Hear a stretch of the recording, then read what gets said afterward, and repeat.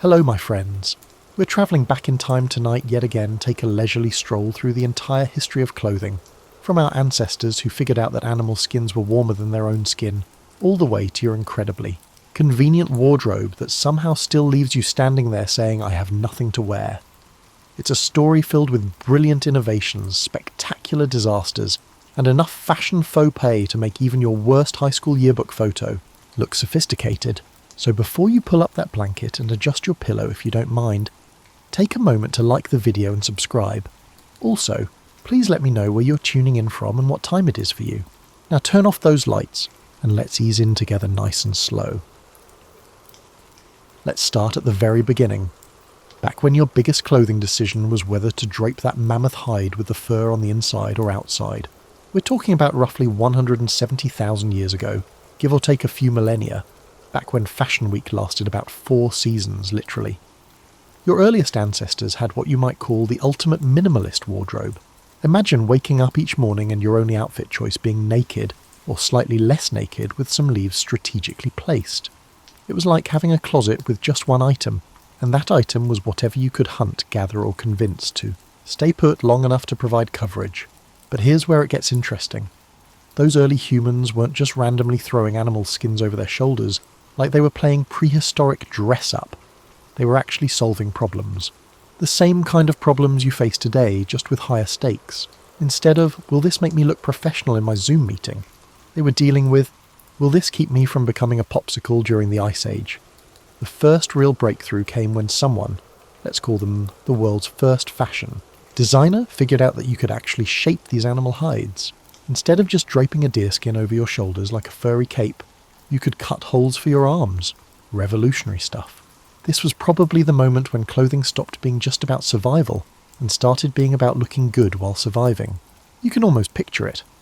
Some Paleolithic trendsetter walking around the camp showing off their new fitted mammoth hide jacket, while their neighbours were still wearing shapeless fur blankets. Oh, this old thing. They'd probably grunt in whatever passed for language back then. I just threw it together. It's vintage Pleistocene. The tools they used were beautifully simple. Sharp stones for cutting, bone needles for sewing. Yes, they had needles 40,000 years ago, which means they were probably dealing with the same frustrating experience of trying to thread a needle in dim light that you face today. Some things never change. But the really clever part was how they figured out different materials for different needs. Lighter skins for summer, thicker furs for winter, waterproof treatments for rainy seasons. They were essentially creating the world's first weather-appropriate wardrobes, long before anyone had invented weather forecasts to ignore. And let's not forget the accessories. Archaeological evidence shows they were making jewellery, decorative elements, even what appear to be the world's first buttons. Because apparently, even 100,000 years ago, humans looked at functional clothing and thought, this is nice, but how can we make it prettier? By the end of this era, your ancestors had essentially invented everything we still use in clothing today. Cutting, sewing, layering, accessorizing, and most importantly, the eternal human struggle of having a closet full of options and still feeling like you have nothing appropriate to wear to the clan's mammoth barbecue. Around 10,000 years ago, something remarkable happened that would forever change what you wore to bed. Humans discovered agriculture, which meant they could stop chasing their dinner around and start growing it instead. This was great news for many reasons, but particularly excellent news for your wardrobe. You see, when people settled down and started farming, they suddenly had time to think about things other than, where's my next meal coming from? Questions like, why am I wearing the same mammoth skin my great-grandfather wore? And surely there's got to be something softer than hide for undergarments? Enter plant fibres. Some brilliant early farmer looked at their fields of flax and thought, I bet I could turn this into something more comfortable than leather. And thus began humanity's long, beautiful relationship with textiles that don't require hunting large, dangerous animals. The process of turning plants into clothing was wonderfully complex and completely mind-boggling if you really think about it. Take flax, for instance. You had to harvest it, ret it, which is a fancy word for letting it rot in just the right way. Break it, scutch it, hackle it, and then finally spin it into thread. It was like the world's most complicated recipe, except instead of ending up with dinner, you ended up with linen underwear. But here's what's really charming about this period. People started specialising. Instead of everyone in the village making their own clothes, you had the person who was really good at spinning. the one who excelled at weaving, and the one who had a knack for dyeing things interesting colours. It was the beginning of the fashion industry, though they probably didn't call it that. More likely they called it, "Hey, can you make me something that doesn't itch?" The invention of the loom was particularly revolutionary. Imagine being the first person to see fabric being created on one of these contraptions. It must have seemed like absolute magic. Threads going in one direction, threads going in the other, and somehow out comes cloth. It was like watching a 3D printer, except the technology was made of wood and required actual skill to operate. Cotton appeared on the scene around this time too, first in India and Pakistan. Cotton was like the miracle fabric of its day, softer than linen, more comfortable than wool, and it got better the more you washed it. Ancient peoples probably looked at cotton the way you look at moisture-wicking, stain-resistant, wrinkle-free fabrics today, like some kind of textile wizardry. Wool brought its own revolution. Sheep were basically walking sweater factories, and once people figured out how to shear them, hopefully without too much protest from the sheep, they had access to a renewable resource for warm, durable clothing. Plus, wool had this amazing property of keeping you warm even when wet, which made it the ancient equivalent of high-tech outdoor gear. The really interesting part of this agricultural clothing revolution was how it started creating social distinctions. The quality of your fabric began saying things about who you were. Fine linen suggested you had time and resources. Coarse wool meant you were practical and hard-working. Certain colours became associated with wealth, because the dyes were expensive or difficult to obtain. By the end of this period, you had gone from wearing whatever animal you could catch to having actual choices. Linen for hot weather, wool for cold, different weaves for different occasions. It was the birth of the seasonal wardrobe, and probably the birth of that familiar feeling of looking at your closet and sighing, "I need new clothes." As civilizations began to flourish around rivers like the Nile, Euphrates and Indus, clothing stopped being just about comfort and protection, and started becoming something much more interesting. A way to show the world exactly who you thought you were. The ancient Egyptians were perhaps the world's first fashion influencers, though their Instagram would have been painted on tomb walls. They took linen, remember that plant fibre we talked about, and elevated it to an art form.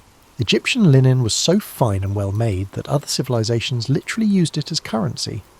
Imagine paying your mortgage with bed sheets, except these bed sheets were woven so skillfully they were nearly transparent.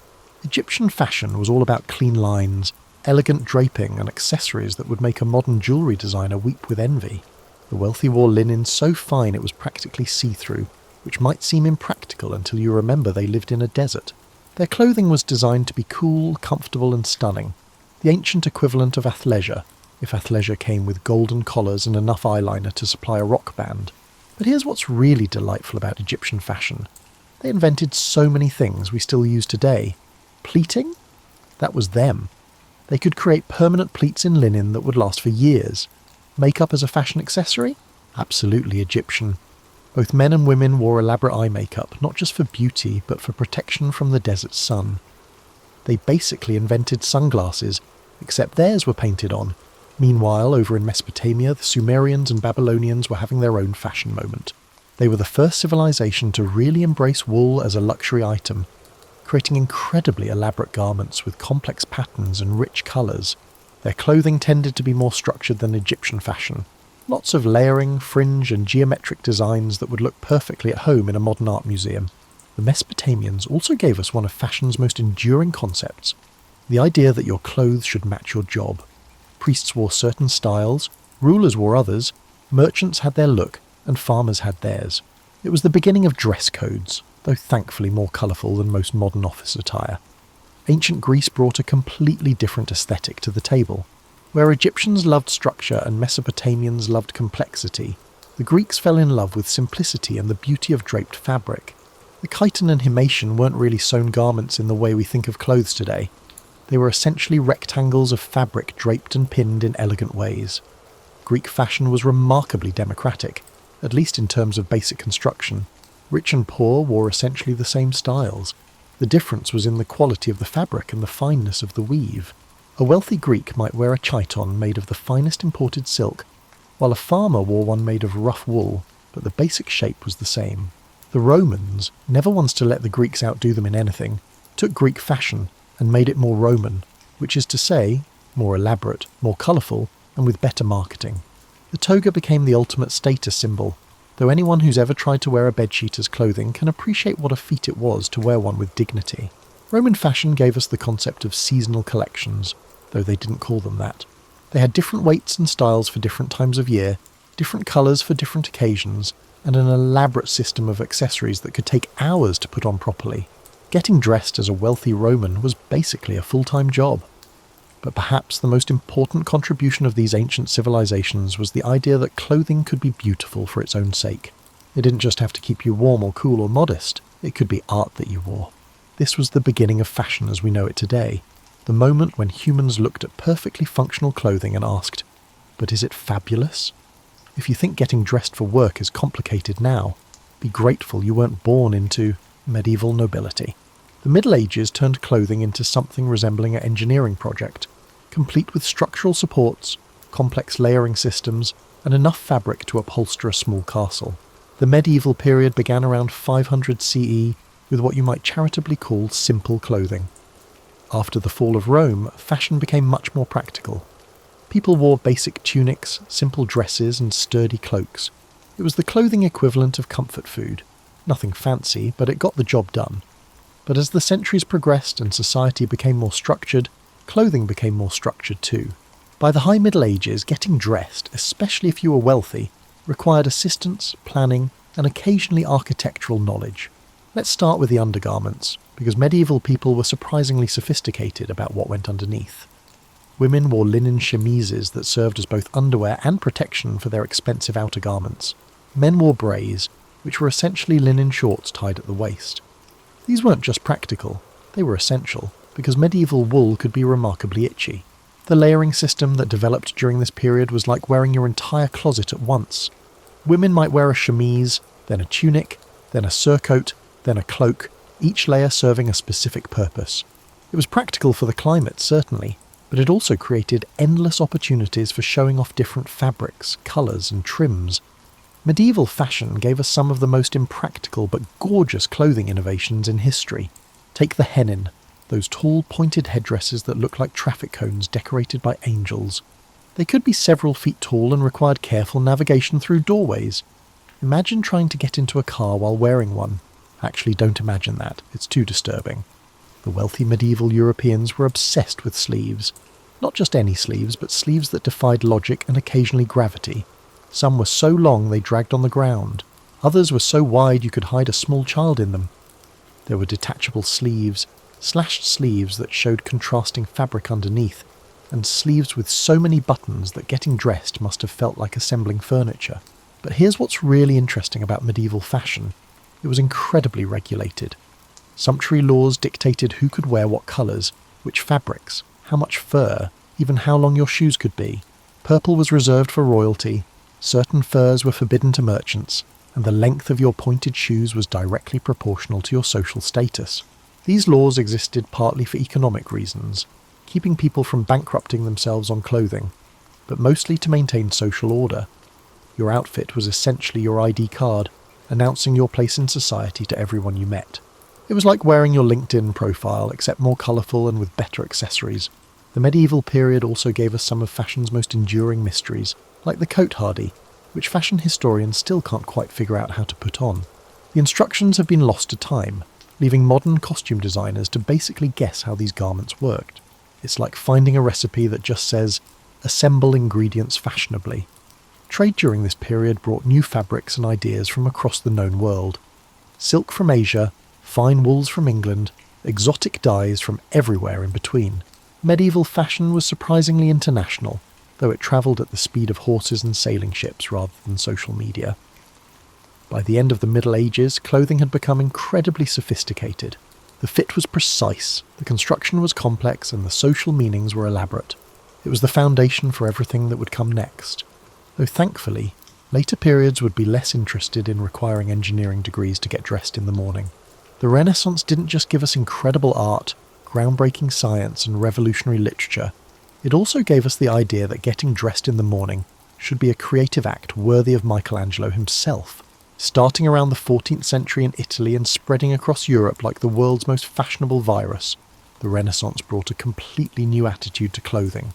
Where medieval fashion had been about showing your place in the rigid social hierarchy, Renaissance fashion was about showing your wealth, your taste, your education, and your ability to afford really excellent tailors. The Italians led the charge, as they did with most Renaissance innovations. Italian city-states like Florence and Venice became fashion capitals, producing silks so luxurious that other Europeans would travel hundreds of miles just to shop. Italian fashion during this period was like wearing liquid sunlight, everything flowing, gleaming, and ridiculously beautiful. But it was the invention of new tailoring techniques that really revolutionized Renaissance clothing. Medieval garments had been relatively loose and flowing.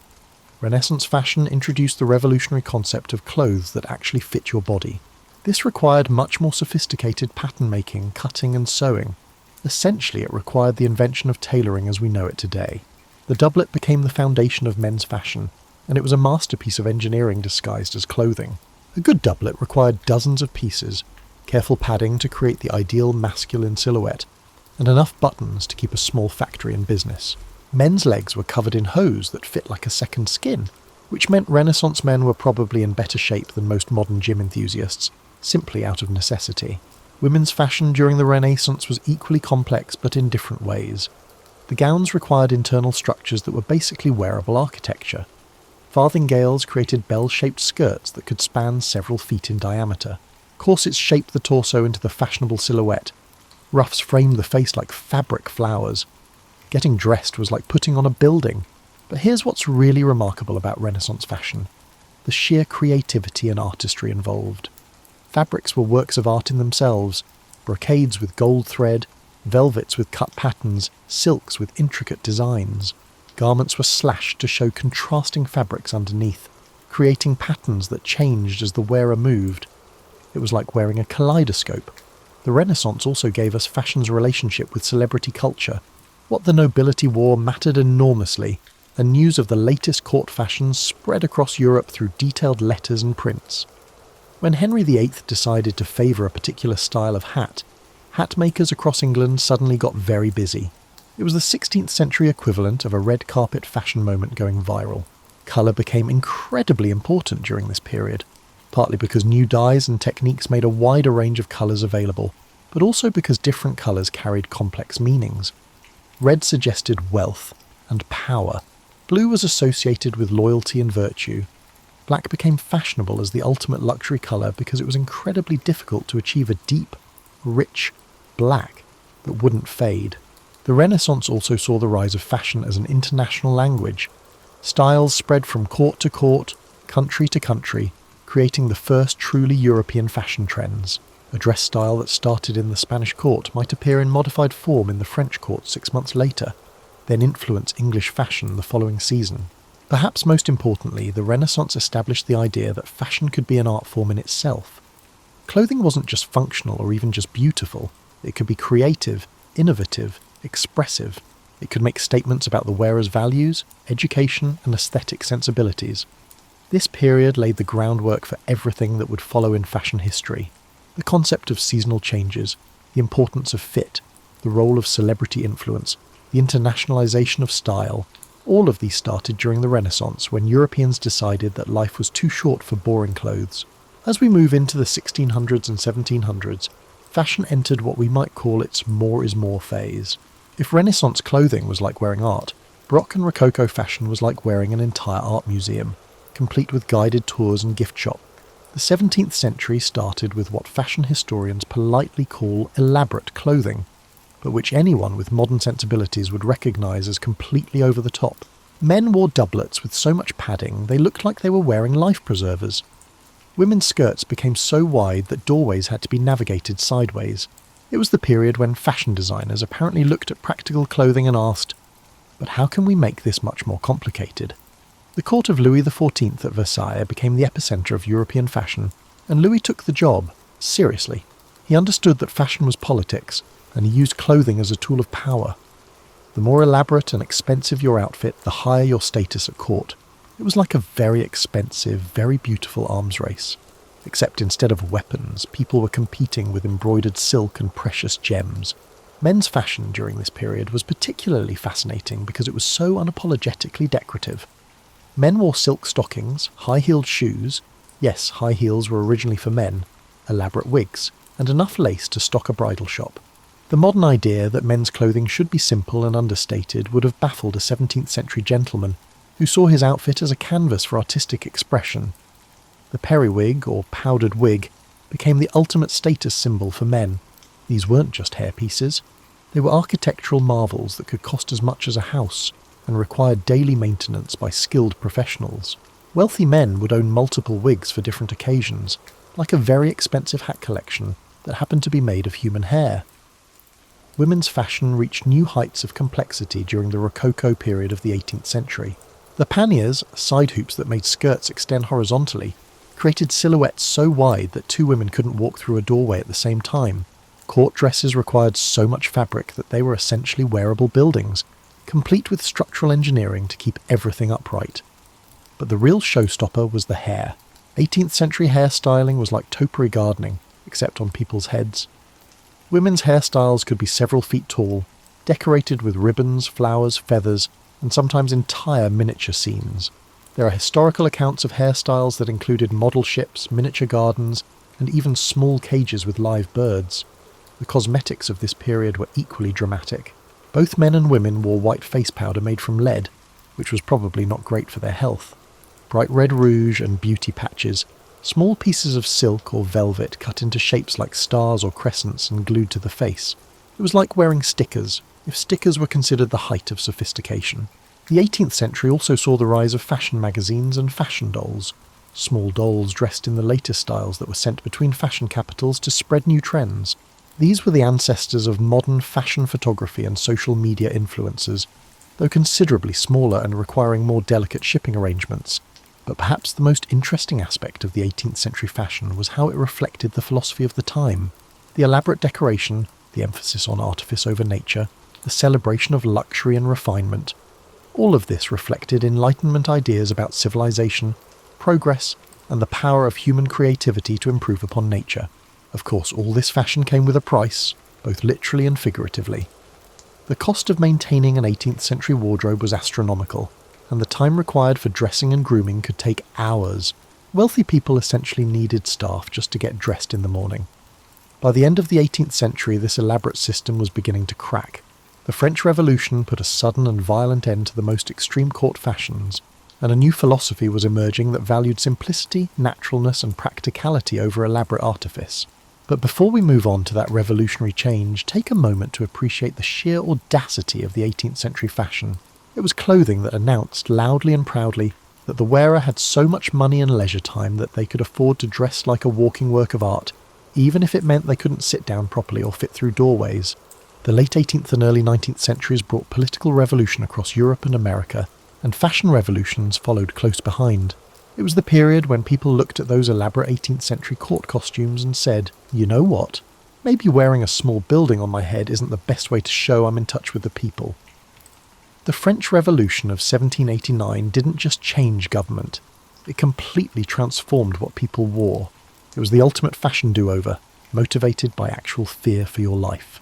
The revolutionary period introduced what we might call democracy dress. Simpler, more practical clothing that suggested you were a hard-working citizen rather than a parasitic aristocrat. The sans-culotte, literally without knee breeches, got their name from rejecting the silk knee breeches worn by the upper classes in favour of practical long trousers. It was the first time in European history that pants became a political statement. Women's fashion underwent an equally dramatic transformation. The enormous panniers and elaborate hairstyles disappeared almost overnight, replaced by simple white muslin dresses inspired by classical Greek and Roman clothing. The empire waistline, which sat just below the bust, became fashionable, creating a silhouette that was both elegant and practical. This neoclassical style wasn't just about looking good, it was about embodying Enlightenment values. The simple, flowing lines were supposed to suggest virtue, reason, and natural beauty. Everything the old aristocratic style was not. It was like wearing your political philosophy. Napoleon Bonaparte, never one to miss an opportunity for drama, turned fashion into a tool of empire building. He established a court at the Tuileries that was almost as elaborate as the old royal court, but with better marketing. Napoleonic fashion was designed to suggest both luxury and military efficiency. Think Roman emperor meets modern general. The Empire period gave us some of fashion's most enduring silhouettes. The high-waisted dress became a classic that would return again and again in later decades. The military influence in men's fashion, all those brass buttons, frogging and structured shoulders, established a template for masculine dress that we still see today in everything from military uniforms to business suits. But perhaps the most interesting development of this period was how fashion became international in a completely new way. Napoleon's conquests spread French fashion across Europe, but also brought new influences back to Paris. Spanish mantillas, Russian furs, Egyptian motifs, after Napoleon's campaigns there. European fashion became a fusion cuisine of styles from across the continent and beyond. The Industrial Revolution was beginning to change how clothes were made too. While most garments were still hand-sewn, new machines could produce fabrics faster and more cheaply than ever before. Cotton, in particular, became much more affordable and available, democratizing fashion in ways that would have been impossible in earlier centuries. This period also saw the rise of the fashion press as we know it today. Fashion magazines like Journal des Dames et des Modes provided detailed illustrations and descriptions of the latest styles, spreading fashion trends faster than ever before. It was the beginning of fashion media, though their Instagram followers were measured in hundreds rather than millions. The Romantic movement that emerged in the early 19th century brought yet another fashion revolution. Where neoclassical style had been about reason and simplicity, Romantic fashion celebrated emotion, individualism, and dramatic effect. Sleeves got bigger, skirts got fuller, and everything got more decorative. By the 1820s and 1830s, women's fashion had swung back toward complexity, though in new ways. The crinoline, a structured underskirt that created a bell-shaped silhouette, was the great innovation of the period. It was like wearing a small tent, but an incredibly fashionable tent that allowed women to move more freely than the restrictive clothing of earlier periods. This revolutionary period established many of the principles that would guide fashion for the next century. The idea that clothing should reflect contemporary values, that fashion could be both beautiful and practical, and that style should be accessible to more than just the wealthy elite. It was the beginning of modern fashion as we know it today, even if the clothes themselves look pretty foreign to modern eyes. The Victorian era, roughly 1837 to 1901, was like fashion's adolescent phase. Everything was dramatic, complicated, and slightly embarrassing in retrospect, but also kind of impressive in its sheer ambition. Queen Victoria's reign coincided with the Industrial Revolution hitting its stride, which meant that for the first time in human history, the middle class could afford to dress almost as elaborately as the wealthy. This was wonderful news for textile manufacturers and absolutely terrible news for anyone who valued simplicity in clothing. The Victorian silhouette for women was essentially an exercise in architectural engineering. The goal was to create an hourglass figure so dramatic that it defied anatomy. This required corsets that could literally reshape the human torso, bustles that could support several yards of fabric, and an undergarment system so complex it came with its own instruction manual.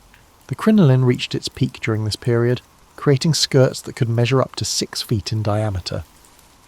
Imagine trying to navigate a Victorian parlour wearing what was essentially a fabric geodesic dome around your waist. Doorways became tactical challenges. Sitting required careful planning. Getting into a carriage was like solving a geometry problem. But here's what's really remarkable about Victorian fashion: the sheer amount of work that went into every garment. A typical Victorian dress might have hundreds of buttons, miles of trim, intricate pleating, elaborate embroidery, and enough fabric to upholster several chairs. Each dress was essentially a masterpiece of textile craftsmanship, even if the overall effect was sometimes like wearing a curtain from a very expensive hotel. Men's fashion during the Victorian era was more restrained but equally complex in its own way. The modern business suit was invented during this period, though Victorian men's suits had more pieces than a Swiss watch. There were different coats for different times of day, different trousers for different occasions, and enough accessories to stock a small store. The Victorian obsession with propriety meant that clothing had to cover everything. Women's dresses had sleeves that covered the arms completely, skirts that touched the ground, and necklines that barely showed the collarbone.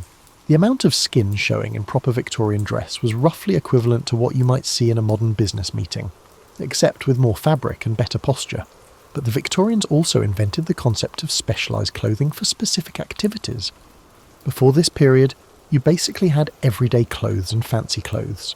The Victorians created riding habits for horseback riding, walking dresses for afternoon strolls, tea gowns for informal entertaining, and ball gowns for formal occasions, they essentially invented the modern concept of having different outfits for different parts of your life. The Industrial Revolution made all of this possible by creating new fabrics, new dyes, and new manufacturing techniques. Aniline dyes produced colours that were brighter and more stable than anything previously available. The sewing machine, invented in the 1840s, revolutionised garment construction. Ready-to-wear clothing began to appear in stores, though it was still considered inferior to custom-made garments. Children's fashion during the Victorian era deserves special mention because it was particularly elaborate and often fairly impractical. Victorian children were essentially dressed as miniature adults, complete with all the restrictive undergarments and complex layering systems. Little girls wore corsets, little boys wore elaborate suits with knee breeches, and everyone wore clothing that would make modern parents weep at the laundry implications. The Victorian era also gave us the concept of mourning dress, elaborate rules about what to wear and for how long after someone died. Queen Victoria herself, after the death of Prince Albert in 1861, wore mourning dress for the rest of her life, which was another 40 years. The fashion industry essentially created a whole subcategory of clothing for grief, complete with degrees of mourning that determined how much black you had to wear and when you could start adding other colours back into your wardrobe. By the end of the Victorian era, fashion had reached a level of complexity that was becoming unsustainable. Getting dressed took hours. Maintaining a proper wardrobe required significant staff. The physical restrictions of the clothing were beginning to conflict with new ideas about women's roles and activities. The stage was set for a fashion revolution that would sweep away much of this elaborate system and replace it with something more practical, more modern, and significantly easier to put on in the morning. But before that happened, the Victorian era gave us some of fashion's most memorable and most photographed moments, even if many of those photographs required the subjects to stand very still for very long periods of time. As the 19th century drew to a close and the 20th century began, fashion underwent one of its most dramatic transformations. It was as if the entire industry looked at Victorian clothing and collectively asked, but what if we could actually move while wearing our clothes? The changes began gradually in the 1890s with what was called the New Woman movement. These were women who wanted to ride bicycles, play tennis, work outside the home, and generally participate in life without requiring architectural support garments. The fashion industry, sensing an opportunity, began creating clothes that acknowledged that women might want to use their bodies for something other than standing gracefully in parlours. The S-curve corset became popular in the early 1900s, which created a silhouette that thrust the chest forward and the hips back. While this might not sound like progress, it actually represented a move away from the tightest waist restriction of the Victorian era. It was like fashion's version of glasnost, a gradual loosening of restrictions. Paul Poiret, a French designer, became the revolutionary leader of fashion liberation. In 1906, he introduced designs that completely eliminated the corset, replacing the structured Victorian silhouette with flowing columnar dresses inspired by ancient Greece and the Orient. It was as if he took a pair of scissors to 100 years of fashion tradition and said, let's start over. Poiret's designs were radical for their time. High waistlines, narrow skirts, and no corsets. Women could actually breathe while wearing them, which was a refreshing change from Victorian dress. His Oriental-inspired designs, with their rich colours and exotic patterns, introduced European women to a completely different aesthetic philosophy. The hobble skirt, one of Poiret's most famous innovations, was both liberating and restricting at the same time. While it freed women from corsets and crinolines, it was so narrow at the ankles that walking required small, careful steps. It was like trading one set of restrictions for another, but at least the new restrictions didn't require structural engineering. World War I accelerated these fashion changes dramatically. With men away at war and women entering the workforce in unprecedented numbers, practical clothing became a necessity rather than a choice. The elaborate, time-consuming dress of the pre-war period was simply incompatible with working in factories, driving ambulances, or managing businesses. Hemlines began to rise, first just enough to show the ankle, then gradually higher. This might seem like a small change, but it was revolutionary. For the first time in Western fashion since ancient Greece, women's legs became visible in public. It was a seismic shift in social norms disguised as a fashion trend. The war also changed men's fashion, though more subtly. Military uniforms influenced civilian clothing, making men's suits more structured and functional. The three-piece suit became standardized during this period, establishing a template for men's business dress that would last for decades. Hair became shorter and simpler. The elaborate hairstyles of the Victorian era, which required hours of maintenance and multiple hairpieces, were replaced by more manageable styles. This was partly practical. Shorter hair was easier to maintain while working in factories or hospitals, but it was also symbolic of women's changing roles in society. The introduction of new synthetic fabrics during this period also revolutionised what people could wear. Rayon, the first commercially successful synthetic fibre, was developed in the early 1900s. While it wasn't perfect, early rayon had a tendency to shrink dramatically when washed. It offered an affordable alternative to silk and opened up new possibilities for garment design. By 1910, fashion magazines were already predicting that the new century would bring clothing that was more practical, more comfortable, and more suited to active lifestyles. They had no idea how right they were, or how dramatically the next decade would accelerate these changes. The period just before World War I represented a fascinating transition moment in fashion history. You could see both the old and the new existing simultaneously. Elaborate Edwardian gowns sharing space with Poiret's revolutionary designs, corseted ladies walking alongside the first women to embrace the new, natural silhouette. It was like watching fashion hold its breath before taking a giant leap into modernity. The restrictive, elaborate clothing of the past was still beautiful, still masterfully crafted, but it was beginning to look like a museum piece even as people were still wearing it. If the 1910s were about gradual liberation, the 1920s were about fashion doing the Charleston while wearing a headband and shouting "freedom" at the top of its lungs.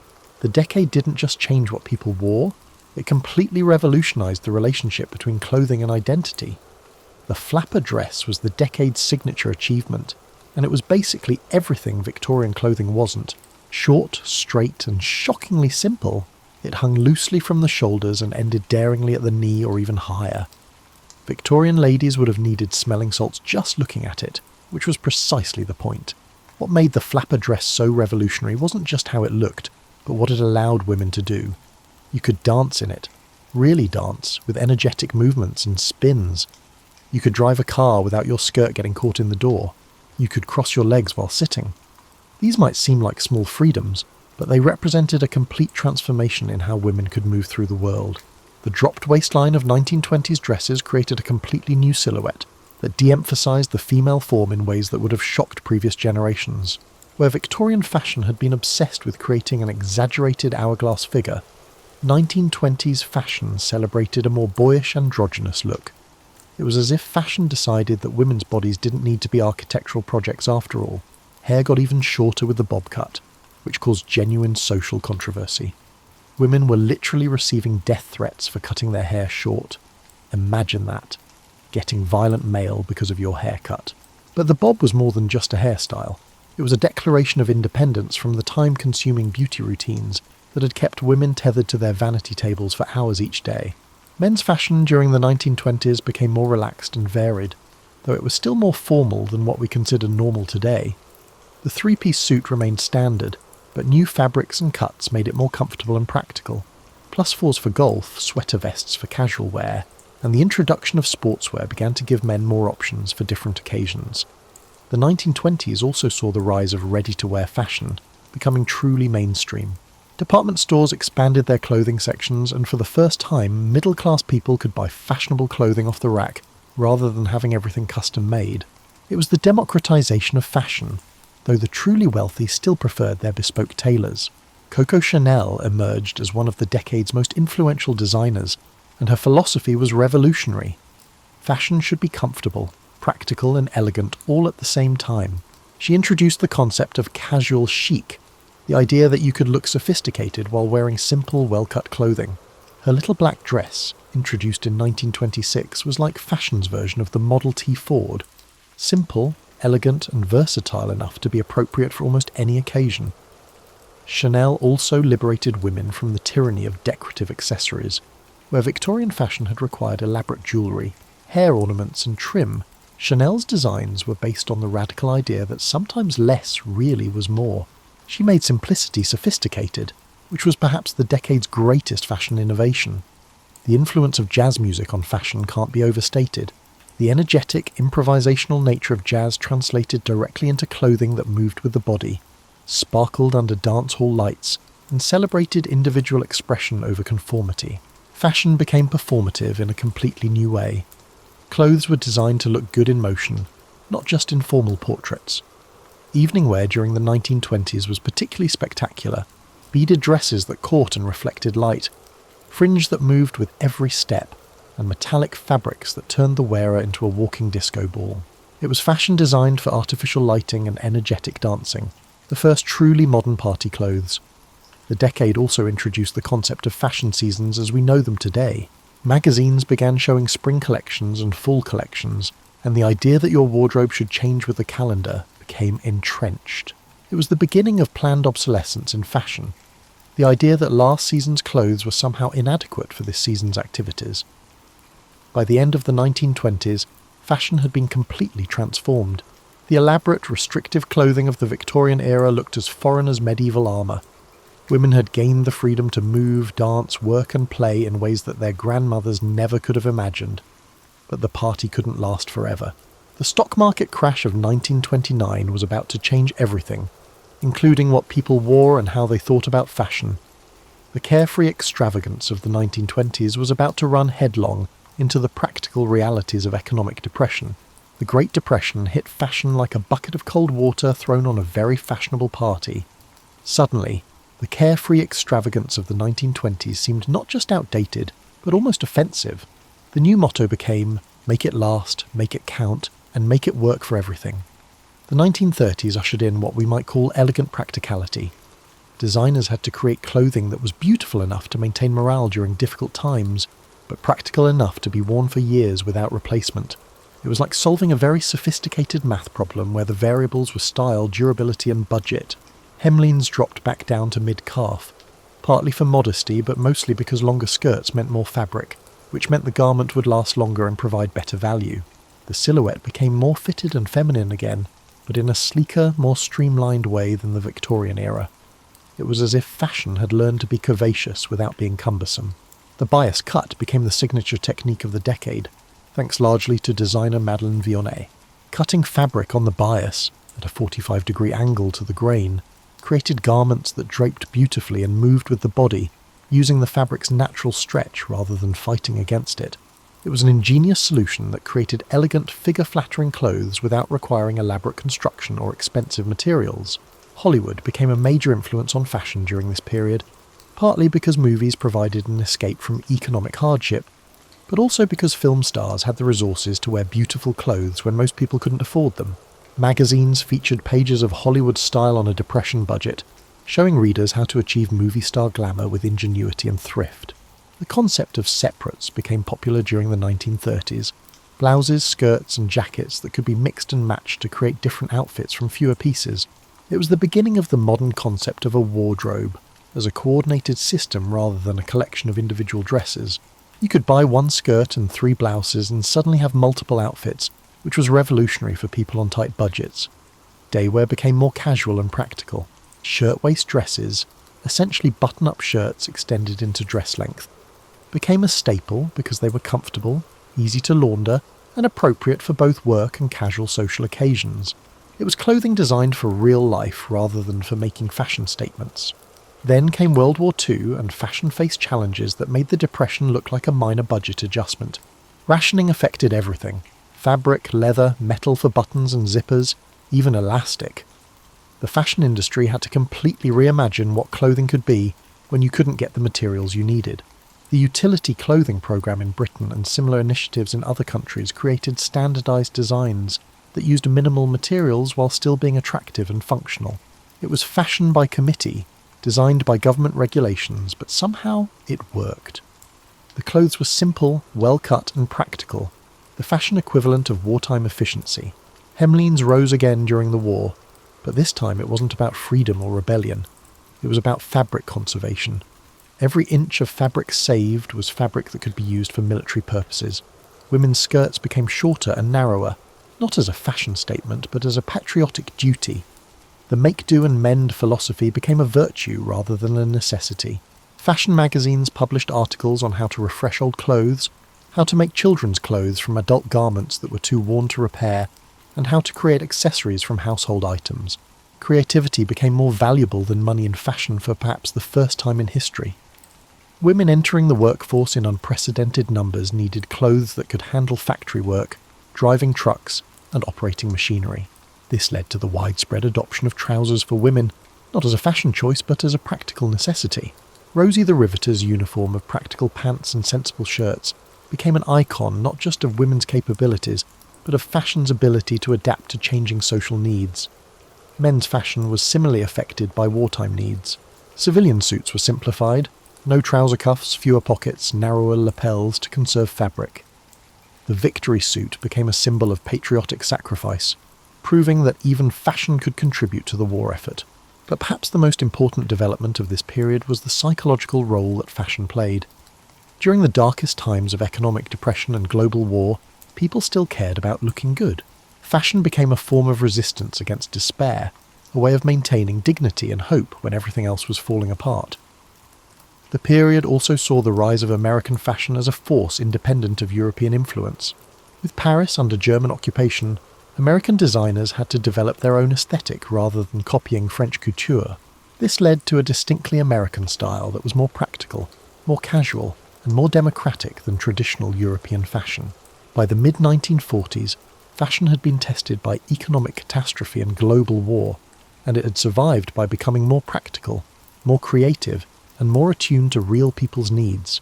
The stage was set for the post-war fashion explosion that would celebrate both the return of prosperity and the lessons learned during the lean years.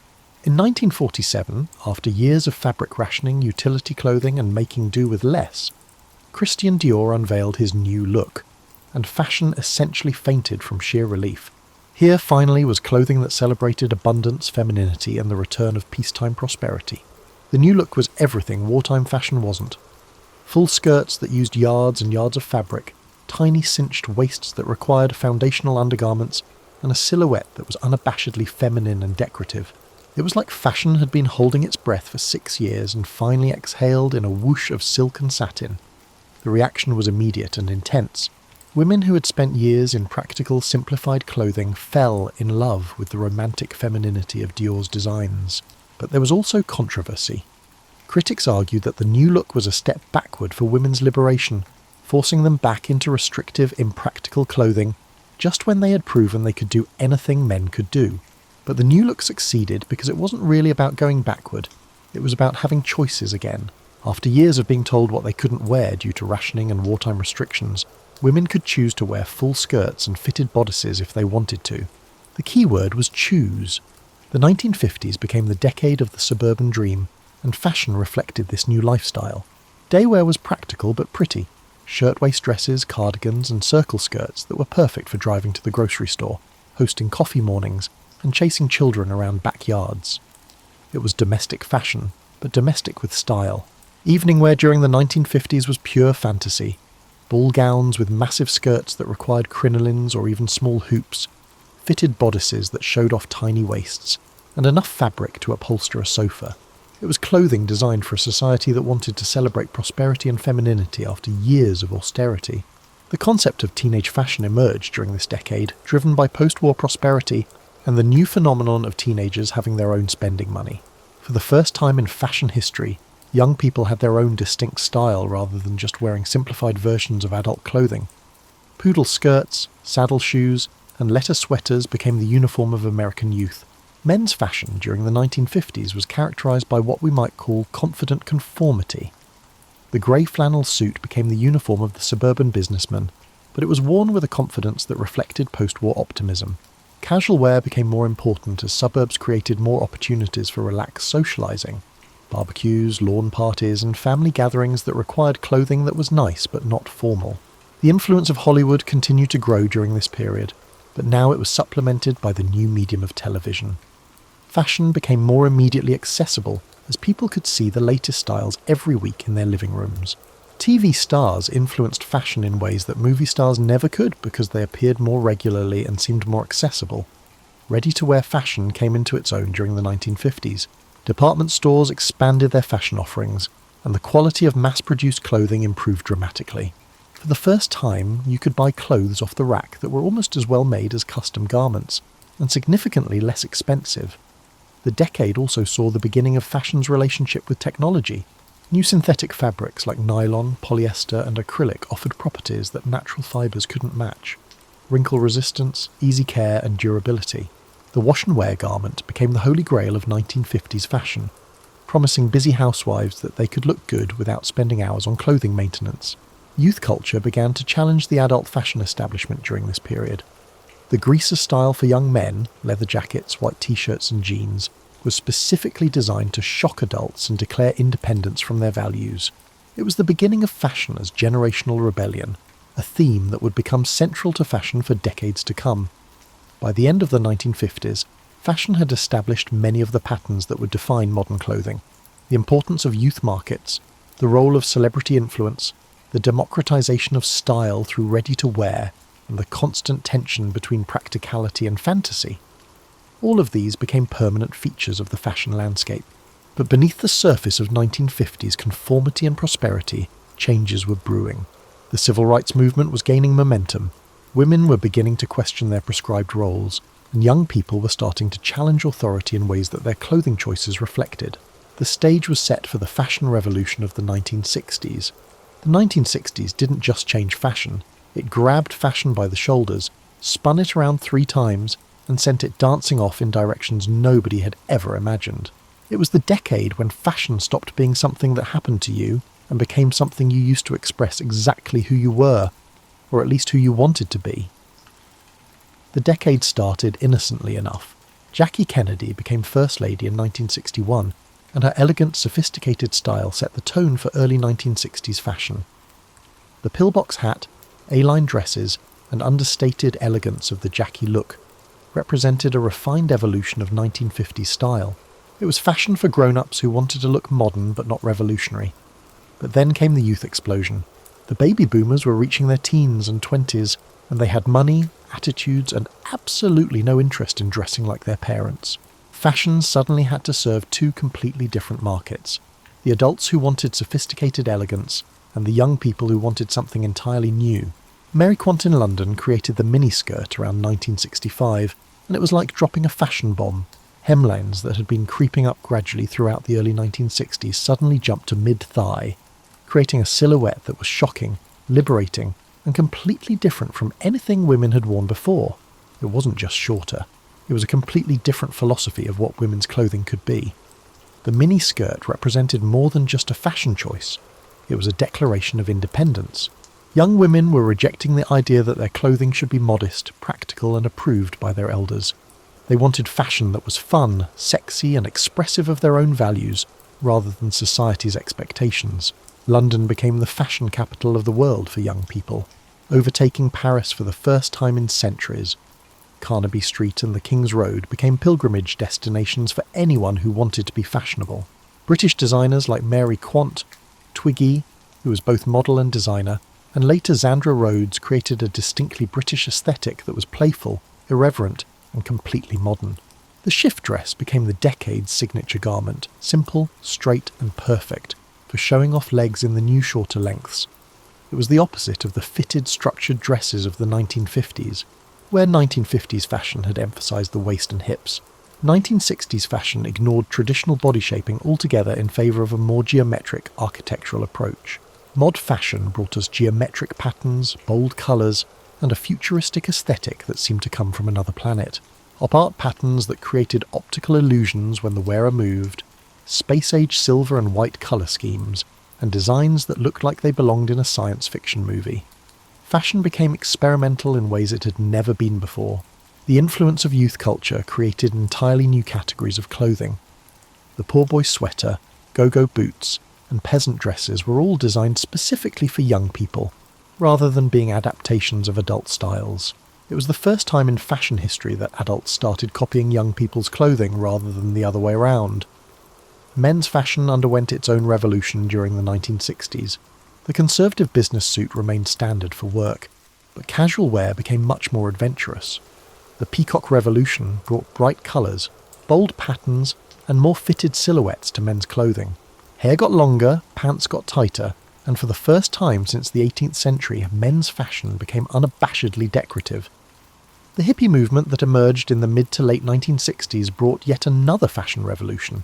Where mod fashion had been about the future, hippie fashion looked to the past and to other cultures for inspiration.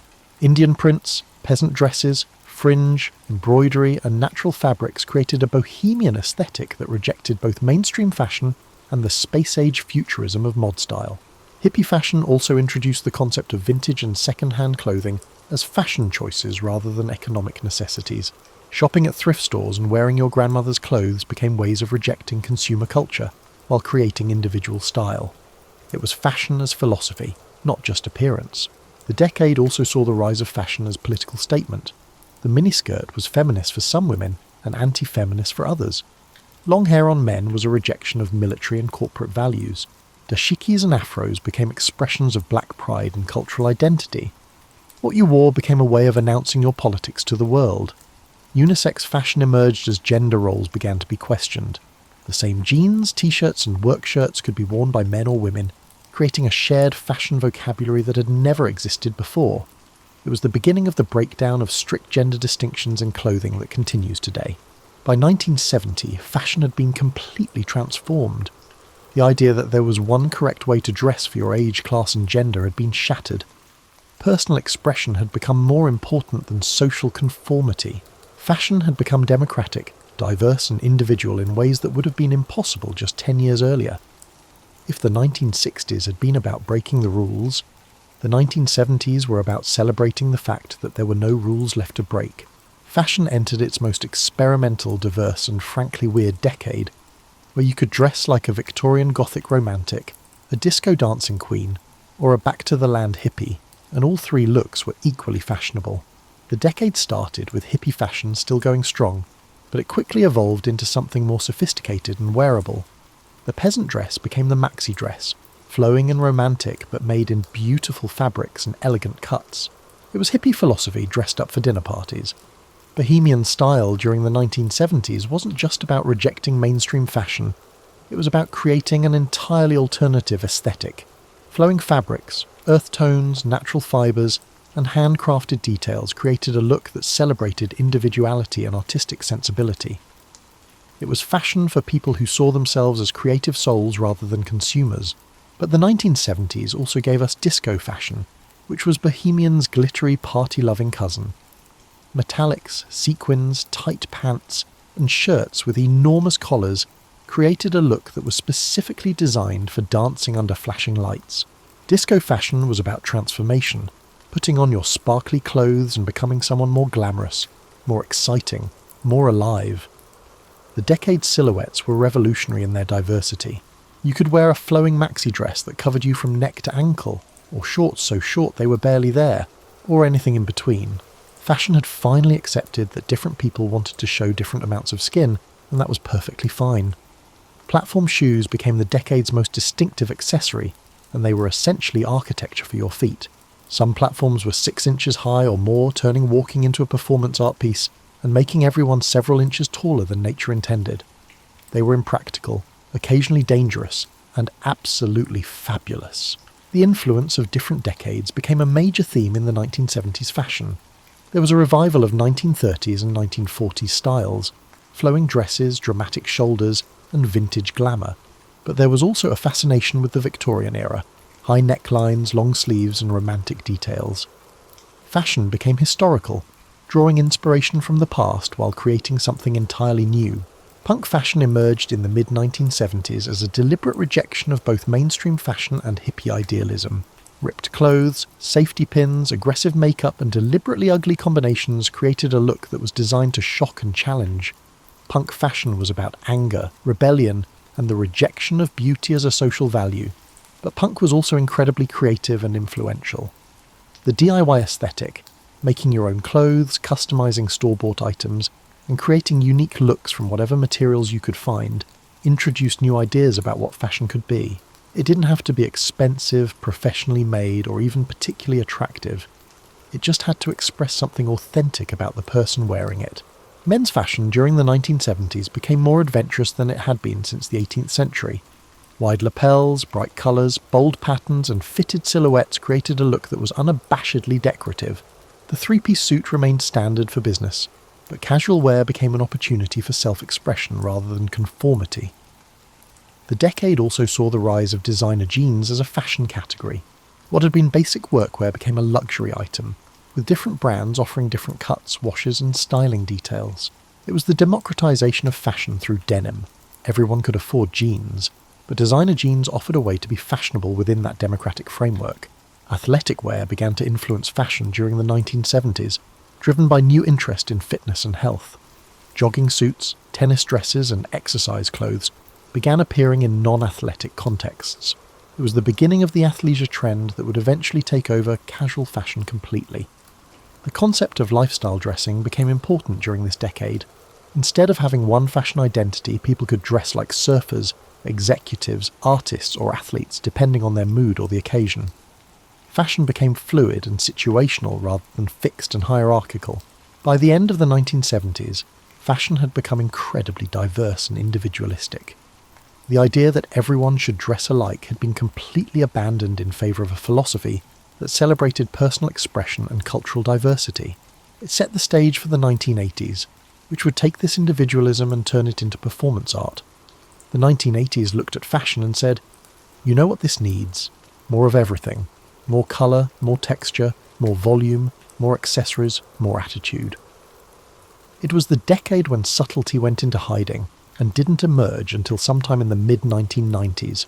Power dressing became the decade's signature concept, driven by women entering corporate environments in unprecedented numbers. The power suit, with massive shoulder pads that could double as small aircraft wings, was designed to help women compete in male-dominated workplaces by literally making them look bigger and more imposing. It was fashion as armour, designed for corporate warfare. The shoulder pads of the 1980s deserve their own chapter in fashion history. Starting as modest additions to create a more structured silhouette, they grew throughout the decade until they reached proportions that challenged doorway architecture. By the late 1980s, shoulder pads had become so enormous that they looked like fashion's interpretation of American football gear. But power dressing wasn't just about looking tough, it was about looking expensive.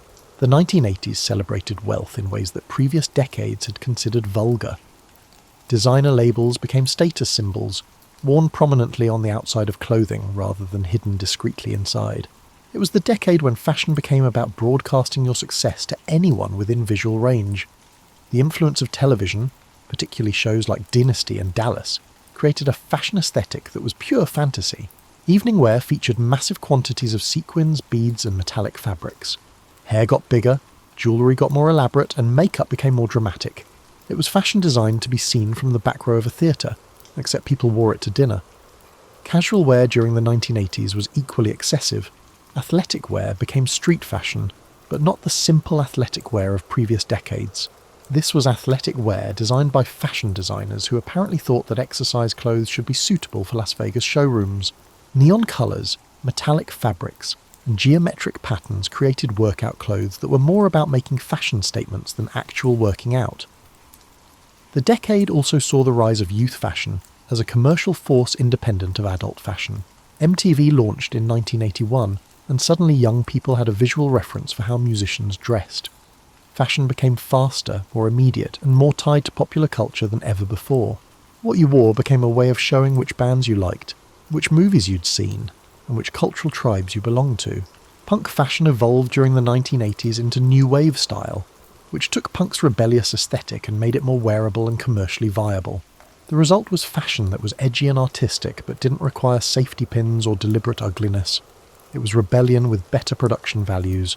The preppy look also became fashionable during the 1980s, driven partly by nostalgia for simpler times and partly by the popularity of films like The Breakfast Club. Preppy fashion represented security, tradition and belonging to established social institutions, everything that punk and new wave fashion rejected. But perhaps the most interesting aspect of 1980s fashion was how it embraced artificial materials and construction. Synthetic fabrics, structured silhouettes, and obviously manufactured looks became desirable rather than apologetic. It was the first decade when fashion celebrated the fact that clothes were human-made rather than trying to mimic natural forms and materials. Hair became a fashion accessory in its own right during the 1980s. The bigger, the more elaborate, the better. Hairspray became an essential fashion tool, and hairstyles required architecture and engineering to maintain their structural integrity. It was like wearing sculpture on your head. except the sculpture was made of your own hair and industrial-strength styling products. Colour during the 1980s was intense and often clashing. Electric blue, hot pink, acid green and metallic silver were combined in ways that would have been considered garish in any other decade. Fashion became fluorescent, glittery, and deliberately artificial. It was like wearing a neon sign, which was exactly the point. The decade also introduced the concept of mix and match dressing taken to extremes. Different patterns, textures, and colours were combined in ways that created visual chaos, but somehow worked because everyone was doing it. It was fashion democracy through excess. If everyone was wearing too much of everything, then no one looked out of place. By 1990, fashion had reached such heights of excess that the only possible response was a complete reaction in the opposite direction. The 1980s had been so much about more that the 1990s would inevitably be about less. But before that happened, the 1980s had established some important principles. Fashion could be fun, experimental, and completely divorced from practical considerations while still being socially acceptable and commercially successful. As the 1990s dawned, fashion looked at the excess of the 1980s and said, you know what, maybe we went a little overboard with those shoulder pads. The decade began with what fashion historians call the minimalist reaction, a complete swing away from the more is more philosophy that had dominated the previous decade. Calvin Klein became the poster child for this new minimalism, creating clothes that were clean, simple, and almost architectural in their purity. His designs celebrated negative space, neutral colours, and the beauty of perfect proportions. It was fashion that whispered rather than shouted, and after a decade of shouting, whispering felt revolutionary. But the 1990s quickly proved that it wasn't going to settle for just one fashion philosophy. Grunge fashion emerged from the Pacific Northwest music scene, bringing thrift store aesthetics into mainstream fashion. Flannel shirts, ripped jeans, and the deliberate anti-fashion aesthetic of bands like Nirvana created a look that celebrated not caring about fashion, which paradoxically became a major fashion trend. Marc Ecko, Calvin Klein, and other designers took grunge influences and refined them into something more wearable for people who wanted to look casually rebellious without actually shopping at thrift stores. It was rebellion with better fit and higher quality fabrics, the gentrification of anti-fashion. The decade also saw the rise of streetwear as a legitimate fashion category, what people actually wore on the street, sneakers, hoodies, baseball caps and athletic wear, became influences on high fashion rather than just copying high fashion. It was the democratization of fashion influence flowing from the bottom up rather than trickling down from the top. Hip-hop culture became a major influence on mainstream fashion during the 1990s, bringing oversized clothing, athletic wear, and bold logos into general fashion consciousness. The aesthetic celebrated comfort, movement, and cultural identity in ways that traditional fashion had never considered. It was fashion that acknowledged that people wanted to look good while actually living their lives. The supermodel phenomenon reached its peak during the 1990s, creating fashion celebrities who were famous for wearing clothes rather than for any other talent. Models like Naomi Campbell, Cindy Crawford, and Kate Moss became household names, and their personal styles influenced fashion as much as the designers they wore. Technology began to influence fashion in new ways during the 1990s. New synthetic fabrics offered performance characteristics that had never been available before. Moisture wicking, UV protection, and temperature regulation. Fashion began to acknowledge that clothes could be both beautiful and functional in ways that previous generations had never imagined. The internet emerged as a fashion force during the mid to late 1990s, though its full impact wouldn't be felt until the following decade.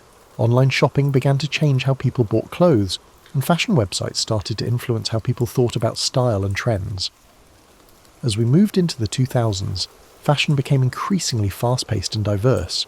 The concept of seasonal collections began to break down as designers offered more frequent releases. Fast fashion retailers could take a trend from the runway to the store in weeks rather than months, democratizing fashion but also accelerating its pace in ways that were sometimes overwhelming. The 2000s brought their own aesthetic revolutions. The rise of casual Friday that gradually expanded to casual everyday, the influence of reality television on fashion, and the beginning of social media's impact on how people thought about personal style. Looking back over this entire journey from animal skins to Instagram-worthy outfits, what's remarkable is how consistent certain human impulses have remained. People have always wanted to look good, express their identity through their appearance, and use clothing to navigate social situations. The materials, techniques, and social contexts have changed dramatically, but the fundamental human relationship with clothing has remained surprisingly constant. Fashion has always been about solving problems: protection from the elements, social signalling, personal expression, and cultural belonging. The solutions have evolved from mammoth hides to moisture-wicking synthetics, but the problems have remained recognisably human throughout history. So here you are, at the end of this journey through fashion history, probably wearing the culmination of 170,000 years of human creativity and ingenuity. That comfortable t-shirt you're wearing? It represents the development of cotton cultivation, textile manufacturing, the invention of knitting machines, the creation of synthetic dyes, and centuries of refinement in garment construction. Those jeans you might have on represent the California gold rush, the needs of working people for durable clothing, the influence of American casual culture on global fashion, and the transformation of workwear into fashion statements.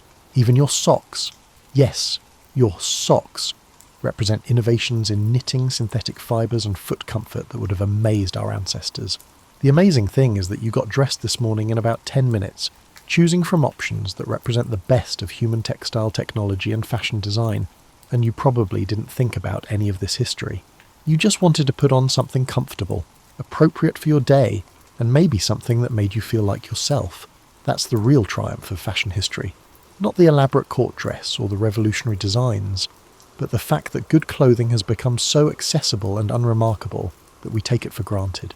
Your closet contains options that would have been unimaginable luxuries to most humans throughout history. Fabrics that are soft, durable, and easy to care for. Colours that won't fade after one washing. Clothes that fit your body and your lifestyle. Seasonal options that keep you comfortable in any weather. The freedom to choose clothing that expresses your personality rather than just your social class or economic status. Even your most casual outfit represents solutions to problems that occupied human minds for millennia. How do you create fabric that breathes but also protects? How do you make colours that last? How do you construct garments that move with the body without falling apart? How do you mass-produce clothing while maintaining quality and individual choice? The fashion industry today grapples with new challenges that our ancestors never had to consider. Environmental sustainability, ethical manufacturing, the pace of trend cycles, and the psychological effects of constant fashion messaging through social media. But these are the kinds of problems that come with success, not failure. As you drift off to sleep tonight in your comfortable pyjamas, which, by the way, are a relatively recent invention that would have puzzled medieval people who slept in their day clothes, or nothing at all, you're participating in the latest chapter of this ongoing human story. Fashion continues to evolve. Sustainable materials are being developed from everything from mushroom roots to recycled ocean plastic. Smart fabrics can monitor your health, regulate your temperature, or even charge your phone. 3D printing is beginning to create custom-fitted garments. Virtual reality is changing how we shop for clothes. The same human creativity that turned animal skins into haute couture continues to push fashion into territories we can barely imagine. But whatever comes next in fashion, it will still be serving those same basic human needs that drove our ancestors to start wearing clothes in the first place: protection, comfort, beauty, and the eternal desire to wake up in the morning and put on something that makes us feel like the best version of ourselves. Sweet dreams, and may you always have something wonderful to wear.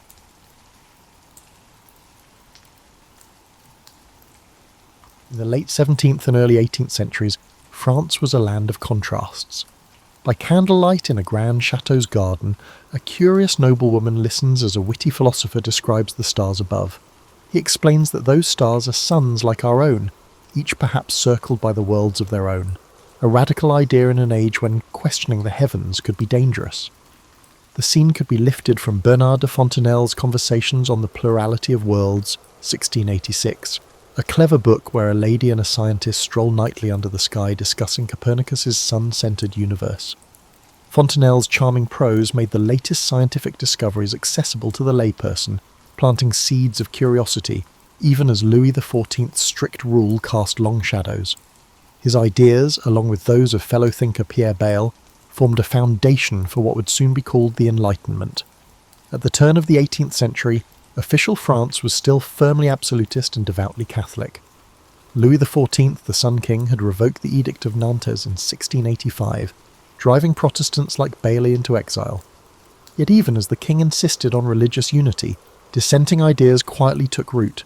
In his safe haven abroad, Bale wrote a sceptical, historical and critical dictionary, 1697, that poked holes in dogma and advocated tolerance. These volumes, printed in Amsterdam and London, were smuggled over the borders in barrels of cloth and hidden compartments, finding eager readers in Paris and Lyon. A tradition was beginning. Forbidden ideas could not be easily extinguished. Bayle's call for a society of pluralistic views, a daring notion that people of different beliefs might live together in peace, resonated with a small but growing circle of French minds. Quietly, the monopoly of church and crown on truth was being challenged by pamphlets and letters passed hand to hand.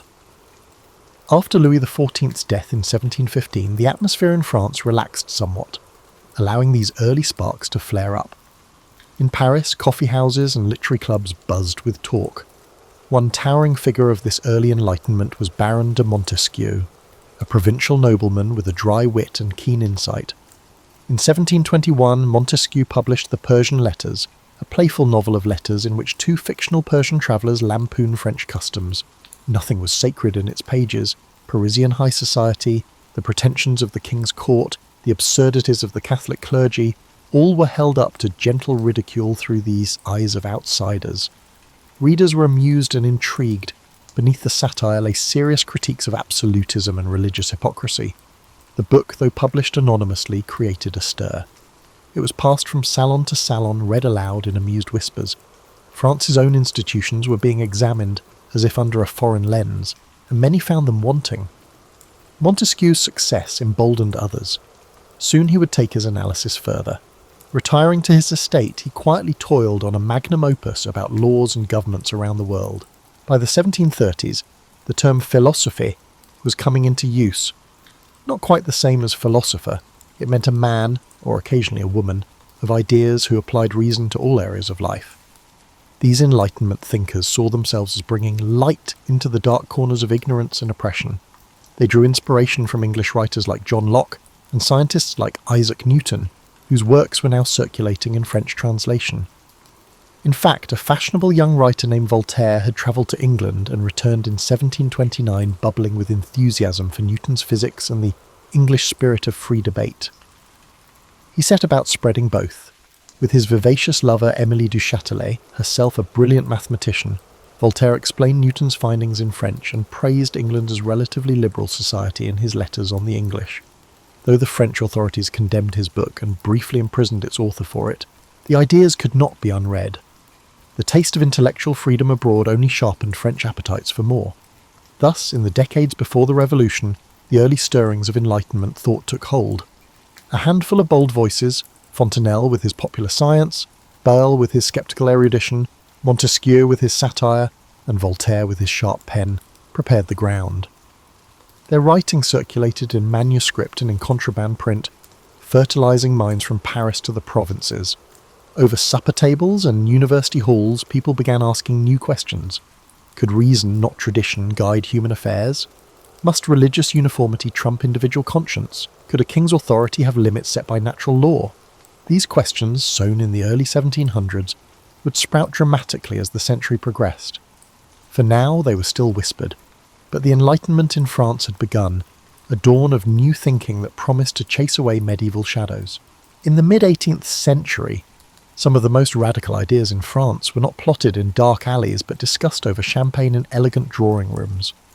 The Parisian salon was a unique institution, part social club, part intellectual seminar, typically hosted by a wealthy or aristocratic woman, the salonière. These gatherings brought together writers, philosophers, artists and statesmen under one chandelier. On a given evening you might find the sharp-tongued Voltaire trading barbs with a bishop, or Jean-Jacques Rousseau shyly unveiling his latest essay to a circle of curious marquises. Salons were private and by invitation only, yet they became engines of public discourse. There was a democratic, cosmopolitan and tolerant atmosphere, rare for the time nobles, bourgeoisie, and even an occasional artisan or foreign savant mingled politely, united by a love of wit and ideas. Here Enlightenment thought took on a human face as diverse guests debated art, science, and politics late into the night. The women who ran these salons wielded subtle power in a society that otherwise confined female influence. Take Madame Geoffrin, for example. Born Marie-Thérèse Rodet-Geoffrin by the 1740s, she had established herself as the premier hostess of Paris. Every Monday, her well-appointed home on the Rue Saint-Honoré welcomed the leading writers and philosophes to dinner. Wednesdays were reserved for artists. With motherly charm, Madame Geoffrin presided over the conversation, tactfully steering away from overly explosive topics so as to keep the gathering convivial. She even provided financial support to struggling men of letters, quietly paying debts or buying paintings from her artist guests. The respect she commanded was such that even the crusty Voltaire deferred to her. In her salon one had to follow certain rules. Wit was appreciated, but vulgarity was not. Lively debate was welcome, but shouting and personal attacks were frowned upon. Under her guidance, the tone remained civil, clever, and enlightening, a model of the refinement of manners and speech that salons originally aimed for. Other salonières adopted different styles. Madame de Dudefend, an older contemporary of Geoffrin, hosted gatherings from 1745 onward, but famously disdained the more radical philosophe, except for Voltaire, whom she adored. Her salon favoured high society gossip and classical letters over bold new philosophy.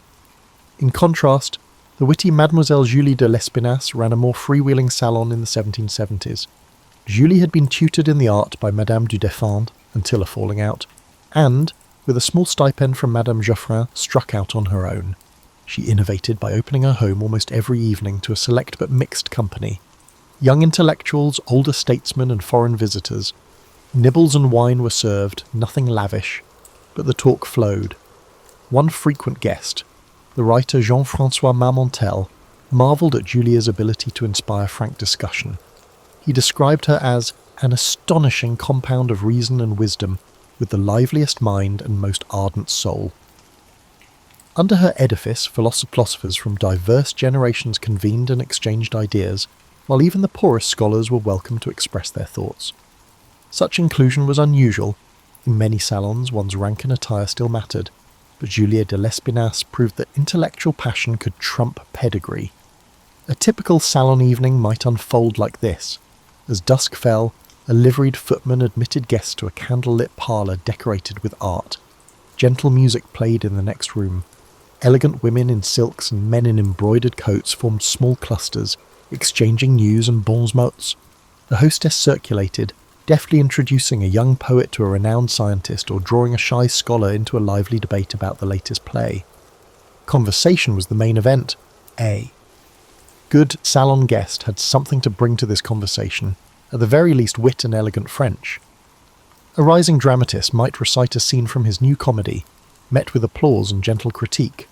A visiting American like Benjamin Franklin might regale the company with tales of scientific experiments with lightning. Serious discussions could break out, the merits of Voltaire's newest tract or Rousseau's eccentric theories on education. But if tempers flared or someone droned on too long, the hostess would smoothly change the subject or propose a diversion, perhaps a brief chamber music performance or a round of cards. The result was a peculiar mix of ludic and learned. By evening's end, ideas that might have been seditious in print could be bandied about safely in the salon, cushioned by politeness and mutual respect. The salon thus served as an incubator for Enlightenment ideas. It connected thinkers to patrons. Many an author found a publisher or a financier through salon contacts.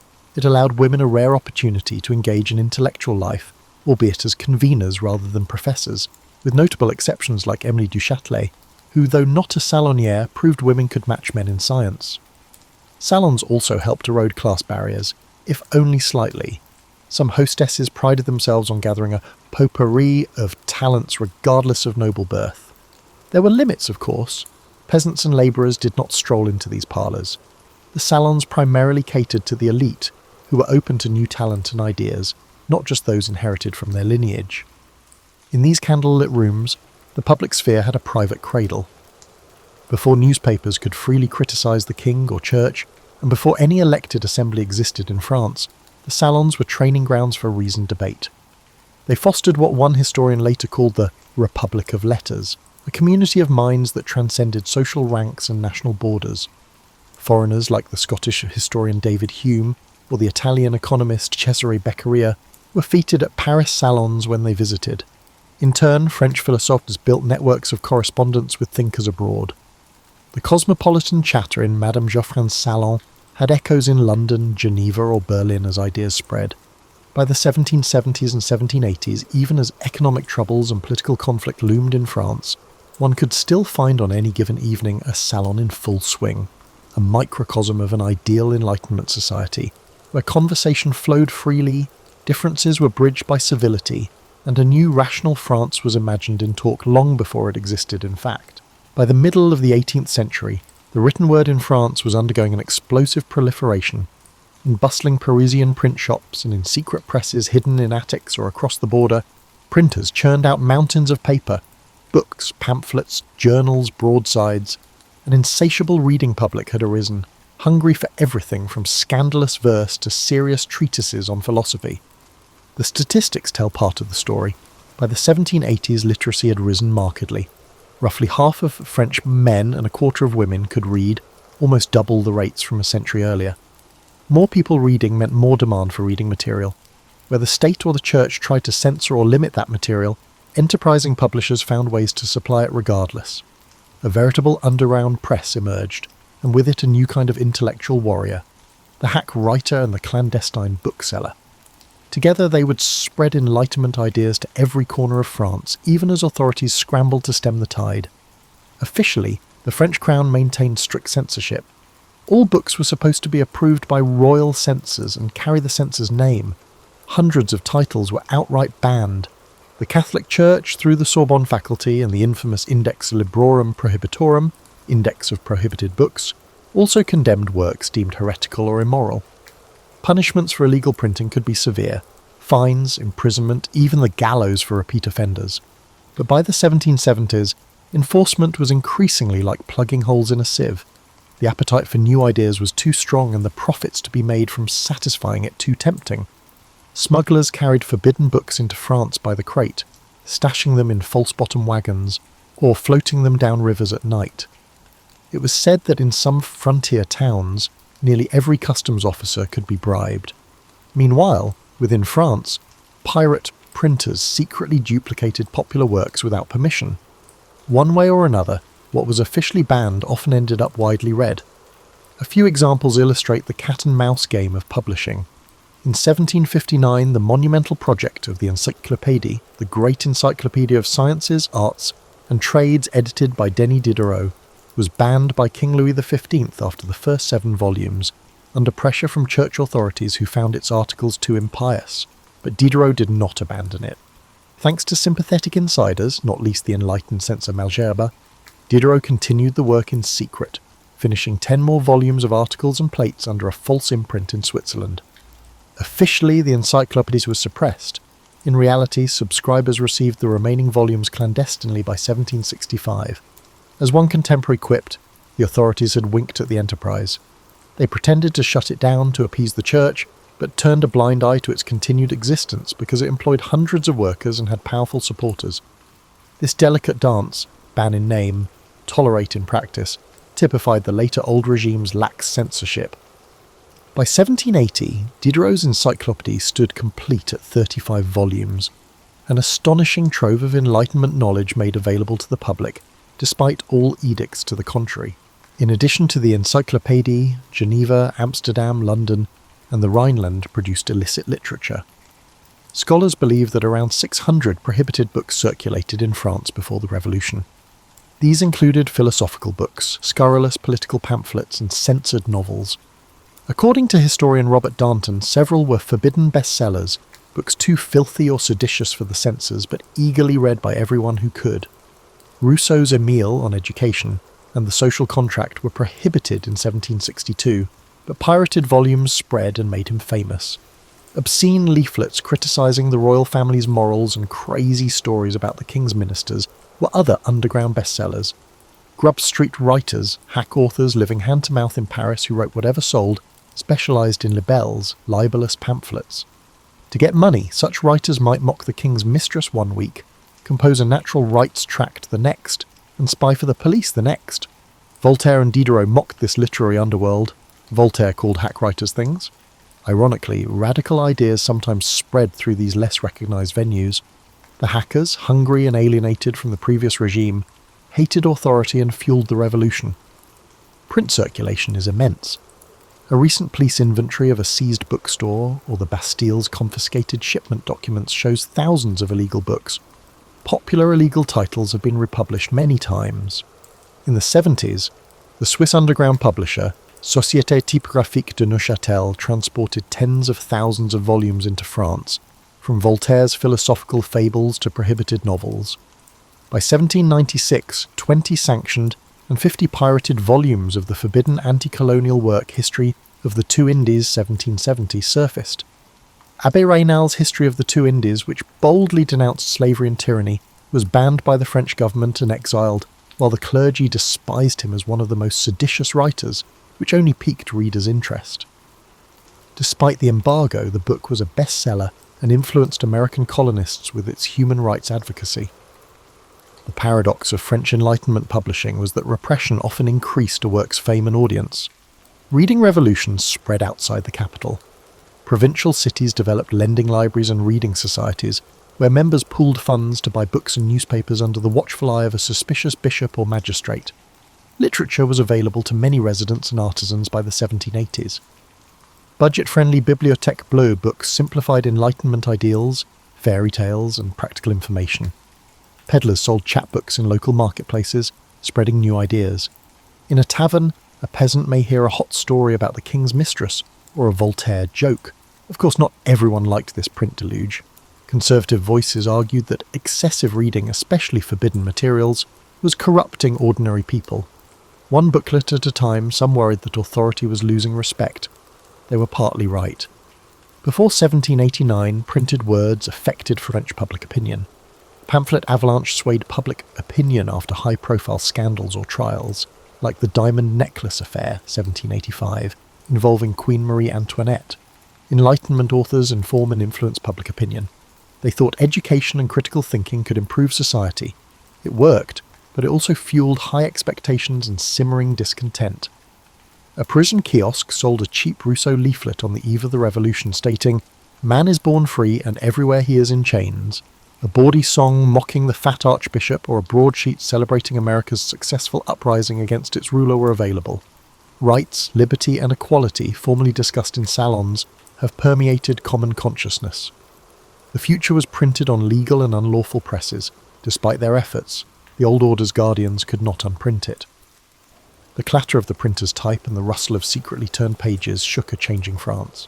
In a modest Paris apartment in the 1750s, two brilliant men sit exchanging letters, not amicably, but as rivals locked in intellectual combat. On one side is Voltaire, the most famous wit of the age, now in his 60s, polished, urbane, a skeptic who relishes skewering folly. On the other, Jean-Jacques Rousseau, 2 decades younger, intensely earnest, a loner who distrusts the very society Voltaire so enjoys. They rarely meet in person, but across miles they trade barbs in print. Upon reading Rousseau's latest work, Voltaire cannot resist sending a withering reply. "I have received, sir, your new book against the human species, and I thank you for it," Voltaire writes with biting sarcasm. "No one has ever employed so much intelligence to make us all stupid. Reading your book inspires a strong desire to take action." His words drip with mock praise. Rousseau's idealization of primitive man, Voltaire implies, is absurd. Civilization may be flawed, but it's far better than the savage life Rousseau extols. This famous quip that Rousseau's philosophy is enough to make a man want to become a beast epitomizes the clash between two towering Enlightenment thinkers whose visions of human nature and society were worlds apart. The Enlightenment was not a singular entity, rather, it represented a multitude of diverse perspectives, frequently engaged in intense debate. Voltaire and Rousseau's rivalry is legendary. Voltaire championed reason, science, and a certain cosmopolitan elitism. He believed enlightened monarchs, ideally advised by philosophers like himself, could gradually improve society. Religion, to Voltaire, was useful as a social glue, but needed purging of superstition. Écraser l'infâme, crush the infamous thing, a fanaticism he would famously declare of the Church's abuses. Rousseau, by contrast, distrusted the pretensions of polite society. He thought civilization had corrupted man's originally good nature. In works like Discourse on Inequality, he argued that arts and sciences had led not to progress, but to vanity and oppression. His ideal was a simpler life in harmony with nature and a political community based on genuine equality and the general will of the people, as he later outlined in The Social Contract. To Voltaire, the idea sounded naive at best, dangerous at worst.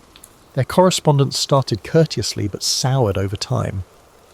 After the devastating Lisbon earthquake of 1755, Voltaire wrote a poem questioning providence. How could a just God slaughter innocents? Rousseau oddly rebuked Voltaire, saying people should not question God's plan, and that if men didn't live packed in cities, the quake would do less harm. Voltaire privately scoffed that Rousseau wanted to send mankind backwards. One longs, in reading your book, to walk on all fours, he jeered, stung by Rousseau's critique. Rousseau, for his part, grew increasingly convinced that Voltaire and his clique were conspiring against him, mocking him behind his back. By the 70s, their relationship had fractured completely. Rousseau even refused Voltaire's offer of refuge when Rousseau was fleeing arrest. The Voltaire-Rousseau split was not just personal, it symbolised a deeper divergence in Enlightenment thought. Voltaire stood for the party of reason, progress through enlightened authority and sharp criticism of tradition. Rousseau became the voice of the party of feeling, valuing emotion, authenticity, and the wisdom of the common man over the polished salon sophisticate of Krieger. Their quarrel highlighted contradictions. The Enlightenment celebrated reason, yet Rousseau accused reason's apostles of being cold and elitist. It preached equality, yet Voltaire privately disdained the uneducated masses and preferred benevolent despotism to democracy. In their ways, each was prophetic. Voltaire of the liberal, secular values that would shape modern Europe, Rousseau of the romantic, democratic, and even revolutionary currents that would soon erupt. It's fitting that both men died in 1778, a decade before the Revolution, almost as if fate meant to clear the stage for the drama to come. Beyond this famous duo, the Enlightenment was rife with intellectual rivalries and collaborations. Diderot and D'Alembert, co-editors of the Encyclopédie, had their share of squabbles. D'Alembert quit the project in frustration in 1759, leaving Diderot to slog through the remaining volumes largely alone. Diderot also fell out bitterly with Rousseau, who had once been his close friend. Diderot and Baron de Holbach welcomed Rousseau as a kindred spirit in the 1740s, but as Rousseau's ideas diverged and his paranoia grew, he came to believe Diderot had portrayed him negatively in a satirical play. Their friendship collapsed, illustrating how personal slights could fracture even those working for the same broad cause. Meanwhile, Baron de Holbach, host of a famously irreverent salon of atheists, published The System of Nature 1770, a book denying the existence of God outright. This extreme materialism alarmed even Voltaire, who attacked Holbach's atheism as fanatical in its own way. Voltaire believed society needed belief in God as a moral bedrock. If God did not exist, it would be necessary to invent him, he quipped. Holbach and Diderot, however, privately ridiculed Voltaire's deism as a lack of nerve. To them, reason pointed to a universe without need of a divine being.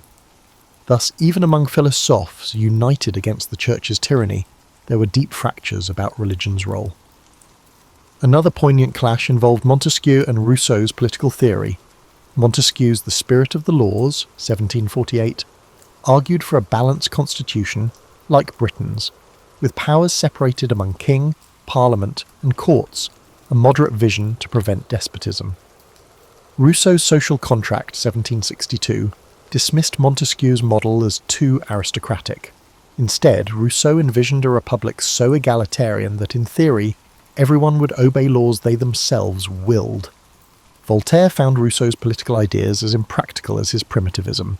He quipped that Rousseau's ideal republic was a city of ghosts, and indeed Rousseau's notion that citizens be forced to be free if they violate the general will would trouble critics for its potential for tyranny. Yet these quarrels were not destructive in the long run. Rather, they enriched the Enlightenment's legacy by presenting contrasting ideas that later generations could draw upon. In the salons and in print, either philosophers might lampoon each other, but they also all contributed to a broader movement questioning the status quo. Occasionally the debates got personal and nasty.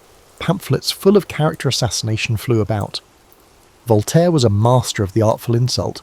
When a pompous critic, the Abbé Desfontaines, attacked him, Voltaire retaliated by portraying Desfontaines as a criminal and a fool in a biting satire, effectively destroying the man's reputation. Rousseau too lashed out.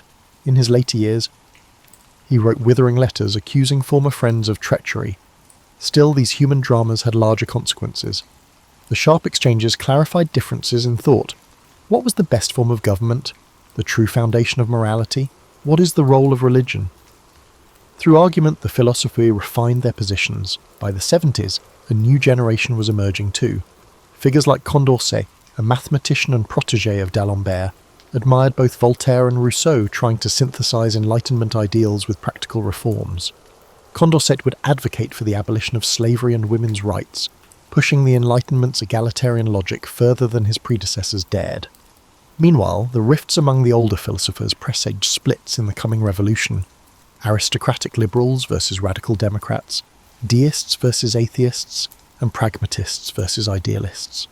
The Enlightenment was not one sun but a constellation, with Voltaire and Rousseau as two bright stars often in eclipse of each other. Their clashes, bitter though they were, gave the era much of its dynamism. The salon gossip about Voltaire versus Rousseau was the talk of intellectual Europe. Interestingly, when both Rousseau and Voltaire passed away in 1778, they received brief eulogies as if they had been complementary heroes. Within a few years, the French Revolution would enshrine them by interring both their ashes in the Panthéon in Paris, Voltaire in 1791, Rousseau in 94, symbolically reconciling the two in the Republic of Posterity. France, it turned out, would need both Voltaire's razor wit and Rousseau's passionate cry for freedom as it hurtled toward a new age.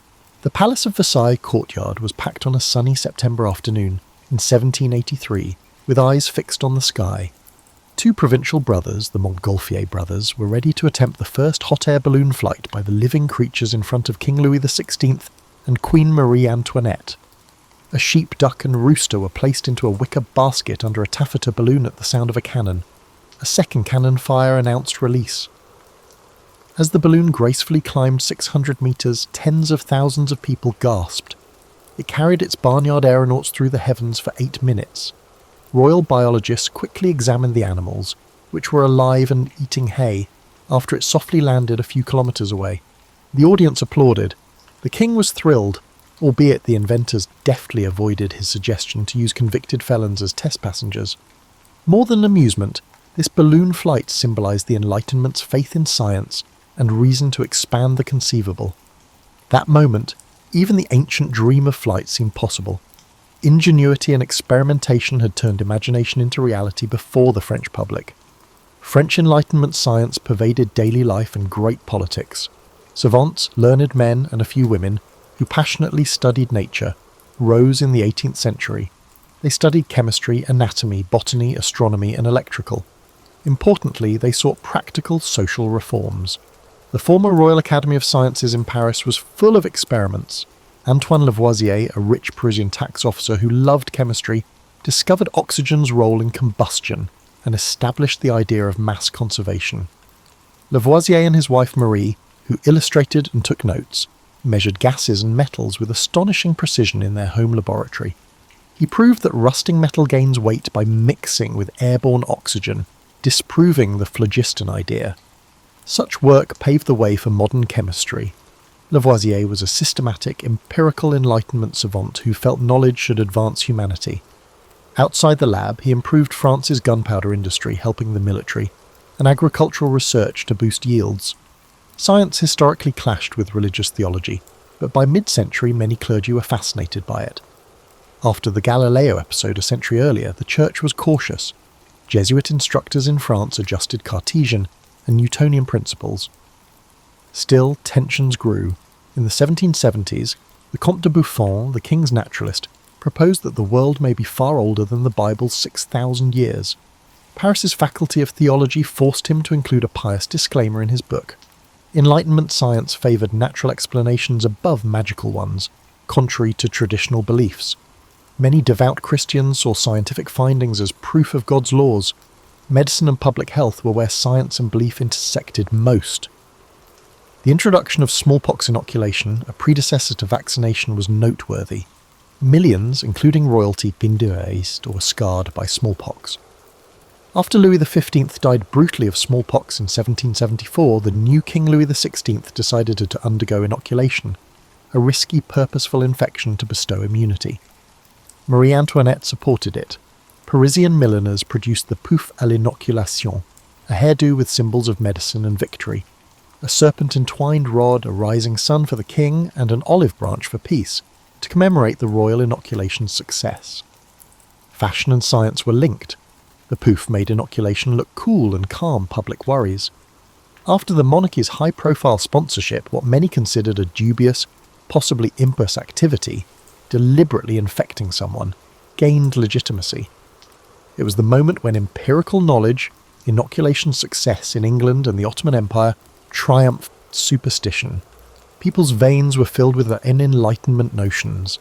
Enlightenment science influenced common devices and advances. The elite enjoyed mechanical and scientific exhibitions.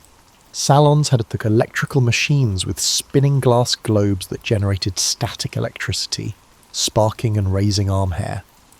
These machines were novelty but important research tools. When American scientist Benjamin Franklin showed lightning was electrical by harnessing it with a kite, Europe was enthralled. France copied the experiment. Franklin was a star in Paris as a revolutionary diplomat and scientist, and his lightning rod creation was praised as a reasoned defense against nature. By the 1780s, even churches were putting lightning rods, possibly recognizing that saving a steeple from blowing up was worth it. Some churchmen first opposed them, believing that it was blasphemous to meddle with the artillery of heaven. So science quietly challenged the idea that disasters were divine will by treating them as mechanical issues. No subject was too obscure for the philosophers to probe. Enlightenment thinkers compared doctors' discussions about the heart to a state's circulation of commerce. Philosophy considered classifying human civilizations like naturalists did species. The encyclopedia includes many scientific articles and images, from anatomical diagrams to windmill improvement designs, aiming to gather and disseminate essential knowledge. To catalogue and communicate practical information was an Enlightenment ideal. Knowledge should not be hidden or guild-bound, but shared for the common good. Diderot published on metallurgy, music theory and other subjects because he believed nature and art might liberate minds and enhance life. During this era, the state often linked scientific development to its goals, fostering a culture of enlightened absolutism. Louis XVI and his ministers wanted to use science to improve armaments, maps and agriculture. In the 1760s, the French government supported the enormous meridian voyages to estimate the Earth's form, reflecting Enlightenment curiosity and state pride. The Academy of Sciences researched ways to enhance navigation and chronometers and gave prizes for practical answers. Nutritionists like Parmentier staged meals featuring potato dishes to convince aristocracy it could prevent starvation. To promote potatoes, Parmentier had a field guarded by troops but let peasants steal from it at night. In urban living, the Enlightenment provided new conveniences. Paris's nightly street illumination improved, bringing enlightenment. Public places like the Jardin du Roi, now Jardin des Plantes, offered botanical gardens and a small zoo, representing the era's natural science curriculum. Travelling lecturers demonstrated physics experiments, such as how an air pump could smother a bird in a vacuum jar, ugly, but a dramatic lesson in air. Crowds watched. These shows blurred the lines between education and spectacle. Science was trendy by the 1780s. In clubs, men debated the ideas of Newton and Descartes, while aristocratic women wore small lightning rods as jewellery. The revolutionary idea of rationally evaluating and engineering society also drew inspiration from science. As scientists sought natural rules, philosophers sought social laws. Scientists' skill in describing the world encouraged them to question whether social structures like the monarchy, church, and feudal privileges were logical or historical accidents. Why not redesign a kingdom if a balloon could fly? Science wasn't politically neutral. Some Enlightenment savants faced persecution and challenges. Revolutionaries denounced Lavoisier for being a tax collector in 1794, despite his gunpowder and chemistry advances. Despite his scientific credentials, Lavoisier faced execution when the public turned against experts with links to the Ancien Regime. The Republic has no need of scientists, the judge allegedly declared, rejecting mercy requests. The new administration returned Lavoisier's things to his widow with a note. To the widow of Lavoisier, who was falsely convicted, a year after his execution, acknowledging his innocence and genius. Mathematician Lagrange mourned, "It took them only an instant to cut off that head, and 100 years may not suffice to produce another like it." The convergence of Enlightenment science and revolutionary politics was fragile. Science permeated salons, state policies, and street culture in Enlightenment France. It offered control over nature and reflected society. People cooked, healed, travelled, and illuminated their homes differently. It also influenced their thinking by encouraging them to believe that empirical observation and reason could explain and improve the natural and human world. They would put this optimism to the test, but it held significant power. The Montgolfier balloon soaring to cheers at Versailles showed how knowledge may lift humanity. Once a place of gods and mystery, the sky today hosted human achievement. Everything appeared possible currently, and a social and political revolution was about to happen, spurred in part by Enlightenment science's confidence and inquisitive attitude. Toulouse experienced a horrible scene that exemplified the Enlightenment's fight against injustice in 1762. The cruel wheel punishment sentenced Protestant merchant Jean Calas to death for the murder of his son, who was reportedly converting to Catholicism. Calas claimed innocence, but anti-Protestant sentiment decided his fate. He suffered and maintained his innocence until death. Voltaire learned about this injustice at his Ferney house. The famous philosopher was outraged. I believe it's in everyone's interest to study this topic, which some may consider the apogee of fanaticism. Voltaire wrote, "To ignore such a thing is to abandon humanity." Voltaire pursued Calas's vindication and the diligent judge's prosecution. He wrote to powerful people, authored a treatise on tolerance, 1763, and stirred popular support for religious freedom. After years of struggle, Voltaire succeeded. In 1765, the King's Council in Paris overturned Calas's sentence and exonerated him posthumously. This victory of reason over bias was applauded by Europe and the aged Voltaire. The Calas scandal proved that the monarchs could be swayed to right or wrong, advancing Enlightenment religious tolerance and legislative change. Voltaire's "Écraser l'infâme," crush the infamous thing, inspired the philosophes. Religieux superstition and priests' misuse of authority were his concerns, not religion itself. Numerous examples enraged the philosophie. 1766 saw the execution of 19-year-old aristocrat Chevalier de la Barre for impiety for not removing his hat during a religious procession and defacing a crucifix. The authorities fastened Voltaire's philosophical dictionary to La Barre's burning body, blaming Enlightenment principles for teenage irreverence. Voltaire, outraged at La Barre's execution, wrote harshly about the cruelty and stupidity of it. These events led philosophes to strengthen their attacks on the Catholic Church and the absolute monarchy with its nobility as oppressors. Enlightenment ideas held the monarchy and religion accountable to reason, justice, and human rights. In the 70s, old regime criticism, previously nuanced and typically articulated through satire or foreign tales, became bolder. Montesquieu questioned absolute monarchy by praising England's equilibrium. Some went further. Rousseau's Social Contract, 1762, opens with the bold claim, "Man is born free, and everywhere he is in chains," attacking royal and noble privileges. Rousseau believed that sovereignty was with the people, that laws should represent the public will, and that aristocratic titles were illogical. Secret copies of the banned and destroyed book disseminated its ideas quickly. In later works, Diderot focused on colonialism and slavery and suggested that oppressed people should rise up. Raynal and Diderot's popular History of the Two Indies predicts a slave insurrection and the fall of European authority overseas. That conversation exploded. The French crown Spandard censors tried to crush it, but they merely pushed it underground, where it became more appealing. Not all Enlightenment figures were radicals. Many favoured enlightened despotism, which held that a wise and sensible king could reform from power. Voltaire courted Frederick the Great of Prussia and praised Emperor Joseph II of Austria for religious toleration and serfdom reform. Enlightenment influenced French ministers, and nobility included Turgot, who tried to deregulate grain trade and abolish forced labour, and the Marquis de Condorcet, who promoted educational and judicial reforms in aristocratic circles. Britannica.com, Britannica.com. These men attempted internal system reform. In 1780, mild-mannered Louis XVI prohibited torture and interrogations, inspired by Cesare Beccaриa's Enlightenment essay on crimes and punishments. By providing Protestants civil rights in 1787, he advocated immunisation and religious tolerance. The monarchy often failed and faced opposition from existing interests. Nobles resisted Turgot's reforms, dismissing him. The church leadership actively opposed privilege reduction. The French Catholic Church was a key Enlightenment target. The church had long ruled education, literature, and dissenters with immense great riches. Philosophers, mostly deists or agnostics, denounced church persecution. Voltaire opposed intolerance, like the Calas scandal, to humble the church. Candide, his satirical tale, attacked religious hypocrisy and other flaws. In Cannibals, Diderot subtly mocked European religious communion by comparing Pacific Islander customs to European religious communion. Baron de Holbach's system of nature atheism depicts priests as deceptive characters who use hell to subjugate people. The words were provocative. Toulouse experienced a horrible scene that exemplified the Enlightenment's fight against injustice in 1762.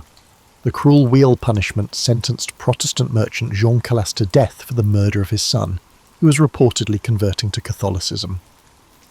Calas claimed innocence, but anti-Protestant sentiment decided his fate. He suffered and maintained his innocence until death. Voltaire learned about this injustice at his Ferney house. The famous philosopher was outraged. I believe it's in everyone's interest to study this topic, which some may consider the apogee of fanaticism. Voltaire wrote, "To ignore such a thing is to abandon humanity." Voltaire pursued Calas's vindication and the diligent judge's prosecution. He wrote to powerful people, authored a treatise on tolerance, 1763, and stirred popular support for religious freedom. After years of struggle, Voltaire succeeded. In 1765, the King's Council in Paris overturned Calas's sentence and exonerated him posthumously. This victory of reason over bias was applauded by Europe and the age Voltaire. The Calas scandal proved that the monarchs could be swayed to right or wrong, advancing Enlightenment religious tolerance and legislative change. Voltaire's "Écraser l'infâme," crush the infamous thing, inspired the philosophes. Legibigatory superstition and priests' misuse of authority were his concerns, not religion itself. Numerous examples enraged the philosophie. 1766 saw the execution of 19-year-old aristocrat Chevalier de la Barre for impiety for not removing his hat during a religious procession and defacing a crucifix. The authorities fastened Voltaire's philosophical dictionary to La Barre's burning body, blaming Enlightenment principles for teenage irreverence. Voltaire, outraged at La Barre's execution, wrote harshly about the cruelty and stupidity of it. These events led philosophes to strengthen their attacks on the Catholic Church and the absolute monarchy with its nobility as oppressors. Enlightenment ideas held the monarchy and religion accountable to reason, justice, and human rights. In the 70s, old regime criticism, previously nuanced and typically articulated through satire or foreign tales, became bolder. Montesquieu questioned absolute monarchy by praising England's equilibrium. Some went further. Rousseau's Social Contract, 1762, opens with the bold claim, "Man is born free, and everywhere he is in chains," attacking royal and noble privileges. Rousseau believed that sovereignty was with the people, that laws should represent the public will, and that aristocratic titles were illogical. Secret copies of the banned and destroyed book disseminated its ideas quickly. In later works, Diderot focused on colonialism and slavery, and suggested that oppressed people should rise up. Reynaud and Diderot's popular History of the Two Indies predicts a slave insurrection and the fall of European authority overseas. That conversation exploded. The French crown spun, censors tried to crush it, but they merely pushed it underground, where it became more appealing. Not all Enlightenment figures were radicals. Many favoured enlightened despotism, which held that a wise and sensible king could reform from power. Voltaire courted Frederick the Great of Prussia and praised Emperor Joseph II of Austria for religious toleration and serfdom reform. Enlightenment influenced French ministers and nobility included Turgot, who tried to deregulate grain trade and abolish forced labour, and the Marquis de Condorcet, who promoted educational and judicial reforms in aristocratic circles. Britannica.com. These men attempted internal system reform. In 1780, mild-mannered Louis XVI prohibited torture and interrogations, inspired by Cesare Beccaria's Enlightenment essay on crimes and punishments. By providing Protestants civil rights in 1787, He advocated immunization and religious tolerance. The monarchy often failed and faced opposition from existing interests. Nobles resisted Turgot's reforms, dismissing him. The church leadership actively opposed privilege reduction. The French Catholic Church was a key Enlightenment target. The church had long ruled education, literature, and dissenters with immense great riches. Philosophers, mostly deists or agnostics, denounced church persecution. Voltaire opposed intolerance, like the Calas scandal, to humble the church. Candide, his satirical tale, attacked religious hypocrisy and other flaws. In Cannibals, Diderot subtly mocked European religious communion by comparing Pacific Islander customs to European religious communion. Baron de Holbach's system of nature atheism depicts priests as deceptive characters who use hell to subjugate people. The words were provocative. The mathematician, philosopher, and liberal nobleman Marquis de Condorcet died in a dismal Bourg-la-Reine jail cell in August of 1794. He fled from the extremist Jacobin regime that called him a traitor. Condorcet, who championed human rights, slavery abolition, and women's suffrage, almost alone among his peers, was now a victim of the revolution he supported. His lifeless body was uncovered by guards. He may have died from disease and exhaustion or from poison he hid when the guillotine approached. The terror's gloom killed one of the Enlightenment's brightest lights. His demise typified the tragic irony that befell many Enlightenment luminaries during the revolutionary storm.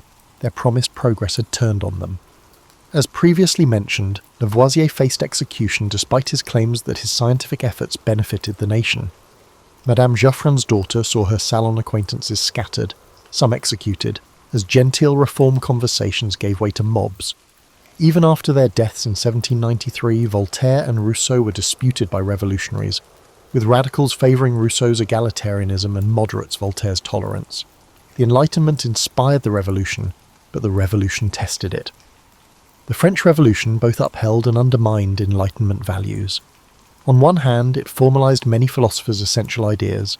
Based on Montesquieu, Voltaire, Rousseau and Locke, the Declaration of the Rights of Man and Citizen, 1789, advocated freedom of speech and religion, equality before the law, and the right to resist injustice. The philosopher's dream of a meritocratic society was realised on August 1789, when feudal privileges and tithes were abolished in one night. The Constitution of 1791 established a constitutional monarchy with a Montesquieu-like division of powers. The revolution fulfilled Voltaire's calls for toleration by seizing church property in 1790 and awarding full citizenship to Protestants and Jews in 1791. When Louis XVI was guillotined in 1793, Rousseau's vision of popular sovereignty, the people's will above divine right kingship, was most clearly confirmed. However, the revolution's violent, illiberal turn troubled many. The Enlightenment sought to replace tyranny with reasoned conversation, not crowd or one-party power. The Committee of Public Safety murdered thousands of enemies of the revolution during the Reign of Terror, 1793-4, a terrible inversion of Enlightenment ideas. Reason gave way to another frenzy. Under Robespierre, the revolutionaries formed a municipal religion of the Supreme Being and held deistic festivals, a guillotine-enforced version of Rousseau's civil religion. People executed under the guise of reason for being aristocrats or moderate republicans would have horrified Voltaire. The terror exposed an Enlightenment contradiction. The confidence in a single truth, rational or ideological, can lead to tyranny. Philosophers like de Holbach and Helvetius were as intolerant of religious people as atheists. The revolution showed how abstract enlightenment may become dogmatism. No one shall spread darkness, on pain of death. Many Enlightenment thinkers did not want democracy. Voltaire favoured an enlightened monarch over an uninformed mob. Some intellectuals said early revolutionary assemblies' disarray showed Voltaire was right about the Quenelle rabble. Before his 1784 death, Diderot had become pessimistic, arguing that despotism might only cease when the last monarch was strangled with the last priest's entrails, a dismal hyperbole the revolutionaries half-jokingly repeated. Diderot probably wouldn't have celebrated the 1793 mass guillotining. Philosophers had not solved how to justly implement principles. This gap existed between theory and practice. Enlightenment supporters faced social contradictions. Few addressed women's condition directly, although they promised equality. Though a proponent of democracy, Rousseau believed women should be educated exclusively to please men and stay at home, contrary to Olympe de Gouges and Condorcet, who authored an essay in 1790 advocating for women's political rights. After writing a Declaration of the Rights of Woman, the revolutionary authority guillotined de Gouges. The Enlightenment fraternity had excluded their sisters from universal rights. There was division among Enlightenment views on race and slavery. Some, like Diderot and Condorcet, strongly criticised slavery as against natural law. The 1788 Society of Friends of the Blacks, founded by Enlightenment-influenced men, sought abolition. Others, like Voltaire, criticised the slave trade in the abstract but made racist statements and invested in colonial corporations. Enlightenment, universal human nature battled with pseudoscientific racism, ironically, a consequence of species classification. The revolution abolished slavery in 1794 after a massive slave insurrection in Saint-Domingue, Haiti, but Napoleon reinstalled it. Ideal and reality differed. Relationship between intellect and emotion was another tension. Rousseau noted that humans are not rational, but the Enlightenment praised reason. The revolution showed that passions, anger at injustices, desire for vengeance, hope for glory, drive events more than academic treatises. Romanticism, a 19th century counterattack, accused the Enlightenment of disregarding the heart, tradition and faith. Edmund Burke in England and Joseph de Maistre in France held the philosophes unfairly responsible for the revolution's bloodshed by unmooring society from traditional institutions. They said that the Enlightenment's abstract reasoning had dissolved authority and led to chaos and Napoleon's rule. While this view is debatable, by the early 1800s, the Enlightenment was hailed for the Declaration of Rights and scientific advancement, but also accused of revolution. Long-term, the French Enlightenment left a deep and mostly good influence. It inspired the French, American, and later independence movements worldwide.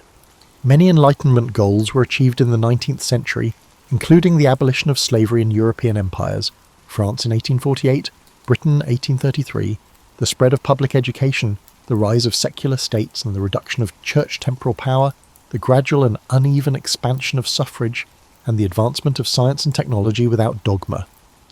The 1948 UN Universal Declaration of Human Rights is based on Enlightenment ideas. Today we echo Voltaire's calls for press and conscience freedom. Governments cite Montesquieu when creating checks and balances. When protesters invoke the will of the people, Rousseau is followed. However, the Enlightenment left more uncertain legacies.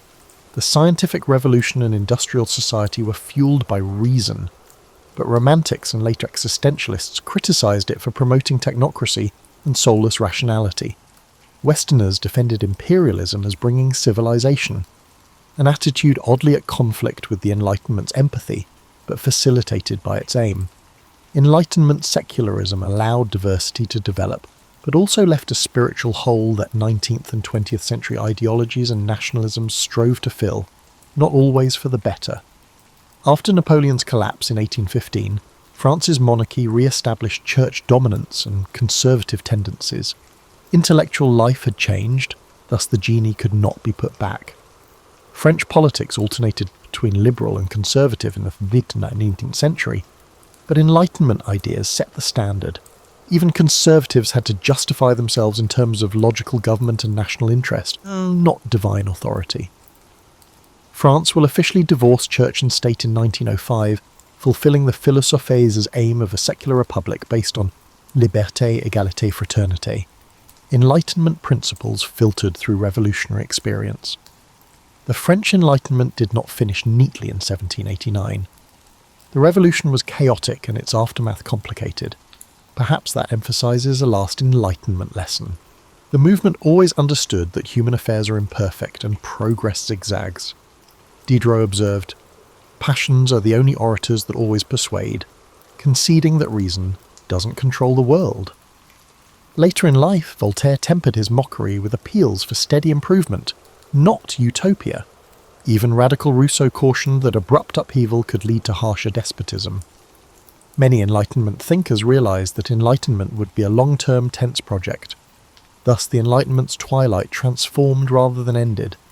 People called themselves ideologues or intellectuals instead of philosophes in the 19th century, but they inherited the Enlightenment's realm. Questioning authority, demanding reasoned answers, and claiming individual dignity became entrenched in Western civilization. When we read Voltaire's witty, courageous writings, Rousseau's profound challenges, Diderot's encyclopedic labours, or Condorcet's prescient humanism, we are reminded of the Enlightenment's very human story: salon gatherings and clandestine pamphlets, friendships and feuds, and people risking prison for a pamphlet or exile for a principle. Ideas could overthrow thrones in that age. Its legacy lives on every time an informed public holds a tyrant accountable. A youngster is taught science without superstition, various individuals sit down to talk and debate rather than fight, and we choose light over darkness. The French Enlightenment was truly a turning point in human history.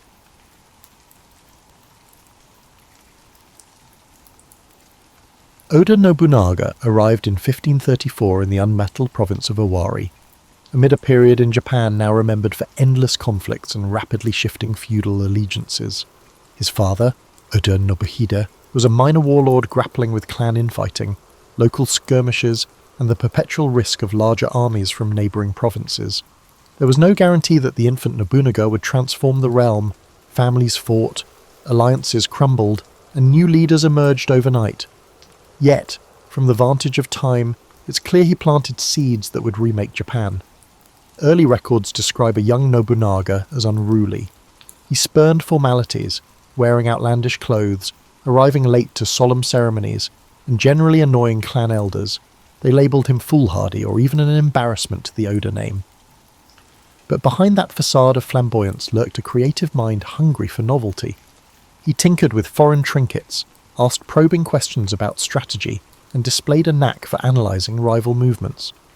Teachers who tried to tame him rarely succeeded, yet they noticed flashes of brilliance, like the time he walked the perimeter of his father's castle, pointing out weaknesses in gate design that grown samurai overlooked. His father's death in 1551 thrust this untested youth into sudden prominence. Instantly, the Oda clan fractured, uncles, half-brothers, and distant cousins jostled for the top seat. Conventional wisdom suggested that the audacious fool of Owari had little chance. But in the swirl of that crisis, Nobunaga made decisive moves. He broke up short-term pacts with key retainers, promised them new lands, then swiftly dismantled the claims of older relatives who underestimated him. Some he exiled, and some he subdued militarily. Within 2 years, he asserted control over most of Owari. Observers realised he was no clown. He simply despised the old ceremonial style and did things his own way. Rumour has it that around this time, a travelling merchant introduced him to arquebuses, matchlock guns from the west. Most samurai saw these firearms as crude and unworthy, overshadowed by the elegance of swords and spears. Nobunaga, though, recognised their potential. He quietly stockpiled them, ordering gunsmiths to replicate or adapt them. He tested them in private drills, training foot soldiers to fire in disciplined volleys. The practice was a departure from the Sengoku norm, which romanticised heroic duels. He aimed to harness the synergy of the ranks, prioritising technology over individual bravado. Such a notion didn't spread widely yet, but the seeds were planted for a new kind of warfare. The first major test of his cunning came in 1560, when Imagawa Yoshimoto, one of the era's most formidable warlords, led a giant army through Owari en route to the capital. The conventional approach would have been for smaller clans to hide in fortified castles or attempt half-hearted skirmishes, but Nobunaga went bold. He famously prayed at a local shrine, offered sake to his men, and then launched a surprise attack at Okihazama. The result was astonishing. Yoshimoto's vast force, lulled into overconfidence, collapsed under Nobunaga's ambush. Yoshimoto himself was killed in the confusion. This victory stunned the Japanese archipelago. A lesser clan from Owari, under a brash young lord, had toppled one of the biggest threats in a single day. After Okihazama, smaller local warlords rushed to align with the Oda clan, or at least sign neutrality pacts. Nobunaga's prestige soared, yet he did not rest. He began forging deeper connections with merchants in nearby free cities, establishing an economic backbone. He sought alliances with key figures in Mino and Omi provinces, using marriages and mutual defence pacts. At the same time, he displayed unpredictability, punishing uncooperative lords harshly, sacking their castles, and installing loyal retainer families in the void. Amid these expansions, he showed an unusual attitude towards status. Traditional samurai lineage mattered less to him than competence. If a farmer's son displayed skill, Nobunaga might elevate him to command squads or handle taxes. The situation unsettled older aristocrats who viewed inheritance as the bedrock of power. Nobunaga cared little for their complaints, arguing that victory and stability were more important than outmoded hierarchies. This approach gained him fierce loyalty from those who recognized that talent was rewarded, but it also sowed resentment among the old guard, who saw him as an iconoclast. By the late 1560s, Oda Nobunaga had outgrown the label fool. He was forging a reputation as a radical risk-taker, combining intimidation, strategic alliances, and unconventional warfare. In council, he might appear dressed simply, focusing on substance instead of pomp. Observers recall that. In private, he studied maps meticulously, pondering how to break the web of petty wars that kept Japan fractured. No one yet imagined the scale of his ambition, that he'd attempt to unify the entire land. But the signs were there in every bold decision, every new alliance, and every shattered old tradition. He was on the brink of a far more sweeping campaign. As his influence grew in Owari, Oda Nobunaga directed his attention towards the neighbouring Mino. This domain was under the Saito clan, known for cunning leadership and strong coastal defences, especially the imposing Inabayama castle perched on a steep hill. Local warlords murmured that Mino was a fortress-laden region, not easily subjugated, but Nobunaga believed that if he could seize Mino, he would secure a critical foothold on the route to Kyoto. Diplomatically, he first tried forging a connection. He arranged for his foster daughter to marry the Saito heir. The hope was to pave a smoother path. Yet the Saito patriarch, Saito Dosan, died in a familial conflict, leaving the clan leadership in flux. The new Saito head refused to yield. Nobunaga changed his strategy. He recruited refugees from Mino who hated the new Saito leadership. He gleaned intel about secret mountain paths and alternative supply routes.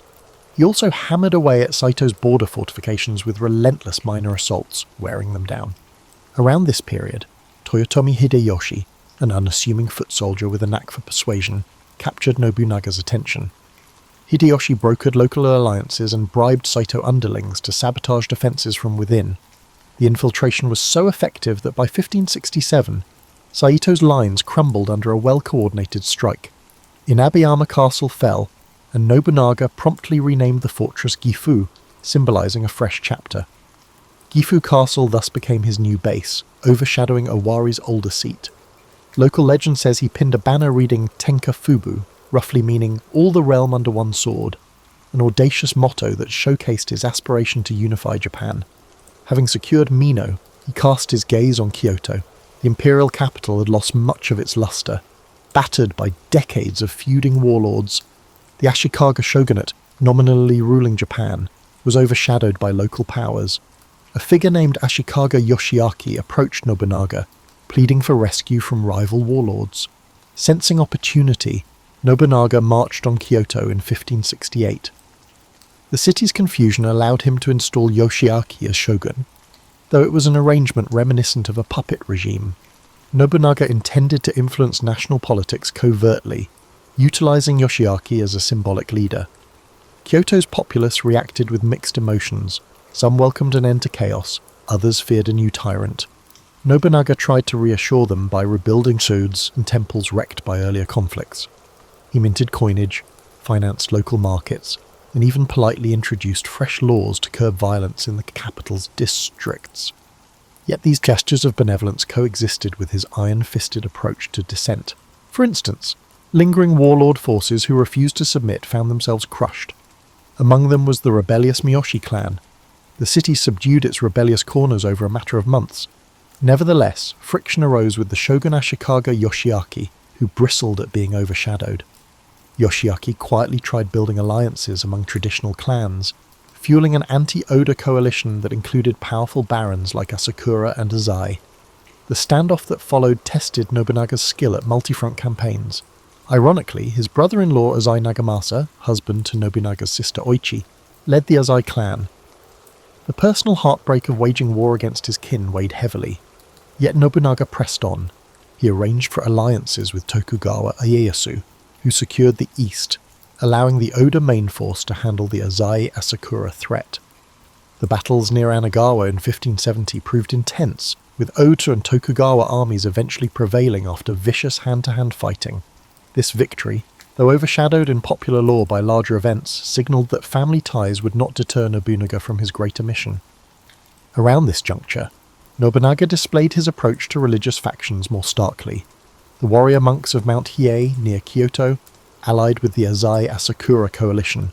Nobunaga demanded their submission. They refused. In 1571, he unleashed a brutal assault. The entire complex at Enryakuji was put to flame, and thousands of monks, novices, and civilians perished. It was an act so grim it even shocked some of Nobunaga's staunch allies. But he justified it, claiming that the militant monks had threatened the capital's order for too long. For him, no sacred label could shield an armed group from the unstoppable cause of unification. If an institution meddled militarily, it had to be crushed, no matter its spiritual veneer. Though these actions consolidated his grip, they fueled a reputation for ruthlessness. People whispered that he had become a demon lord. Yet ironically, he also cultivated appreciation for the arts. He introduced modern styles of castle architecture, invited Portuguese artisans to demonstrate new building techniques, and toyed with the newly introduced trend of tea ceremony. This contradictory mix, extreme brutality on the battlefield paired with refined cultural pursuits, confused many, but it formed the heart of Nobunaga's method, forging a new Japan by blending modern innovation with unstoppable force. By 1573, the puppet shogun Yoshiaki, now thoroughly at odds with Nobunaga, was exiled. The Ashikaga shogunate officially collapsed. From that point forward, the question wasn't whether the old order was gone, it was whether Nobunaga could fill the vacuum before other warlords struck. The next moves he made would define the entire future of the archipelago. The year 1573 unleashed a new dynamic in central Japan. The centuries-old Ashikaga shogunate stood dissolved, leaving a power vacuum that Oda Nobunaga sought to fill. Although he did not assume the shogun title, some suspect he viewed it as too entangled with archaic baggage, he effectively governed from Kyoto as the central warlord. Nobunaga's subordinates, notably Hashiba Hideyoshi, later Toyotomi Hideyoshi, and Tokugawa Ieyasu, took on crucial roles in expanding the Oda domain and stabilizing conquered territories. Nonetheless, pockets of fierce resistance remained, including the might of the Takeda clan in eastern provinces. One would not expect that a man ascending so rapidly would find time for culture, yet Nobunaga's passion for spectacle grew. Reports mention grand banquets in Kyoto with exotic dishes, Portuguese wine, and comedic theatre performed at night by torchlight. He sponsored the No drama, though in a personal style that adapted scripts to laud new heroes. Some older aristocrats frowned. No, they believed, was the hallmark of an older, refined tradition. But to Nobunaga, tradition was a tool, not a chain. He saw in artistic displays an opportunity to unify the fractious elites by enticing them with entertainment and proving that his rule overshadowed any prior pageantry. Still, war overshadowed these amusements. The formidable Takeda Shingen died in 1573, leaving Takeda Katsuyori in charge. Though less accomplished than his father, Katsuyori was no pushover. In 1575 he led a formidable cavalry force into Mikawa, clashing with Nobunaga's allied armies. The event set the stage for the pivotal Battle of Nagashino. Typically, a cavalry swarm overcame infantry, but Nobunaga's novel approach, extensive palisades, rotating lines of arquebusiers, shattered the myth of unstoppable horse charges. The musket volleys decimated the Takeda ranks. Eyewitnesses described how, for the first time, massed firearms overcame famed cavalry charges in open terrain. This watershed moment reaffirmed Nobunaga's reputation as a modernizing general, who embraced firearms wholeheartedly. Following Nagashino, the Takeda clan's prestige plummeted, enabling Nobunaga to extend deeper into eastern domains. Meanwhile, in the capital, he grew more direct in quelling any recalcitrant aristocrats or religious sects. He was rumoured to have humiliated certain courtiers who showed insufficient obedience. Indeed, a swirl of new rumours painted him as borderline sacrilegious, ignoring the established kami worship in shrines or publicly mocking certain shrine rituals as superstitious. This spurred the rumour of him being the demon warlord, culminating in some devout warriors forming tiny conspiracies to rid the land of this impious figure. One overlooked dimension was his approach to commerce. Beyond the free markets in castle towns, Nobunaga established way stations and lodging posts along major highways. He suppressed local toll collectors who bled travellers. This policy triggered an economic upswing. Caravans from the Seto Inland Sea carried salt, textiles and foreign goods with fewer bribes to pay. The Oda domain thus built a stable fiscal backbone, fueling further expansions and enabling him to grant rewards to loyal vassals without bankrupting the treasury. Such a commercial savvy warlord was a novelty in a period when martial glory overshadowed the humbler business of economics. Nobunaga also interacted with a figure rarely acknowledged in mainstream accounts, Yasuke, often regarded as the first African samurai. A tall man from Portuguese or Italian missions, Yasuke arrived in Japan under uncertain circumstances. Impressed by his physique and exotic background, Nobunaga took an interest, eventually welcoming him into service. Letters from Jesuit sources hint that Nobunaga found Yasuke's presence refreshing, a symbol of how broad the world truly was. Some accounts mention that Yasuke was entrusted with certain guard duties. While the authenticity of that arrangement has faced debate, it underscores how Nobunaga's curiosity extended even to foreigners of unusual origin, bridging cultural gaps at a time when xenophobia was rampant. By the end of the 1570s, unstoppable momentum seemed to define Nobunaga's progress. The hallmark fortress of Azuchi, built near Lake Biwa, exemplified his vision, part stronghold, part palatial residence, with decorative murals and advanced architectural engineering. Visitors wrote that climbing each floor revealed new painted illusions and hidden defensive features, an embodiment of both aesthetic flair and martial cunning. He invited travelling missionaries, artisans, and even some rival lords to see Azuchi's majesty, proclaiming that his building was the model of the future. In truth, the structure was also a statement. Oda rule soared above the old petty provincialism. A new day demanded new monuments. Yet ambition stirs resentments. Many older clans, forced into submission, quietly sought a chance to break free. The extent of Nobunaga's reforms threatened the old feudal compacts. Even within his retinue, some felt overshadowed by Hideyoshi's ascendancy or frustrated by Nobunaga's ruthless single-mindedness. Betrayal, though rarely signalled openly, bubbled beneath the surface. The old adage that a fortress can withstand foreign assault but not always internal treachery would soon prove hauntingly apt. Although the warlord pressed onward, planning fresh campaigns, events at the cusp of the 1580s would reveal the fatal cost of ignoring that silent discontent. In spring 1580, Oda Nobunaga appeared invincible. The formidable Iko-Iki strongholds were mostly crushed.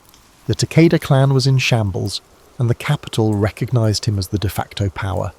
Yet a cluster of uneasy alliances still dotted the map, including some warlords who pretended loyalty while resenting Oda dominance. Nobunaga, though rarely timid, seemed almost relaxed that year, hosting lavish celebrations at Azuchi, and paying only mild heed to rumours of minor revolts in distant provinces. The unstoppable wave of conquest had lulled him into believing only a formidable outside foe could challenge him. Among his retainers, Akechi Mitsuhide quietly navigated the new order. Mitsuhide had served Nobunaga loyally, yet their relationship was never warm. Nobunaga's leadership style often involved public dressing downs of subordinates who failed or displeased him.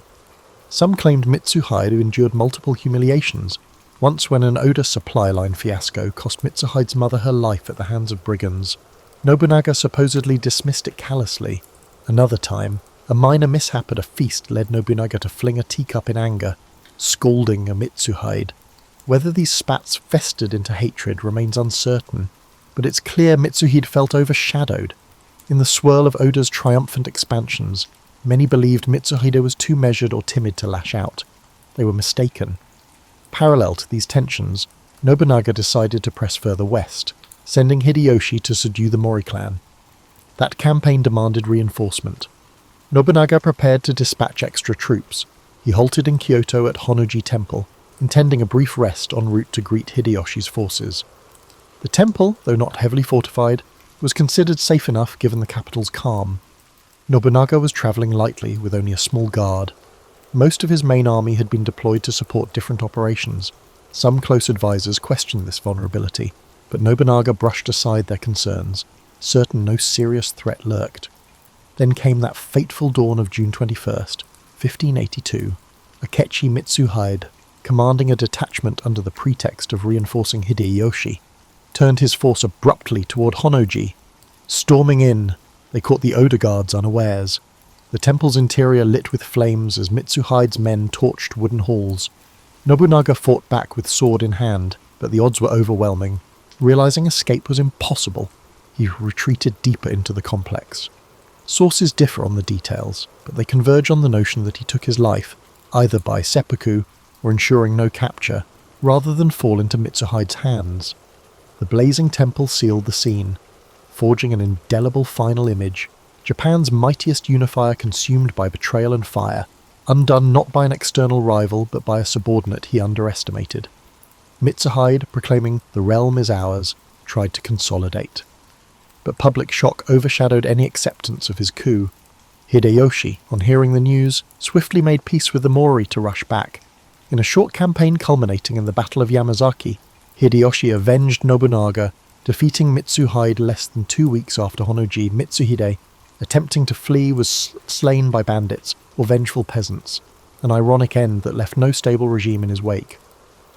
The echoes of that betrayal lingered, for centuries. Mitsuhide's treachery became a byword for disloyalty and sudden reversal of fortune. Nobunaga's demise fractured the Oda clan, but the impetus for unification persisted. Hideyoshi emerged as the next major figure, eventually subjugating much of Japan and styling himself as the unifier. Tokugawa Ieyasu, more patient, would outlast them all and set up the Tokugawa shogunate. In each subsequent stage, the ghost of Nobunaga's ambition hovered. Hideyoshi and Ieyasu both acknowledged that their expansions leaned on the foundation Nobunaga laid, the harnessing of firearms, the impetus for centralized domain, and the notion that old feudal autonomy should yield to a singular authority. In many ways, the abrupt end at Honnoji shaped Nobunaga's legacy as a fiery comet, unpredictable, transformative, but short-lived. Historians puzzle over what might have been had he survived. Would he have forged a stable monarchy, or introduced a new bureaucratic structure? Might his tolerance of foreign presence have expanded Japan's global connections earlier? Or could he have become a dreaded autocrat, stifling dissent so thoroughly as to hamper future evolution? The abruptness of his death leaves a swirl of speculation. The site of Honnoji itself stands in Kyoto, though much rebuilt after the conflagration. Tourists pass by a modest memorial, often overshadowed by more famous temples. Yet, for students of Japan's Sengoku era, that place resonates as a symbolic crossroads, the unstoppable warlord ended by his retainer, pivoting the entire arc of national unification. The charred remains from that day are long gone, but glimpses remain in curated relics, diaries, and a handful of swords believed to have belonged to Nobunaga's retinue. Each artifact underscores the transience of power. One moment, a near-omnipotent figure rewriting the land's destiny. The next, a victim of fate and betrayal. Thus, the final chapter of Nobunaga's life stands not as a diminishment but as a crescendo. In falling, he cemented the impetus that others carried forth. Hideyoshi, Ieyasu, and the entire notion of an eventually unified Japan under a single rule trace back to Nobunaga's unstoppable wave. He forced the country to see the old code, where archaic chivalry overshadowed modernization, was no longer viable. In that sense, though he vanished in flames, the brand of revolution he championed burned onward, fueling the next generation's quest to reorder the nation under a single banner. Post-Honnoji, the manner in which Oda Nobunaga's memory evolved offers a profound insight into how Japan processes historical figures. In the immediate aftermath, many warlords excised him from official genealogies. He had, after all, the dismantled centuries of tradition. However, within a decade, references re-emerged describing him as the initial impetus that any warlord seeking unification must emulate. Some local chroniclers wrote tributes praising the demon's clarity, a phrase that captured the paradox: demon in cruelty, clarity in vision. Tokugawa Ieyasu, after establishing the Tokugawa shogunate in 1603, quietly ensured that official records didn't overshadow the Tokugawa ascension narrative with too much Oda idolization. Yet, Ieyasu personally revered Nobunaga's decisive approach. Private diaries mention how the new shogun studied old battlefield notes from Okehazama and Nagashino, gleaning insights for the potential crises. Ironically, the official narrative downplayed Oda's significance to bolster Tokugawa legitimacy, but in private, the recollection of Oda's daring strategies continued to provide valuable insights. Meanwhile, rural legends cropped up, casting Nobunaga as a restless spirit. Farmers told tales of hearing phantom hoofbeats on the stormy nights, said to be his ghost reenacting night raids. In some folk songs, Nobunaga's thunder referred to unexpected storms damaging unharvested fields, an ominous sign of unstoppable force. Such tales embedded him into the realm of folk superstition. People across provinces, especially in regions once scorched by his campaigns, found echoes of both awe and dread in these stories. By the Edo period, woodblock prints portrayed him with stylized armour, scowling or triumphant in mid-battle. A few dramatizations in kabuki theatre, though typically focusing on Hideyoshi, occasionally included cameo references to Nobunaga as an unyielding presence overshadowing the stage. The censors of the Tokugawa regime usually avoided depicting him too favourably, fearful of stirring rebellious sentiments that might champion a Nobunaga-style revolt. Despite these constraints, underground manuscripts circulated that teased out his modern aspects, like his willingness to incorporate foreigners or push advanced weapons. Samurai who read them in private might feel emboldened by the notion of discarding stale tradition in favour of pragmatic modernity. The Meiji Restoration in the late 19th century revived interest. As Japan opened to the world, some intellectuals lauded Nobunaga's progressive stance on trade and technology, claiming he was the first modern Japanese. Western scholars who visited found in Nobunaga a figure reminiscent of Europe's absolute monarchs, a man who overcame medieval fragmentation. They wrote comparative essays, labelling him a Japanese Caesar or Napoleon in samurai forward form. Although these analogies were simplistic, they further cemented his global mystique. Museums started collecting items rumoured to be from his domain, arquebuses and partial suits of lacquered armour. Each artefact conveyed a fragment of his endeavours to propel Japan forward centuries in a single generation. In the 20th century, as war raged globally, some Japanese militarists admired Nobunaga's unstoppable aggression. They saw him as a model for unyielding expansion. Post-war, that sentiment cooled, replaced by a more nuanced academic approach. The emphasis shifted toward analysing his socio-economic policies, like standardising measure systems or encouraging open trade in castle towns. Contemporary historians highlight how those policies laid seeds for an eventual stable economy under the Tokugawa, even if that regime ironically closed off certain foreign influences. Another wave of scholarship focuses on the cultural interplay, the synergy of Christian missionaries and the partial acceptance of their ideas that might have blossomed further had Nobunaga endured. In popular culture of the late 20th and early 21st centuries, a deluge of creative retellings reimagined him. Video games featuring Sengoku battles depict him as a fearsome overlord with unstoppable power-ups and specialised gun squads. Manga and anime often play with the Demon King label, recasting him in time-slip scenarios or comedic subplots. Dramas vary, from an honourable anti-hero forging unity to a borderline sadistic tyrant. This breadth of interpretations testifies to his complexity. Even in a comedic cameo, the essence of unstoppable change remains. He's recognised as the impetus behind Japan's transition from fractious medieval to the cusp of early modern. Hence, the modern lens sifts through centuries of contradiction. Was he monstrous in cruelty, or heroic in forging a stable path? Did he embrace foreign ideas out of genuine openness or purely for advantage? Did he harbour a future blueprint for a stable monarchy? Or was he improvising day by day, exploiting each short-term opportunity? The records suggest all these angles might hold truth. He was multifaceted, a man unshackled by tradition, ready to harness any advantage, unstoppable until undone by betrayal. In that sense, Oda Nobunaga's name remains a prism.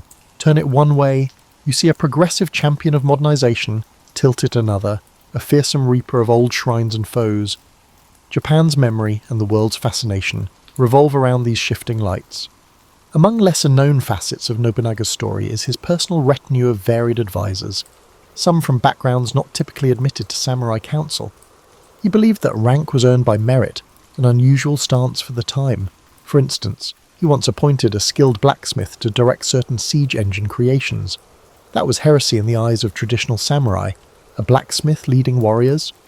Nobunaga brushed off the critics, pointing to results. The blacksmith's technical cunning helped forge innovative catapults that battered a walled fortress into submission. This anecdote, though overshadowed in mainstream accounts, exemplifies his break from hierarchical norms. Another overlooked detail lies in the realm of intelligence gathering. Nobunaga, according to scattered diaries, established a nascent espionage network in Kyoto and merchant towns. He recognized that raw might alone wouldn't keep him ahead. Through discreet watchers, some disguised as travelling entertainers, some as pilgrims, he gleaned updates on rival lords' alliances, or fractious Buddhist sects plotting in secret. This network of information helped prevent revolts and enabled him to intercept clan collusion. While espionage existed in prior eras, Nobunaga systematized it more thoroughly, reflecting a willingness to adopt whatever gave him an edge. One puzzling dimension was his attitude to the imperial court. Typically, warlords either revered the emperor as a symbolic pivot or ignored him. Nobunaga courted the court's favour in a measured way, offering them economic assistance, refurbishing certain neglected palace halls, and ensuring the emperor's dignity. This was not out of pure devotion, it was a strategic move. By championing the emperor's prestige, he legitimized his expansions. At some ceremonies, he arrived in flamboyant attire, overshadowing lesser lords, then humbly bowed before the emperor, an odd mixture of vanity and obeisance that left watchers uncertain how to interpret him. The emperor, though powerless in martial terms, recognized that Nobunaga's guardianship provided a stable environment for the court's survival. Thus, a polite, if uneasy, synergy arose. Nobunaga's personal life, beyond the political realm, remains partially veiled. He married multiple times, forging alliances with significant families. Notably, little is said about deep personal attachments. Some historians wonder if he maintained an emotional remove, seeing marriage as a strategic game. A personal diary snippet suggests a fleeting mention of a beloved consort, but her name remains uncertain, lost in burned records or overshadowed by formal marriages. The narrative is incomplete, overshadowed by warfare logs and alliances. It underscores how the official story seldom captures intimate sentiments, especially for a man so public in ambition. One rumoured anecdote from castle staff claims that Nobunaga had a private reading habit, poetry anthologies from the Heian period and Chinese military treatises. He found parallels between ancient poems praising ephemeral blossoms and the transience of alliances. He told a close retainer that the ephemeral nature of cherry blossoms matched the ephemeral nature of men's loyalty. Some guess this reflection spurred him to adopt savage efficiency in the stamping out potential threats, believing that if a blossom would fall anyway, best it do so on his terms. Whether or not that anecdote is fully accurate, it captures the sense that a philosophical thread ran under his pragmatic exterior. As for the everyday peasant or merchant in his expanding territory, the experience was double-edged. They might face forced relocations or heavy corvée labour to build new fortifications, but once integrated, they also benefited from relative security and new roads that spurred commerce. Contemporary letters from village headmen describe a mix of relief at decreased local warfare and disquiet about the unwavering demands of the Oda administration. Taxes might be consistent, but if the local official was incompetent, they feared Nobunaga's retribution. Entire hamlets might be sacked if accused of harbouring rebels. So, daily life was balanced between a calmer environment and the dread that a single misstep could provoke a brutal crackdown. As he neared the final chapter, some retellings claim he grew more flamboyant. He staged banquets with kabuki or comedic plays, wearing elaborate kimonos. Others emphasize an increasing paranoia, pushing him to punish even minor affronts. Possibly both narrators contain truth. The synergy of a man who recognized he was on the cusp of forging a new epoch, yet felt the press of potential betrayals from every corner, could produce a contradictory stance. Lavish celebration one day, savage clampdown the next. Ultimately, that tension snapped at Honoji, leaving him consumed by betrayal. In the end, these lesser-known details, his espionage, unorthodox appointments, subtle alliances with the imperial court, and personal reading habits, magnify how complex Oda Nobunaga was. Not purely the demon king, not purely the modernizing champion. He traversed spaces beyond simplistic labels. His story, though overshadowed by dramatic battles, resonates in the subtle underpinnings of how he managed realms, resources, and relationships. It hints that while overshadowed by an era of swirling conflict, his efforts carved out a new path from medieval fragmentation to emergent central authority, paving the way for Hideyoshi, Ieyasu, and the eventual dawn of a stable, albeit closed, Japan under the Tokugawa. Standing at the confluence of myth and fact, Oda Nobunaga remains a singular figure in Japan's historical consciousness. Centuries have passed since that fateful day in 1582, yet the shadow of Honnoji lingers. Observers, even in modern times, see in him a tension between brutality, enlightenment, tradition, and radical innovation. His presence looms in talk of the Sengoku era, overshadowing many of his contemporaries because he alone dared to step outside the old rules so dramatically. One wonders how, if not for Mitsuhide's coup, Japan's path might differ. Maybe Nobunaga would have extended even friendlier ties with the West, fostering deeper trade or adopting new sciences. Some speculate he might have orchestrated a national bureaucracy well before Tokugawa consolidation, speeding modernization by centuries. Others argue the pace of Western contact was still too slow and that his stance on Christianity was too ambiguous to create a real opening. Or perhaps his severity would have ignited a larger civil revolt, cutting his story short anyway.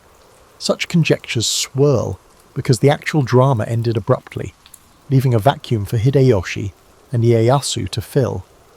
In modern Japan, historians group him among the three great unifiers, albeit the earliest and the most audacious. Hideyoshi refined, Ieyasu entrenched, but Nobunaga was the unstoppable spark. Various local festivals in Gifu or Nagoya celebrate him as an iconic local hero, perhaps ignoring the cruelty that charred the walls of temples. The duality remains, parades costumed in flamboyant Oda regalia, hosting cheerful crowds, ironically commemorating a man who showed little mercy to foes.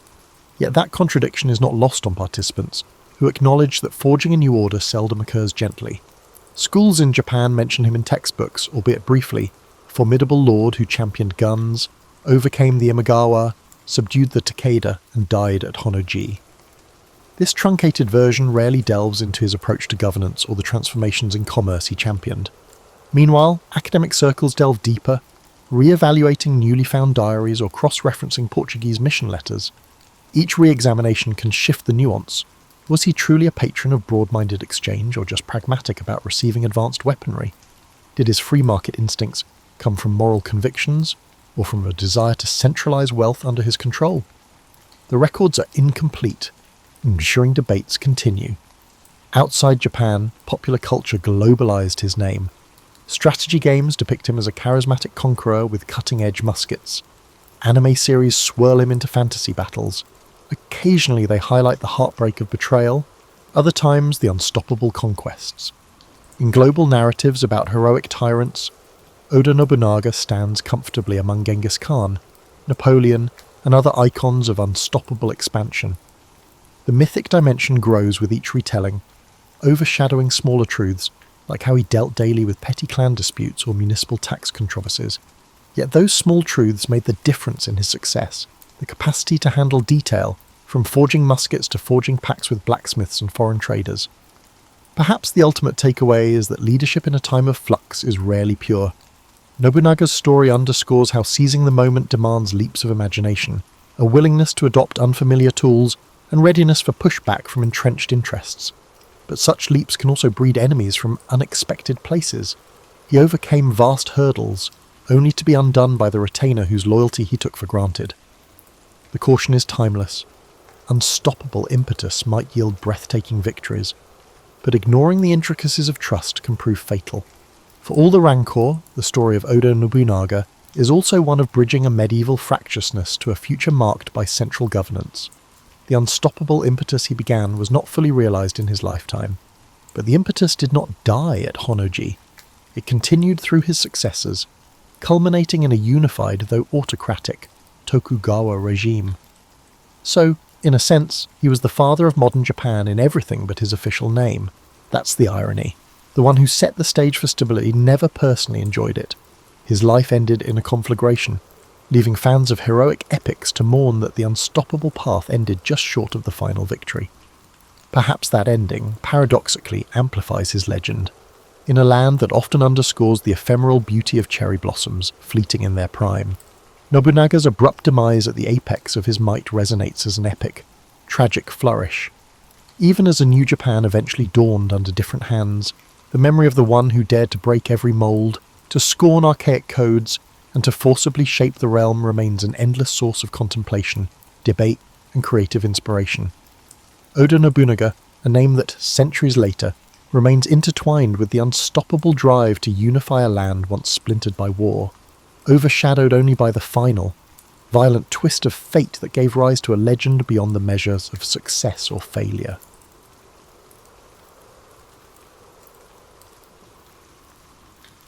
In the year 742 CE, the prosperous city-state of Khorasan glittered under the noonday sun.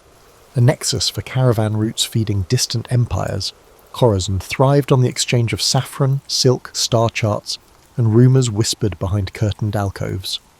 At its centre loomed a grand marketplace whose vaulted roof trapped the daily bustle in a ceaseless echo. Traders from Byzantium, Tang China, the Abbasid Caliphate, and beyond mingled among stalls stacked high with lapis lazuli, dried fruit, and perfumed sandalwood. Some hailed it as a marvel of cosmopolitan life, where fortunes might pivot in a single conversation. Among the people navigating the throng was Kariya bint Yazd, a travelling scholar whose lineage traced back to the once-renowned Zoroastrian priests of Persia. Her face betrayed concentration as she studied hieroglyphic notations in a weathered scroll. Unmarried and unconcerned with the expectations placed upon a woman of her station, she had roamed from one end of the Silk Road to the other, piecing together knowledge that seldom found its way into the official annals. The swirl of Khorasan's commerce did not distract her. She focused on a lead suggesting that rare manuscripts had surfaced in a private collection near the city's eastern quarter. This rumour, if proven true, could illuminate corners of history barely glimpsed by modern scholars. Kariya pressed deeper into a labyrinth of narrow lanes behind the main bazaar, guided by a coded map etched into her memory. Eager boys offered to carry her satchels for a coin, and watchful guards in brass-trimmed uniforms eyed each passer-by. She brushed off all offers of help. Too many watchers, too many ears. At last, she arrived at a courtyard hidden behind a plain wooden door. Its walls were plastered in cream white, while vines spiralled up lattices under a hazy afternoon sky. Within that secluded enclave stood an elderly bibliophile named Kazem al-Talibi, his hands trembling under the burden of a slender volume bound in jade-green leather. Their meeting was brief. Kariya offered him carefully wrapped objects, fragments of ancient mathematics tablets uncovered near Samarkand, and, in exchange, Kazem relinquished the jade-bound text. He warned her that certain circles would stop at nothing to keep these pages hidden, for they revealed knowledge rumoured to disrupt any empire reliant on controlling scholarship. She nodded gravely, accustomed to the shadows that dogged rare manuscripts.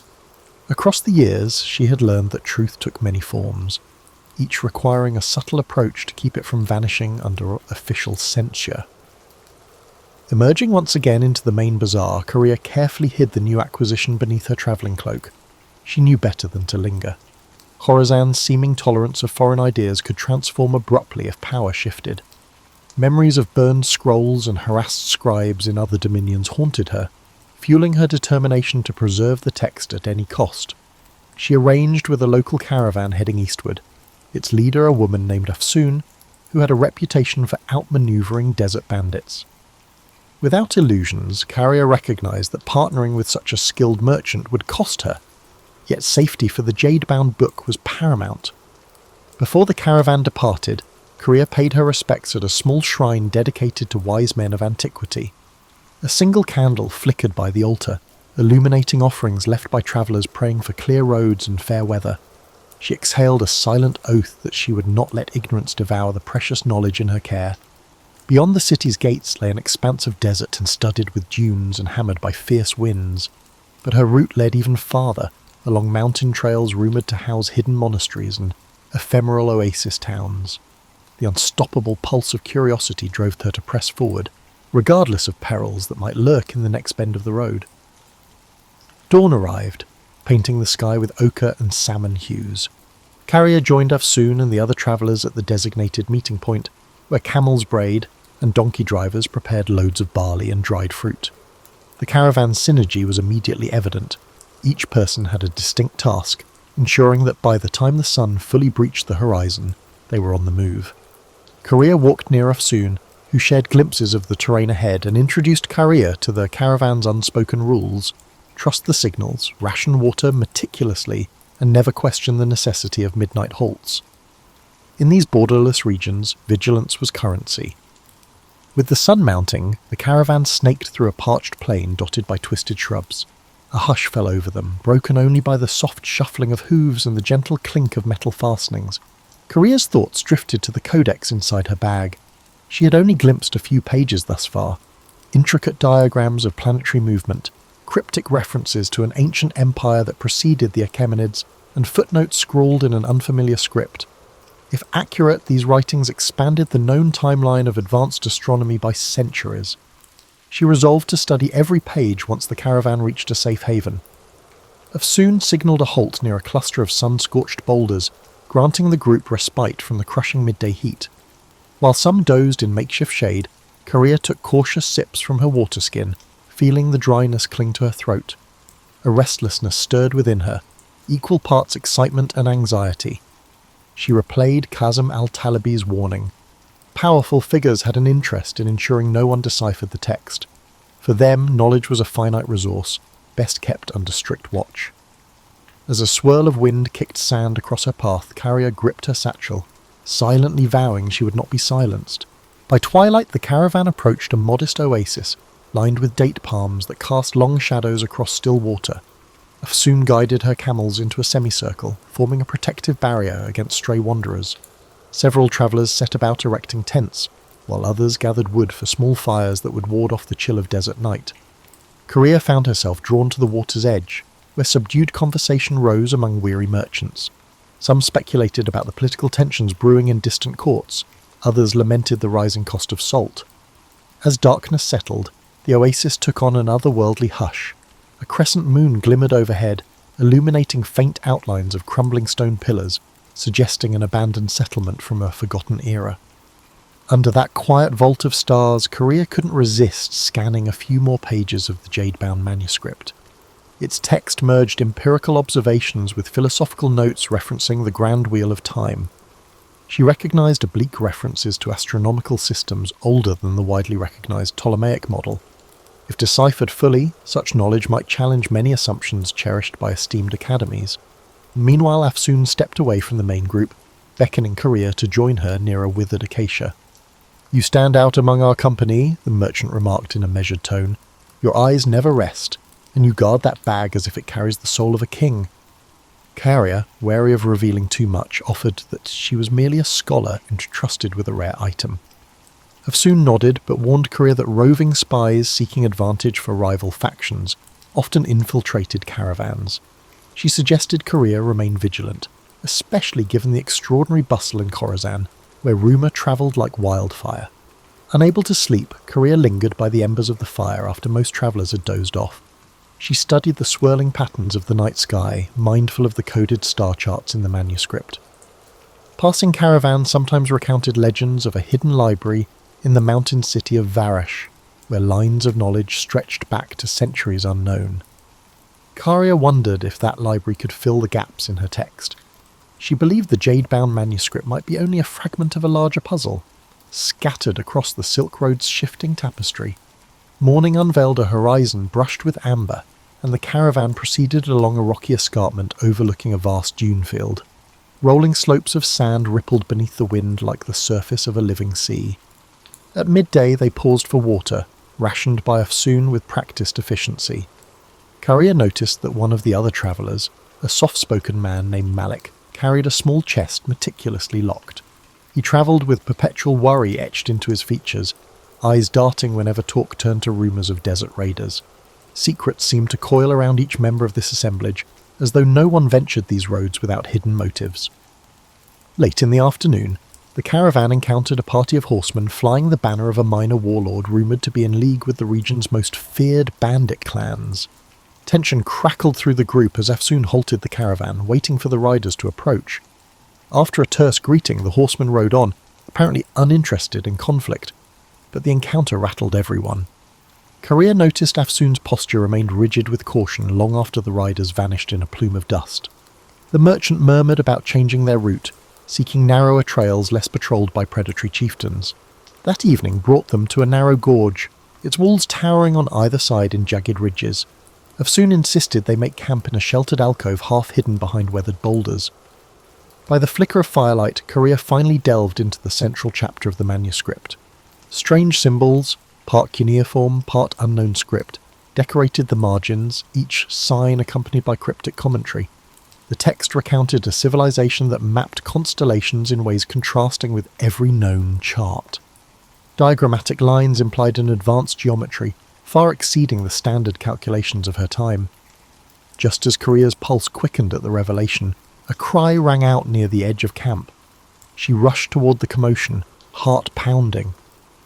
Malik stood trembling by his small chest, which now lay open, its contents missing.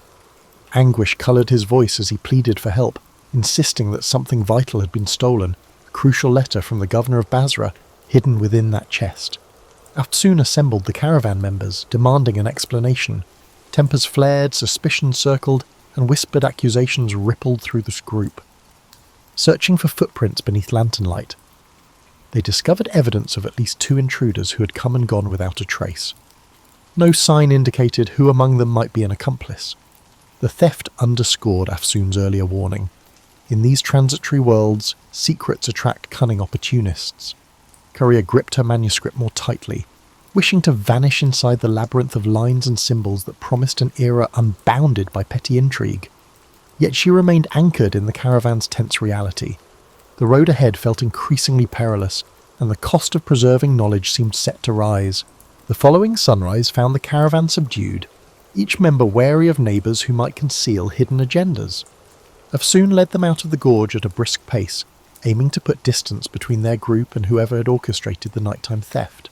A pale wind carried the scent of flint and dust, stinging eyes and chapping lips. Their route descended along a dry riverbed flanked by stunted tamarisk shrubs, offering scant protection from the intensifying sun.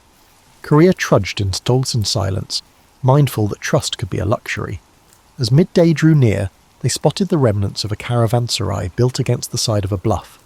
Its once sturdy walls had caved in and battered archways led into courtyards strewn with fallen timber. Afsoon signalled a cautious approach, uncertain whether travellers or outlaws might be occupying the ruins. The group explored in pairs, stepping over cracked tiles littered with scorpion husks. No living presence emerged, though evidence of a hasty departure. Scattered coals, torn blankets, suggested someone had sheltered there not long before. Since water was available from a half-collapsed cistern, Afsoon decided they would rest under what remained of the caravanserai's roof.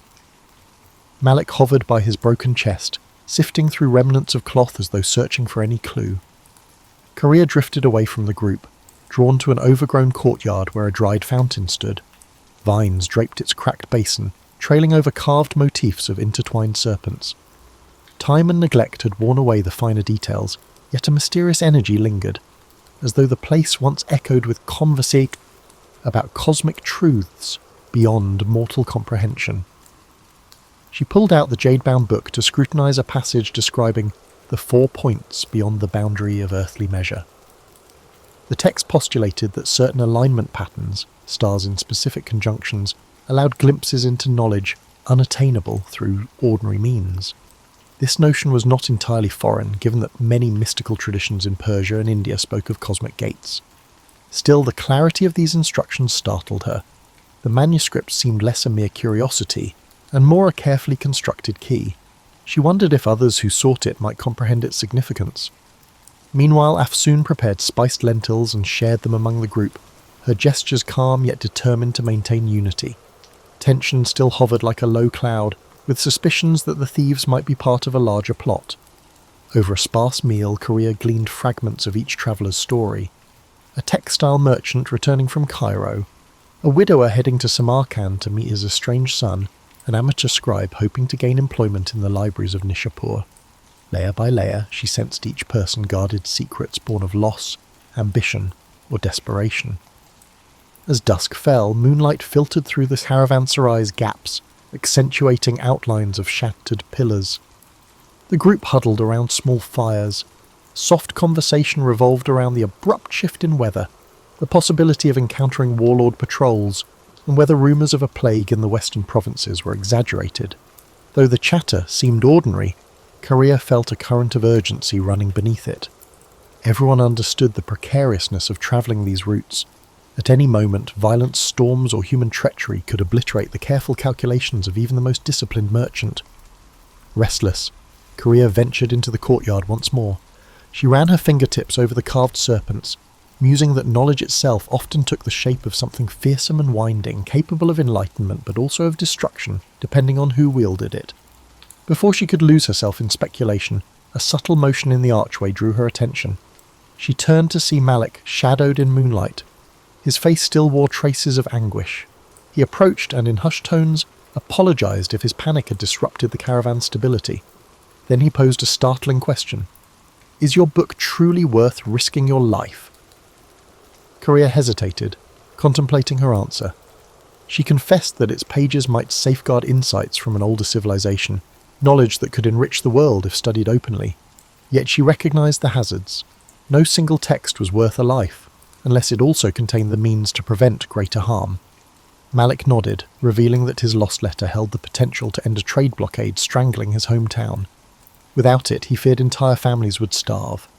They shared a poignant silence, realizing each bore a heavy burden for reasons that extended beyond self-interest.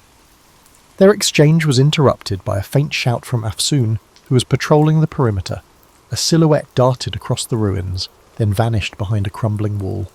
Alarmed, Carrier and Malik hurried back to the main courtyard, only to find the rest of the travellers on their feet. The intrusion lasted mere seconds, but it confirmed the presence of watchers trailing them.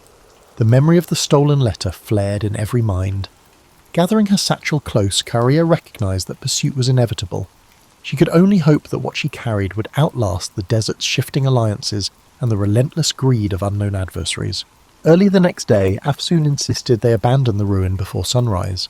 Lanterns swinging from camel saddles cast flickering halos in the pre-dawn gloom. Korea walked at the caravan's rear, scanning the horizon for silhouettes. She felt more exposed than ever, especially with the manuscript drawing unseen eyes. A swirl of wind rustled the sparse vegetation, carrying the forlorn call of a distant jackal. Although no further intruder appeared, the caravan's collective nerves remained raw. Their route now wound through a series of rocky badlands. Eroded hills, tinted red and ochre, rose around them in jagged formations reminiscent of a broken amphitheatre. At times the path was scarcely wide enough for 2 camels to pass. Dust coated every surface, clinging to clothes and creeping into waterskins. The travellers advanced in single file, each footstep measured. Malik, no longer shy, kept pace with Korea, forging an unspoken alliance based on empathy rather than shared purpose. By noon they reached an outcropping that afforded a sweeping view of the surrounding valleys. Afsoon pointed to a distant caravan crossing a ridge, its figures small as insects against the harsh light. "Better to let them move on without our paths intersecting," she murmured, concerned they might be bandits or rival merchants. She had planned a side route that skirted known bandit strongholds, though it meant trudging through more challenging terrain. No one objected. Safety trumped speed in these uncertain wilds. As the day wore on, the punishing sun pressed down. Some travellers began to show signs of heat exhaustion. Afsoon allotted extra water rations, mindful that supplies were finite. Korea's thoughts swirled with calculations. How many days until they reached an established town? Would the manuscript's possible revelations be worth the perils? She reminded herself that knowledge had never come cheap, especially not the kind that might undermine established systems of power. Still, she felt an undercurrent of apprehension. Unseen forces seemed determined to intercept their path. Twilight offered a brief respite. They pitched camp at a plateau peppered with hearty desert shrubs. Wind wove through the stony hollows, producing a low moan that set everyone on edge. This time, Afsoon posted watches in rotating pairs. Korea volunteered for the midnight shift, hoping to glean some solitude for reading. When her turn arrived, she positioned herself near a small fire, scanning the starlit horizon, while carefully turning pages of the jade-bound codex. A diagram, carefully inked, depicted a swirling cosmos dotted with unfamiliar constellations. The accompanying text mentioned a geometry bridging mind and universe, though the specifics remained cloaked in archaic jargon. She sensed movement at the edge of the firelight and gripped the book protectively, but it was only an elderly trader from their group, awakened by coughing. He approached, nodding politely. "I see that you carry more than curiosity," he said, glancing at the manuscript's glowing pages. He spoke of his younger days when he'd travelled to a mountaintop sanctuary, rumoured to house writings older than any empire. The priests there, he claimed, hinted that scattered relics across the Silk Road formed pieces of a grand puzzle. He stopped short of elaborating, perhaps wary of scaring her with improbable myths, or simply reluctant to resurrect memories best left buried. Caria nodded, intrigued yet cautious. She had heard variations of the mountaintop library tale in her journeys. One version placed it in Tibet, another in the highlands of Persia, and yet another in the Himalayas near the Indus. Regardless of location, the consistent theme was that a hidden repository of ancient texts might hold radical knowledge of mathematics, medicine, and astronomy. Could her manuscript be part of that lost legacy? She recalled hearing rumours that certain references connected the library's existence to the taboo notion of cyclical time, where civilizations rose and fell repeatedly, each leaving faint echoes for the next. The elderly trader coughed again and excused himself to rest. Alone, Caria gazed at the codex, a swirl of questions filling her mind. Just then, a sharp whistle pierced the night air. She sprang to her feet. Afsoon came running, sword in hand. A scout on the perimeter shouted news of footsteps on the far side of the plateau. Everyone scrambled for weapons. Adrenaline surged. Within moments, the intruders fled, vanishing as swiftly as they'd arrived, leaving only footprints. Afsoon suspected they were testing the caravan's defences. Tension soared. Though no battle ensued, the message was clear, someone to track them with precision. As the group attempted to settle back into a semblance of rest, Caria's mind refused to quiet. She wondered if the vanished intruders belonged to a clandestine order, or were simply bandits with a knack for intimidation. Either way, the manuscript's significance seemed amplified. In that uneasy darkness, she cradled her precious book, feeling the weight of unspoken centuries pressed between its covers. The next day would bring new confrontations, but for now she could only watch the flickering embers and await the uncertain dawn. Dawn arrived with a brittle clarity that rendered every stone, shrub and wary expression in sharp focus. Afsoon wasted no time ordering a quick departure. The caravan assembled under a sky streaked with lavender and rose, a fleeting beauty overshadowed by a need for vigilance. Camels loaded, watch rotations decided, they moved out, following a narrow winding track that descended toward lower elevations. The arid air tasted metallic, as if charged with pent-up tension. By mid-morning, the landscape began transitioning to hill country. Small streams, fed by recent rains, cut through the tough terrain, offering a chance to refill water skins. The travellers approached a shallow creek where reeds rustled in the wind. Caria noticed footprints in the soggy earth. A separate group had passed here recently, heading in the same direction. Afsoon scowled, muttering about the possibility that in Mao they might be trailing those who had invaded their camps. Concern rippled through the caravan. Eager to stay ahead, Afsoon pushed the group onward at a grueling pace. Caria's calves ached as the trail zigzagged between rocky slopes and patches of thorny vegetation. In the distance, the outlines of a fortified town occasionally emerged, only to disappear behind ridgelines. She guessed it to be Garesh, a mid-sized trading post rumoured to host pilgrims from the Indus region. If they could reach Garesh by nightfall, the caravan would have a solid perimeter wall to shield them, at least temporarily. Eventually they spotted walls of pale stone crowned by watchtowers. Afsoon signalled for calm, reminding everyone that unknown dangers could lurk within a walled town as readily as outside. Approaching the gates, they encountered a row of guards wearing mismatched armour. After examining Afsoon's travel permits, the guards allowed them entry in exchange for a modest toll. Inside, the streets were cramped with stalls selling earthenware, dyed cloth and hammered bronze jewellery. The aromas of grilled meat and fresh bread teased weary travellers, but an undercurrent of wariness ran through the crowd. Afsoon found a secure compound where the caravan could rest. Stone walls enclosed a courtyard that provided storage for the camels and a small stable for donkeys. Caria, anxious to glean any insight into who might be pursuing them, ventured into the town's winding lanes. She discovered a public square where men played strategy games on carved wooden boards. Nearby, a cluster of pilgrims chanted verses in a language unfamiliar to her. Amid these scenes, rumours floated. A band of masked riders had passed through a day earlier, asking about a certain travelling scholar. The mention chilled her. She hurried back to the compound, only to find Malik pacing by the gate, fidgeting with a leather pouch. He had overheard similar chatter, strangers seeking news of a woman carrying forbidden documents. Korea realised the net was tightening. They still had a window to slip away, but not much of one. She conferred with Afsoon, who suggested leaving Koresh under cover of darkness, continuing east along seldom-used back roads. Although it entailed more risk, waiting might let their pursuers converge. After sunset, the caravan packed up stealthily. Torches were kept minimal, camels silenced with calm handling. A hush enveloped them as they slipped through Goresh's secondary gate, bribing a night watchman who scarcely looked at their faces. Outside the walls, moonlight glimmered on the grassland.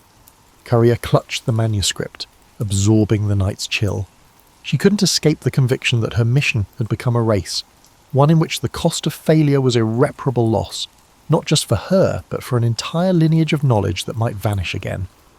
Guided by Afsoon's careful planning, they pressed into a region of rolling hills shaped by centuries of flood and drought. Occasional clusters of cypress trees broke the monotony. Crickets chirped in the darkness. The group maintained strict silence, halting often to listen for sounds of pursuit. Each time the night breeze whispered through the brush, Korea braced for a distant hoofbeat or a flash of torchlight. Yet hours passed with no sign of the ambush. As the moon descended, they reached a shallow ravine dotted with smooth, ancient boulders. Afsoon called for a halt to rest the animals. Korea found a flat rock and sank onto it, physically spent but mentally alert. She glanced at Malik, whose eyes reflected the same exhaustion mixed with defiance. The sky above them showed the faint glow of approaching dawn. Tomorrow, or perhaps the next day, they would come upon the mountain routes leading to Varash, the rumoured city of hidden monasteries. If the caravan made it that far, the Jade manuscript might finally find a place where its arcane revelations could be deciphered without fear. But that hope remained fragile, like a candle flame in a gusty corridor. The first rays of morning lit the ravine, revealing dusty grass and scrub that offered little camouflage. Wearily the caravan assembled and continued, mindful that speed was their best defence. Over the next hours they traversed rolling slopes that ascended gradually into stony highlands. The trail grew hazardous, lined with loose gravel and sharp descents. Several times a misstep nearly sent a donkey tumbling into a gorge. The group's morale, though frayed, held steady under Afsoon's firm direction. Korea noticed the air thinning as they climbed, accompanied by a crisp coolness that sharpened her senses. Tiny alpine flowers clung to crevices, their vivid petals a welcome contrast to weeks of unrelenting dust. From a vantage point overlooking a sprawling valley, she glimpsed distant peaks wrapped in mysterious haze. Locals called these the 1,000-Year Mountains, rumoured to shelter monastic retreats older than recorded dynasties. The prospect of reaching them bolstered her spirit, even as her body complained of fatigue. Near midday, the caravan stopped by a rivulet trickling through a rocky defile. While watering the animals, Afsoon and Korea consulted a hand-sketched map that indicated Varash lay 2 more days beyond the far ridges. The path ahead would be even more treacherous, cutting across unpredictable passes sometimes blocked by landslides. Korea felt her heartbeat quicken, recalling rumours that entire caravans had been buried by sudden rockfalls in these mountains, yet the urgency to evade pursuers overshadowed every other fear. They pressed on, the route turning into a steep climb dotted with ancient stone markers. At each switchback, Korea saw inscriptions worn by centuries of weather. She paused to trace her fingers over a faint symbol, a stylized sun encompassed by the intersecting circles. Something about it resonated with the diagrams in her jade-bound codex. She made a mental note to compare them later, suspecting these markers might be vestiges of the same civilization described in the manuscript's cryptic pages. Whenever she glimpsed fresh inscriptions, her curiosity ignited anew. Late in the afternoon, the skies darkened ominously. Thunder rumbled among the peaks, and a biting wind heralded an approaching storm. Soon urged everyone to hurry. They located a natural overhang near a rocky ledge, providing partial shelter from the elements. Rain unleashed its fury soon after they took cover, slamming the landscape in waves. Lightning tore the sky, illuminating ragged silhouettes of mountains. The downpour threatened to wash away the path. Huddled together, the travellers watched rivulets form across the rocky ground, carrying pebbles and debris downhill. The storm raged for hours, pinning them under the overhang. Korea used the enforced pause to unwrap the codex, sheltering it beneath a canvas. She examined the sections she had not yet deciphered, focusing on references to a temple of horizons. The text included mathematical guidelines for charting star positions from an elevated vantage. With each flash of lightning, she glimpsed the manuscript's swirling lines and felt a peculiar kinship with those unknown scholars from centuries past. They had once braved the wilderness of ideas. Now, in a literal wilderness, she carried their legacy. Eventually, the worst of the storm passed, leaving dripping rocks and a deep chill in its wake. The group decided to remain under the overhang for the night, wary of slick trails and potential landslides. By flickering lamplight, Afsoon distributed dried figs and salted lamb. Conversation drifted from the challenges of the climb to more philosophical musings, the futility of borders in a land shaped by millennia, the intangible line between faith and science.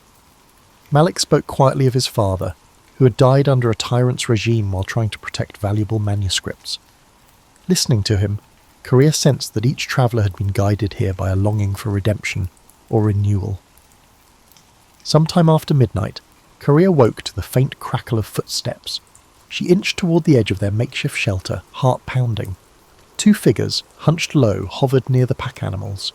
She recognized them as strangers, not members of the caravan. Before she could raise an alarm, Afsoon emerged from the darkness like a phantom, sword drawn.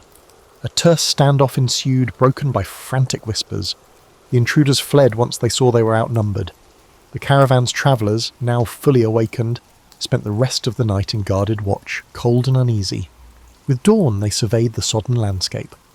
Landslides had ripped through parts of the trail, but it appeared passable with caution. Though the intruders had not returned, the sense of pursuit remained acute. Korea conferred with Afsoon, both concluding that time was running short. If Varash was within reach, they needed to seize the chance before more enemies closed in. Hoisting packs onto weary camels, the group set forth again. The distant peaks beckoned like silent witnesses, and Korea whispered a fervent hope that the city's rumoured monasteries could offer refuge, and perhaps reveal how to unlock the manuscript's deeper secrets. The final stretch to Varash proved gruelling. Narrow trails clung to mountain ridges overlooking mist-shrouded abysses. Each step required vigilance. At times, they paused to listen for rockfalls in the distance, markers of an unstable terrain. The air grew thinner, and breath came in short gasps, yet beyond every precarious turn a new vista opened. Crisp lakes reflecting the sky, hidden valleys studded with wildflowers, the occasional stone ruin perched on a ledge like an ancient sentinel. The extremes of this landscape both awed and unsettled the travellers. By late afternoon, the slopes relaxed into a wide plateau. Rising from the plateau's edge stood Varash, enclosed by a high stone rampart. At first glance, the city appeared carved from the mountain itself, its walls blending with the surrounding cliffs. Mist swirled around parapets, creating a dreamlike vision. According to legend, Varash was older than any recorded dynasty, built upon a site revered for its celestial alignments. A hush fell over the caravan as they approached the massive gates. Inside, the city's winding streets ascended in tiers. Houses with slate roofs leaned against sturdy ramparts, while cobblestone lanes converged on a central square. Steam rose from communal baths that tapped into natural hot springs. Monks in dark robes shuffled along the corridors, carrying scrolls tucked beneath their arms. Carrier's senses ignited at the first glimpse of this environment. She could feel an undercurrent of scholarship humming through the city like a subterranean river, a potent contrast to the chaotic markets of Khorasan. Afsoon guided the caravan to a spacious courtyard inn used by trade emissaries. Soon after settling, Korea excused herself and ventured into the city's upper levels, following directions gleaned from a scribe at the inn. She was searching for a specific monastery library, rumoured to house ancient manuscripts paralleling her jade-bound text. Crossing a series of stone bridges that arched over narrow gulches, she noticed the architecture displayed recurring motifs, spiral carvings, geometric borders reminiscent of the codex's marginal designs. At last, she arrived at a massive carved door flanked by statues of robed figures. A discreet sign identified it as the Library of High Windows. Inside, the atmosphere was reverential. Golden light filtered through stained glass windows, illuminating shelves stacked from floor to ceiling with scrolls, codices and tablets. Monks, novices, and a few learned travellers from distant lands moved quietly between reading alcoves. Carrier approached a tall, bearded monk who introduced himself as Brother Callan. With measured politeness, he asked her purpose. Carrier revealed her codex, explaining in hushed tones that she believed it referenced an advanced astronomy predating recognised schools of thought. Intrigued, Brother Callan led her to a private study chamber lit by oil lamps. There he produced a set of meticulously preserved star charts inscribed on leather. To Carrier's amazement, certain passages aligned closely with the diagrams in her manuscript. Upon closer inspection, they found near-identical glyphs representing cardinal points beyond normal mapping. Brother Callan's eyes glimmered with excitement. These references appear in only our oldest records, believed to have been copied from texts salvaged millennia ago. As the evening deepened, they pieced together parallel lines of text, cross-referencing them with genealogies, sterolters, and cryptic commentaries. The synergy suggested that the jade-bound book might indeed be part of a nearly lost tradition. However, a vital section remained missing. It was rumoured that a sister manuscript lay in a monastery farther east, high in a remote range where few ventured. Carrier's heart sank, knowing the road ahead might hold even greater dangers. Yet she also felt invigorated. The puzzle had grown more intricate, weaving her fate with ancient legacies that demanded guardianship. Upon returning to the inn, she found Afsoon and Malik in heated discussion with the rest of the caravan. News had arrived that unidentified riders were poking around Varash's gates, questioning travellers about a woman scholar and her prized artefact. Their arrival here was no secret. For the moment, the city's laws prevented open aggression, but no one believed that protection would last indefinitely. Afsoon proposed they break the caravan into smaller groups for anonymity. Malik pledged to stand by Carrier, recognising that her success might ripple far beyond personal gain. Under the inn's lantern glow, Carrier shared what she and Brother Callan had uncovered. The group listened in solemn silence, understanding the gravity of her discovery. Perhaps it offered a new perspective on the cosmos, or perhaps it threatened structures built on carefully managed knowledge. Either way, their pursuers would not relent. Still, Carrier felt a renewed determination. The tapestry of centuries had woven her path into this moment. With the city of Varash as an unlikely refuge, she now held a clearer vision of the manuscript's purpose. Dawn would bring decisions, whether to remain, to search for the sister text, or to brave unknown dangers. In that flickering moment of possibility, each traveller realised they had become part of a tale larger than themselves, a saga carried along by caravans, forged in hidden libraries, and destined to echo across the shifting dunes and precarious peaks of time.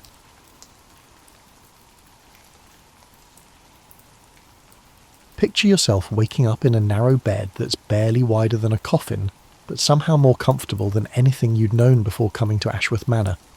The room you share with two other housemaids is tucked under the eaves, where the ceiling slopes down so dramatically that you've learned to duck instinctively when getting dressed.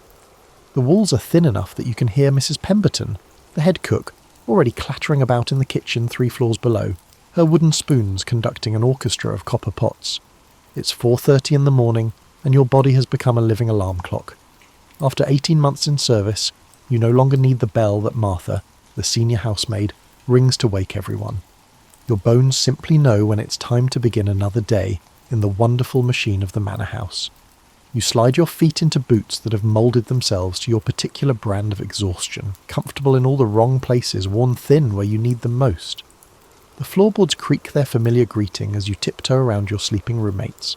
Sarah, the scullery maid, talks in her sleep about her sweetheart back in the village, while Emma, who works in the laundry, snores with the dedication of someone who's earned every moment of rest.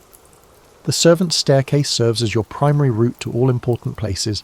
It's narrow and steep, designed by architects who clearly never had to carry a coal scuttle up 4 flights, while balancing a chamber pot and trying not to wake the entire household. You've developed a peculiar grace navigating these stairs, part mountain goat, part ballet dancer, all determination not to tumble backward into catastrophe. Your first stop is the magnificent hall, where yesterday's ashes in the massive fireplace look like the remains of a small dragon. The grate is heavy enough to anchor a ship, and cleaning it requires the kind of athletic ability that would impress circus performers. You've learned to approach it like a puzzle. First the smaller pieces, then the grate itself, always mindful that coal dust has a magical ability to appear on surfaces you haven't even touched yet. The manor wakes up around you in layers. First come the other servants, moving through their morning routines with the synchronised precision of dancers who've rehearsed the same performance for years. Then come the dogs, Lord Ashworth's hunting hounds, who seem to insist on serving breakfast at 5 sharp, regardless of human convenience. Finally, the house itself begins to stir, floorboards settling, pipes gurgling their morning complaints, and somewhere in the distance, the grandfather clock in the entrance hall chiming the hours like a stern headmaster, keeping everyone on schedule. You've learned to love these early morning moments, when the manor belongs entirely to its servants. There's something peaceful about moving through rooms that will later buzz with the complicated social machinery of the upper classes, but for now exist in a state of suspended animation. The drawing room, with its silk wallpaper and furniture that costs more than most people earn in a decade, feels almost friendly in the pre-dawn darkness. You dust the mahogany tables and straighten the cushions on chairs that probably have their own names and pedigrees. The morning light filtering through the tall windows reveals dust motes dancing in the air like tiny rebellious spirits. You've developed a personal relationship with dust. It's your constant companion, your eternal opponent, and occasionally, when the light hits it just right, your unwitting collaborator in creating something almost beautiful. Dust, you've learned, has personality. The dust in the library is scholarly and dignified, settling politely on leather-bound books. The dust in the children's playroom is chaotic and adventurous, hiding in corners and emerging at the most inconvenient moments. By 6 o'clock, you've already accomplished what most people would consider a full day's work. The fires are lit, the main rooms are clean, and you've managed to avoid waking anyone who might dock your wages for disturbing their beauty sleep. Your back aches in that particular way that comes from bending over grates and reaching under furniture, but there's also a satisfaction in seeing the manor slowly come to life around your efforts. The kitchen, when you finally make it there for your breakfast, is a warm refuge filled with the smell of fresh bread and the comfortable chaos of Mrs. Pemberton's domain. She rules her realm with the authority of a general and the warmth of a favourite aunt, dispensing both orders and wisdom in equal measure. The pecking order in a Victorian mansion is more complex than the family tree of European royalty, and twice as confusing for newcomers. You've learned to navigate this social labyrinth with the skill of a diplomat, always mindful of who outranks whom, and exactly how much courtesy each position demands. At the top of the servants' hierarchy sits Mr. Whitmore, the butler, who carries himself with the dignity of a man who's never doubted his place in the world. Mr. Whitmore, the butler, possesses the ability to elevate the mundane task of polishing silver to a sacred ritual, and his disapproval is unmistakable. You've seen him reduce footmen to stammering apologies with nothing more than a raised eyebrow and a slight tightening around the eyes. Just below him reigns Mrs. Hartwell, the housekeeper, who manages the female staff with the organisational skills of a military commander and the intuition of someone who's raised 12 children. She carries a massive ring of keys that jangles with every step, announcing her presence like a one-woman brass band. These keys unlock everything from the linen closets to the wine cellar, and the sound of them has become the soundtrack of authority in your daily life. Mrs. Pemberton rules the kitchen with an iron ladle and a heart that's softer than her Yorkshire pudding. She's a cook who meticulously remembers each servant's preferred tea and consistently provides an extra biscuit during a particularly challenging day. Her domain is distinct from the rest of the house hierarchy, as she reports directly to Mrs. Hartwell. However, within her kitchen, her authority is unquestioned. You've found your place somewhere in the middle of this complex social machinery. As a housemaid, you're above the scullery maids and the kitchen help, but below the ladies' maids and the governess. It's a position that requires a peculiar kind of social awareness. You need to be respectful to those above you, kind to those below you, and cautious around those at your level, because horizontal politics among servants can be more treacherous than anything happening upstairs. The footmen occupy their own strange category in this hierarchy. They're technically your equals, but they seem to believe their fancy uniforms and proximity to the dining room make them practically members of the family. James, the senior footman, has mastered the skill of sneering at people, while simultaneously serving them soup. His pomaded hair and pristine white gloves make him look like he's constantly ready for a formal portrait, even when he's just carrying coal scuttles. The daily dance of precedence plays out in 100 small ways. Who enters the servants' hall first for meals, who gets the best seat near the fire, who's allowed to voice opinions about the family's guests, and who must simply listen and nod. You've learned to read these subtle cues like a scholar studying ancient texts, because misunderstanding your place can result in anything from cold shoulders to actual dismissal. The strangest part of this hierarchy is how it mirrors the family upstairs while remaining completely separate from it. Lord Ashworth might be the master of the house, but he has no idea that William, the second footman, has been conducting a subtle campaign of psychological warfare against Thomas, the hall boy, over whose responsibility it is to polish the brass doorknobs. These servant dramas unfold parallel to the family's lives, invisible to them but consuming tremendous energy below stairs.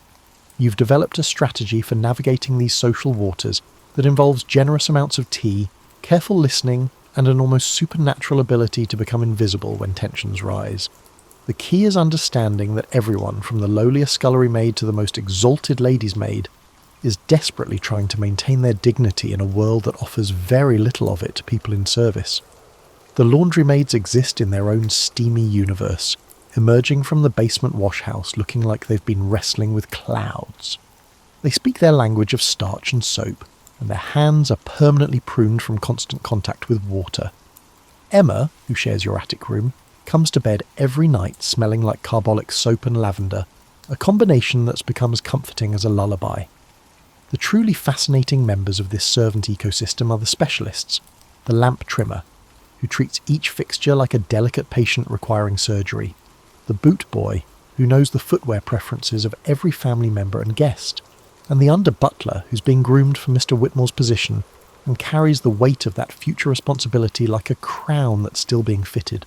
Living in a Victorian mansion means existing in two worlds simultaneously, like being an actor in a play where half the cast doesn't know the other half exists. You've mastered the art of becoming functionally invisible when family members are present, a skill that requires more athleticism than most people realise. The back staircase is your lifeline to invisibility.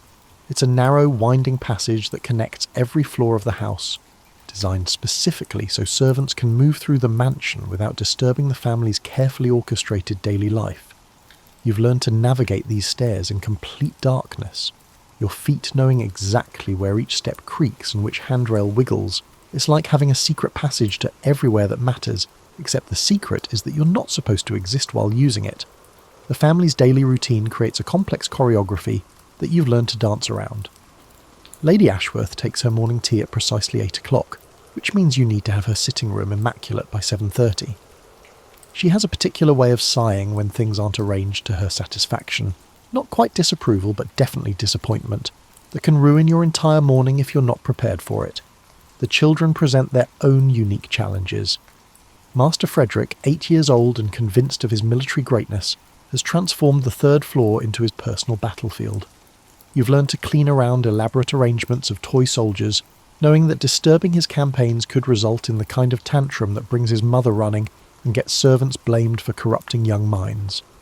His sister, Miss Caroline, is 12 and has recently discovered the power of treating servants like her personal confidants, which is flattering until you realise she's practising her future role as mistress of her household. The guests are where things get intriguing. Every visitor brings their expectations, their servants, and their own way of treating the household staff. You've learned to read people quickly. Some guests treat you like furniture, others like family pets, and a precious few like actual human beings. Those who attempt to appear friendly, yet make it evident that they view you as a completely different species, are the worst. Mrs. Fitzpatrick, Lady Ashworth's sister, visits monthly and treats the servants' hall like her personal entertainment venue. She sweeps through, asking intrusive questions about your personal life, while simultaneously rearranging everything according to her own preferences. Her lady's maid, Miss Prentice, apologises constantly for her mistress's behaviour, while somehow making it clear that she considers herself superior to the permanent staff. The dinner parties are where your invisibility skills get their greatest work out. You've learned to move through the dining room like a ghost, refilling water glasses and replacing courses while 8 to 12 people conduct conversations that range from fascinating to horrifying, often within the same sentence. The trick is to listen without appearing to listen, to anticipate needs without seeming to pay attention, and to remember everything while pretending to forget it all the moment you leave the room. Overhearing conversations about politics, finance, and social scandals that would make excellent gossip if you could share them, You've gained valuable insights. The family discusses their neighbours' affairs, their business dealings, and their opinions about everything from the weather to the empire, all while servants move around them like well-trained spirits. It has provided you with an education in human nature that no school could match. The most challenging aspect of this upstairs-downstairs existence is maintaining your sense of self while pretending to be invisible. You've learned to find moments of genuine connection with the family members, a shared joke with Miss Carolyn, a moment of appreciation from Lady Ashworth when you've arranged her flowers particularly well, or a nod of approval from Lord Ashworth when you've managed to clean his study without disturbing his carefully organised chaos. The house itself becomes a character in this daily drama. Different rooms have different personalities, different moods, and different requirements for how you're supposed to behave in them. The library demands quiet reverence. The drawing room requires careful attention to every surface, and the nursery needs the kind of vigilance that comes from knowing that children can destroy a perfectly clean room in the time it takes to blink. Cleaning a Victorian mansion is like being a detective, a chemist, and an athlete all rolled into one exhausting profession. You've learned that every stain tells a story, every surface has its personality, and every cleaning solution has the potential to either save the day or create a disaster that follows you for months. The cleaning supplies in Mrs. Hartwell's locked cupboard look like ingredients for either medicine or mayhem, depending on your level of expertise.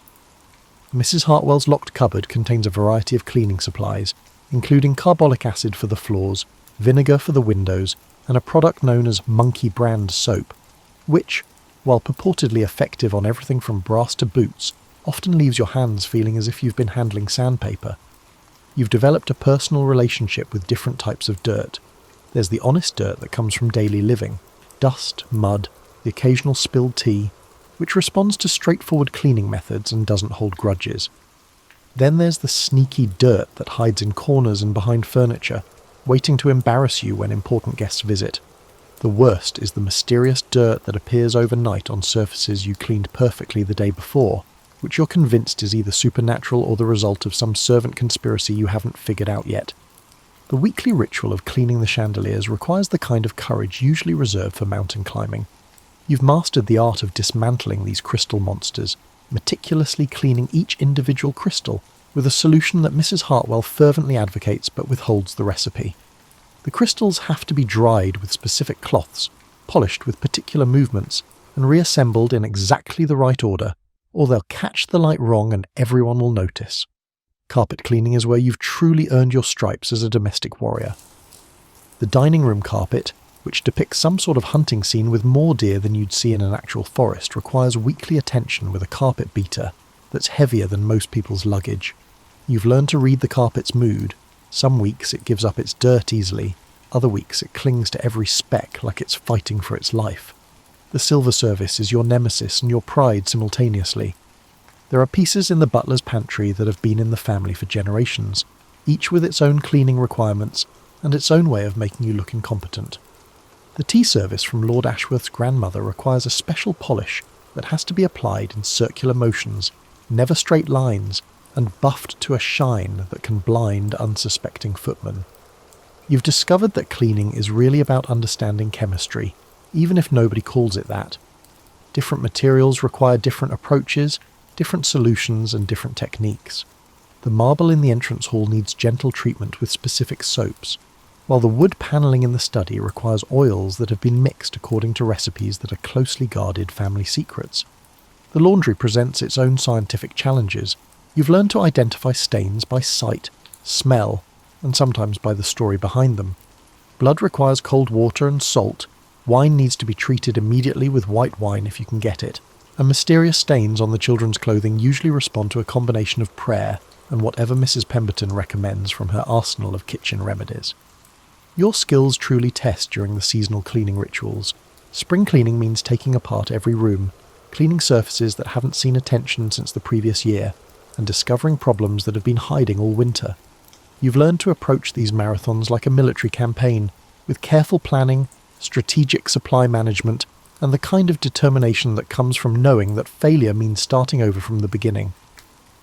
The tools of your trade have become extensions of your body. You know exactly how much pressure each brush can handle, which cloths work best on which surfaces, and how to make a feather duster perform like a precision instrument. Your hands have developed calluses in places that tell the story of your daily routine, and your back has learned to bend and twist in ways that would impress contortionists. The kitchen is the heart of the manor, but it's a heart that beats with the rhythm of organised chaos, military precision, and the occasional minor explosion when someone forgets that the temperamental stove has a mind of its own. You've learned to navigate this culinary battlefield with the skill of a diplomat and the reflexes of someone who's been hit by flying pastry once too often. Mrs. Pemberton governs her domain with a wooden spoon that has endured more use than most medieval weapons. Mrs. Pemberton is a cook who adeptly prepares a 7-course dinner for 12 guests, manages the daily meals for 23 servants, monitors dietary restrictions that fluctuate with the weather, and maintains a constant commentary on the moral failings of anyone who has ever questioned her gravy. The kitchen follows a schedule that would leave railway conductors feeling envious. Breakfast preparation begins at 4:30, with the great stove being coaxed to life like a temperamental dragon that requires specific rituals to avoid breathing fire in the wrong direction. The bread has to rise at precisely the right temperature. The porridge must be stirred in a particular pattern to avoid lumps, and the bacon requires the kind of attention usually reserved for diplomatic negotiations. You've learned to read the kitchen's moods like a weather forecaster. When Mrs. Pemberton starts humming while she kneads bread, it's going to be a good day. When she begins muttering about ungrateful families and servants who don't appreciate proper cooking, it's time to become very useful, very quietly, and very far from her line of sight. When she starts banging pots louder than necessary, everyone knows to work faster and speak less. The scullery maid, poor Sarah, lives in a world of endless dishes where every meal creates a mountain of plates, glasses, and serving pieces that need to be washed, dried, and put away before the next meal begins the cycle again. She's developed arms that could probably arm wrestle most of the footmen, and a philosophical approach to dishwater that borders on the mystical.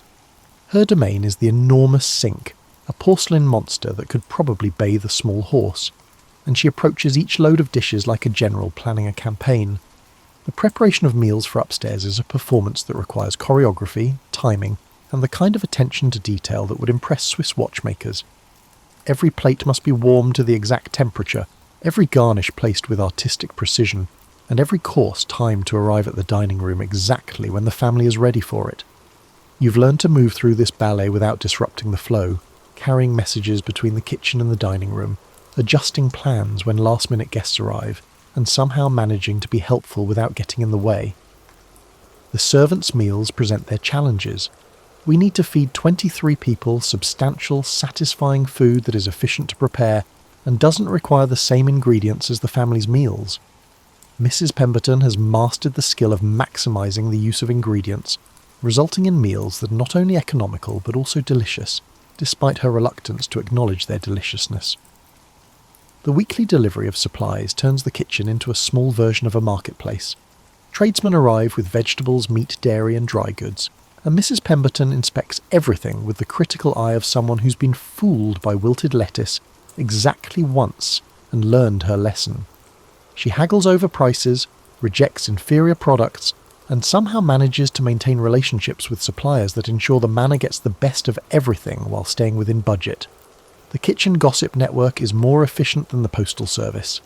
Information travels from the tradesman's entrance to the servants' hall faster than steam from a kettle, and Mrs. Pemberton somehow knows about neighbourhood scandals before they happen. She dispenses wisdom about everything from unreliable butchers to unsuitable marriages, all while stirring sauces and timing roasts with the precision of a master conductor. The kitchen reveals its true character during the evening clean-up. After a day of constant activity, the great room needs to be restored to perfect order for the next day's battles. Every surface must be scrubbed, every pot cleaned and put away, and the stove banked for the night like a faithful pet being tucked into bed. It's during these quiet moments that you appreciate the kitchen's warmth, both literal and metaphorical, and understand why it's considered the heart of the entire household. Living in a Victorian mansion also makes you an unwilling keeper of family secrets, neighbourhood gossip and blackmail material, which you would never do because that would be wrong and you need this job. The servants' hall after dinner is where information flows like tea from a pot. Sometimes bitter, sometimes sweet, always hot. You've learned to listen carefully and speak cautiously, because gossip is currency in the servant world, and spending it unwisely can leave you socially bankrupt. The trick is knowing which stories are safe to share, which ones are too dangerous to repeat, and which ones are so delicious that keeping them secret feels like a physical sacrifice. Martha, the senior housemaid, has been with the family for 15 years and knows everything about everyone. She possesses an extensive knowledge of scandals, ranging from Lord Ashworth's youthful gambling debts to the reasons behind Lady Ashworth's sister's exclusion from Christmas dinner. Martha dispenses this information like a careful pharmacist, giving you just enough to satisfy your curiosity without providing enough to get you into trouble. The most fascinating discoveries come from cleaning the family's private spaces. You've mastered the art of interpreting clues, such as the hastily hidden letters upon entering a room, the abrupt halts in conversations when servants arrive, and the poignant glances shared among family members that reveal intricate details about situations you're not expected to comprehend. The art is in appearing oblivious while actually being quite observant, and in remembering everything while pretending to forget it all. The guest rooms hold a wealth of information about the family's social connections. You've learned to deduce entire stories from the contents of visitors' luggage, their correspondence, and their requests for specific services. Colonel Weatherby, who visits quarterly, always brings his soap and requests extra towels, which suggests either fastidious hygiene or something more interesting that you're not supposed to think about. Mrs. Vanderbilt always travels with her sheets and insists on having her tea prepared with water that's been boiled exactly twice, which tells you something about either her standards or her superstitions. The most dangerous secrets are the ones that involve the family's finances. You've overheard enough conversations to understand that the manor's magnificent appearance might not reflect the actual state of the family's resources. There are whispered discussions about mortgages, investments, and the need to make certain economies that must never be apparent to visitors. This knowledge lingers in your mind, too significant to overlook, yet too perilous to divulge. The romantic entanglements of the family provide endless entertainment for the servants' hall.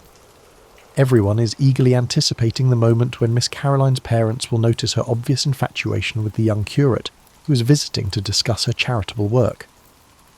Master Frederick's current obsession with military history seems to be connected to his desire to impress Miss Julia, the daughter of a visiting general, which is adorable until you realise that 8-year-old romantic strategies involve increasingly elaborate displays of toy soldier expertise.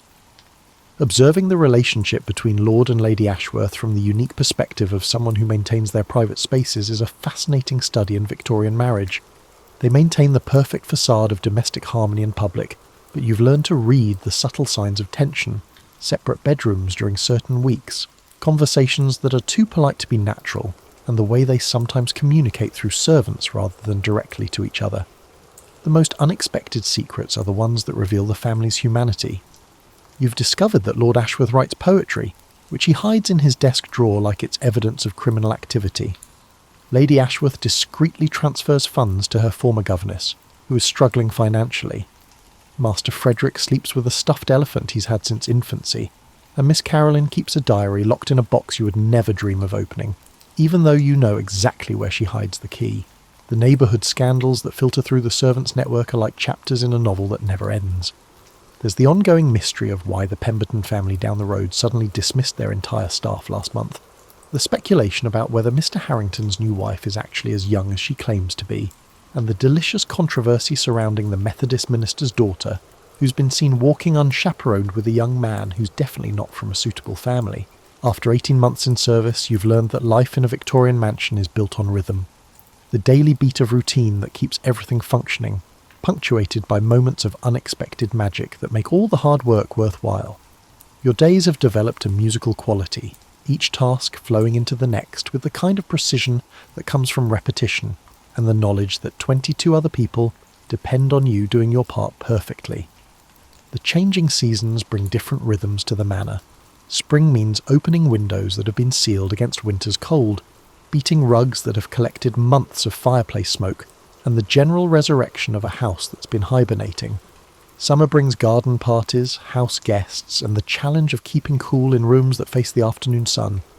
Autumn means preparing for winter's siege, preserving food, and the melancholy beauty of watching the grounds transform into a landscape painting.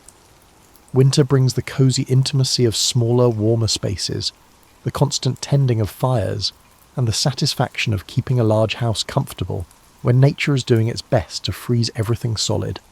You've learned to find beauty in the most mundane tasks.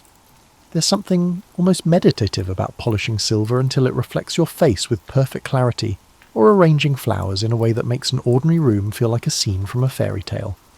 The repetitive nature of your work has taught you to appreciate small improvements, tiny victories, and the satisfaction that comes from doing something well, even when nobody notices. The family has grown from distant figures to real people with quirks, habits, and personalities that you've learned to accommodate and even appreciate. Lord Ashworth's absent-minded professor tendencies mean you never move anything on his desk, even when it's been sitting in the same spot for months. Lady Ashworth's perfectionist streak has taught you to anticipate problems before they occur and to take pride in exceeding expectations. The children have shown you that growing up in privilege doesn't necessarily mean growing up without challenges, and that being wealthy doesn't protect you from the universal experiences of childhood confusion and the need for kindness. Your fellow servants have become the family you never expected to find. Martha's tough exterior conceals a heart shattered by numerous disappointments, yet she's the first to extend assistance when you're in need. Mrs. Pemberton's persistent complaints about ungrateful people conceal a profound joy in providing nutritious food and maintaining their health. Even Mr. Whitmore, with his intimidating dignity, has shown moments of unexpected humour and surprising kindness. The skills you've developed in service have changed you in ways you didn't anticipate. Your hands have become capable of delicate work that would have been impossible 18 months ago. Your back has grown stronger from all the bending and lifting. Your mind has become more organised, more efficient, and better at solving problems quickly. You've learned to read people's moods, to anticipate needs, and to provide comfort without being asked. The most surprising discovery is how much you've learned about yourself. Living in service has taught you resilience, patience, and the value of work well done. You've learned that you can adapt to unexpected situations, that you can do more than you thought, and that dignity isn't based on social status. The future stretches ahead, with possibilities you're still learning to imagine. Some servants spend their entire careers in service, rising through the ranks to positions of respect and responsibility. Others save their wages and eventually establish their households. A few marry and leave service altogether, carrying their skills into different lives. You haven't decided which path you'll take, but you've learned that having choices is a luxury you're grateful for. As you settle into your narrow bed at the end of another long day, listening to Sarah murmur about her sweetheart and Emma's reliable snores, you realise that this life you've built in service is more than just a job. It's a community, an education, and a foundation for whatever comes next. The manor house sleeps around you, peaceful and secure, and you drift off knowing that tomorrow will bring the same rhythm of routine and the same possibility of small magic. The last thing you hear before sleep takes you is the grandfather clock in the entrance hall, chiming the hours with the same steady reliability that has marked your days since you arrived. It's a comforting sound, a reminder that some things endure and that your part in keeping this small world functioning matters more than you might have thought when you first climbed those steep servant stairs with your single bag of possessions and a heart full of uncertainty. Your life in service has taught you that home isn't always the place you're born and family isn't always the people you share blood with. Sometimes home is a narrow bed under sloped ceilings, and family is the people who know exactly how you like your tea and never forget to save you the last slice of Mrs. Pemberton's apple tart.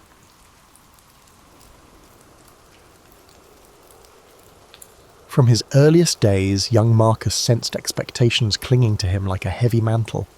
He was not yet the philosophical emperor history would revere, merely a curious boy from a prominent Roman family. Marble halls and hushed political debates formed the backdrop of his childhood, each conversation reinforcing the idea that he was fated for a grand role. Even while tinkering with wax tablets and toying with styluses, the weight of the future loomed in every corner of his home. Despite his tender years, Marcus felt drawn to the Roman Forum's colossal columns and venerable statues. Each marble figure whispered tales of victory and downfall, reminding him how power shimmered, then vanished.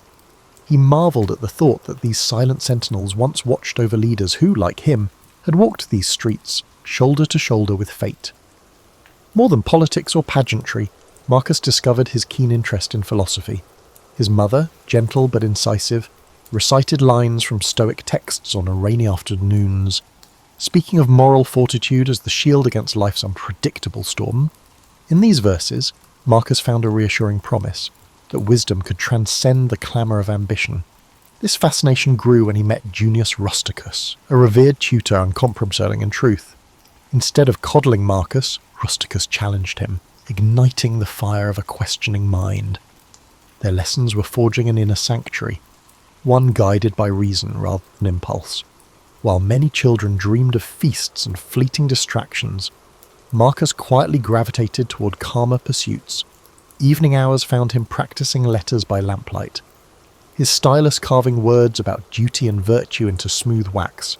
Even at a young age, he sensed that an empire was not just a playground of wealth and power, but an arena where moral strength was tested at every turn. Politics, however, remained an unrelenting reality. Allies and adversaries shifted like desert sands.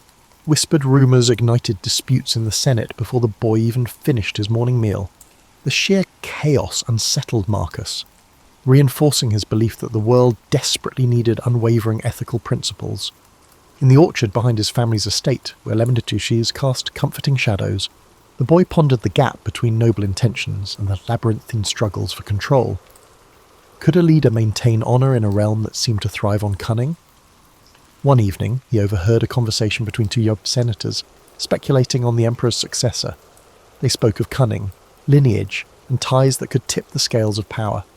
The gravity of those words thrilled and sobered him. Soon, the emperor's choice would reshape the lives of thousands. Perhaps they would someday look to Marcus for leadership. The thought both exhilarated and weighed him down.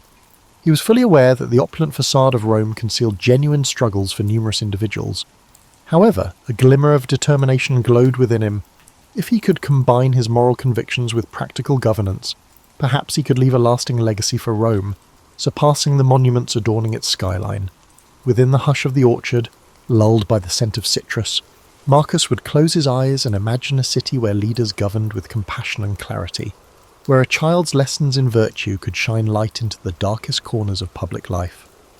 This was more than daydreaming. It was the formation of an inner compass. Over time, that compass would guide him through personal trials and political storms alike. The seeds of the greatness, once planted, sprout in quiet moments of introspection. Marcus Aurelius was still a boy, but those daily lessons, Stoic texts, moral debates, afternoons spent in wide-eyed awe at the forum's relics, were shaping him into something unexpected. He wanted to be more than a figurehead who wore the purple cloak of Rome. He aspired to be a leader who, through reason and resolve, could honour the empire's legacy while also moulding it into a place where virtue had not yet gone to die. Only time would reveal the magnitude of that promise. But in those early days, he nurtured it beneath the lemon trees, letting the steady Roman sun coax it into full bloom. Occasionally, he noticed the quiet fear in the eyes of servants, wondering if the next political shift would upend their lives. These silent observers became Marcus's secret teachers, revealing how the whims of the powerful sent ripples through every social stratum. Each nervous glance was a stark reminder that real lives rested on the emperor's decrees. For Marcus, the truest path forward lay in forging a principled heart, one that would not falter when confronted by the swirling winds of power. He did not yet know how he might achieve such steadiness, only that he must, lest he become the very thing he feared. The turning point came when Emperor Hadrian, aging and burdened by illness, cast his gaze upon the empire's future. In doing so, he settled upon Antoninus Pius as his immediate successor, but insisted that Antoninus adopt young Marcus alongside Lucius Verus. For Marcus, this was no mere ceremonial shift. Suddenly, every gesture was scrutinized, every uttered word weighed for hints of potential. However, while he felt destiny's grip tighten around him, he also discovered unexpected warmth in Antoninus, the man he would learn to call father. Antoninus Pius was neither a flamboyant conqueror nor a voracious politician. His nature leaned toward the steady and the dutiful. He managed affairs of state with consistent practicality, doing so in a manner that contrasted sharply with the tempestuous reigns Rome had witnessed before. Gradually, Marcus realized that the empire did not always hunger for breathtaking exploits. It sometimes needed the comforting hand of stability, and from Antoninus, he he absorbed a set of quiet lessons, among them the value of patience, the virtue of measured decision-making, and the simple power of reliability. But not everyone supported this new arrangement. Some in the Senate murmured that Marcus was too young, too reflective, too predisposed toward philosophy to handle imperial responsibilities. They questioned whether the boy who spent hours with Stoic scrolls and moral treatises could ever become the commanding presence they believed Rome required. In response, Marcus met these doubts not with anger, but with a focused determination. If he was untested in governance, then he would devote himself even more deeply to studying its intricacies. He devoured treatises on law, pored over military histories, and conversed late into the night with advisors who had navigated the labyrinth of Roman politics. The more he learned, the more he recognized that governance was not a place for rash tempers or inflexible dogmas. Indeed, it demanded both compassion and detachment, an ability to stand firm for justice, while also understanding the fragility of human ambition. His bond with Lucius Verus added a twist to this evolving chapter. Lucius was his co-heir, a young man prone to revelry and spectacle, far less studious than Marcus but undeniably charismatic. The two could not have been more different. Yet they were tied together by destiny's decree. Even so, Marcus found that their differences enriched his perspective. Through Lucius, he glimpsed the appeal of festivity and lived experience, worlds that felt distant to his contemplative soul. He did not begrudge Lucius his extravagances, but he pledged to maintain a certain balance, steering clear of the pitfalls of mindless indulgence. Under Antoninus's watchful guidance, Marcus began attending meetings where Roman officials debated issues of provincial taxes and infrastructure. At first, he was a silent observer. He listened intently, noting how rhetorical skill could sway opinions, how alliances formed and dissolved. Gradually, Antoninus entrusted him with minor tasks, drafting letters to distant governors, reviewing small legal disputes, or overseeing the maintenance of an aqueduct. Despite the seemingly mundane details, each assignment revealed the hidden threads that held Rome together. An enlightening moment arrived when an official from a far-flung province complained about an unpaid legion. Though it seemed a trivial matter, an administrative oversight, it threatened the morale of hundreds of soldiers, men tasked with safeguarding Roman borders. Marcus tackled the crisis with empathy, ensuring funds were dispatched promptly and carefully, offering a few thoughtful words of gratitude for the troops' service. The gesture, though modest, resonated widely. Rumours spread of the young heir who was genuinely concerned for the well-being of people he had never met. For the first time, Marcus sensed that his inclination toward moral philosophy might, in fact, hold a practical value in the arena of power. Life under Antoninus's roof was both nurturing and demanding. The emperor expected discipline, but also allowed Marcus to cultivate intellectual pursuits. Debates with learned scholars and philosophers became as common as talk of grain shipments from Egypt. In these discussions, Marcus refined his belief that leadership was not about personal glory, it was about serving a greater whole. He saw in Antoninus a man who laboured daily for the good of Rome, not because it was glorious, but because it was right. Still, there were moments of doubt. The ghosts of the previous emperors, men such as Domitian and Nero, cast long shadows. Marcus knew well that absolute authority could corrupt a weak soul.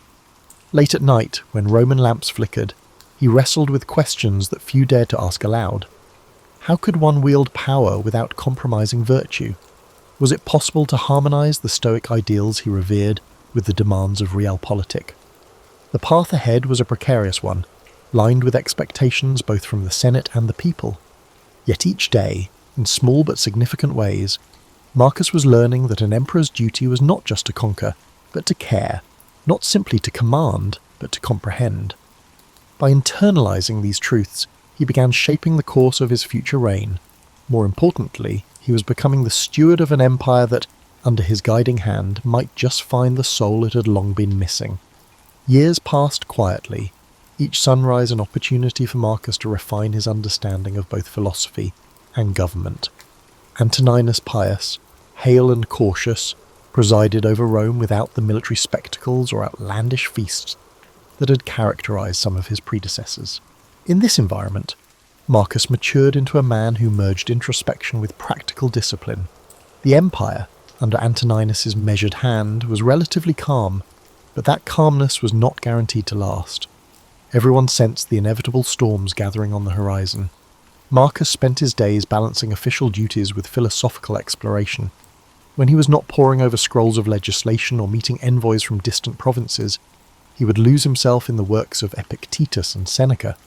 Far from an abstract exercise, these writings felt like maps, guiding him through the moral intricacies of leadership. He scribbled notes in the margins, pondering how to remain true to himself even when thrust into decisions affecting thousands of lives. Although he now enjoyed a status second only to Antoninus, Marcus remained approachable. He developed a habit of conversing with those at the fringes of power. Interpreters who facilitated talks with foreign delegations, stewards who oversaw the daily distribution of grain, even the librarians who cared for Rome's repositories of knowledge. Listening to their small but urgent stories, he saw more clearly the magnitude of responsibility that would soon rest upon his shoulders. Each conversation reminded him that the empire's success was anchored in everyday diligence, not just in grand proclamations. His personal life, though mostly tranquil, had its challenges. Encouraged by Antoninus, he entered a thoughtful marriage with Faustina, the emperor's daughter. Their union was not just a political arrangement, there was genuine affection between them. Faustina brought a spirited energy that balanced Marcus's more reflective nature. Yet, the intricacies of raising a family within the palace tested his composure in ways philosophy books rarely addressed. Their children's laughter filled the marble halls, but so did the strains of potential succession debates. Marcus tried to be an engaged father, but he often found himself juggling the empire's needs with the demands of parenthood. Meanwhile, Lucius Verus, his adoptive brother, grew increasingly restless. The lull under Antoninus's rule left Lucius craving excitement. He frequented gatherings that were rumoured to be lavishly hedonistic, drawing the curiosity of Rome's elite and the concern of its moralists. Despite their occasional friction, Marcus still cared for Lucius, who was, after all, part of the family. To reconcile their worlds, Marcus invited Lucius to more official functions, hoping to blend Lucius's charm with the seriousness of leadership. Sometimes it worked, other times it sparked tension. It was around this period that disturbing news began to trickle in from the northern frontiers.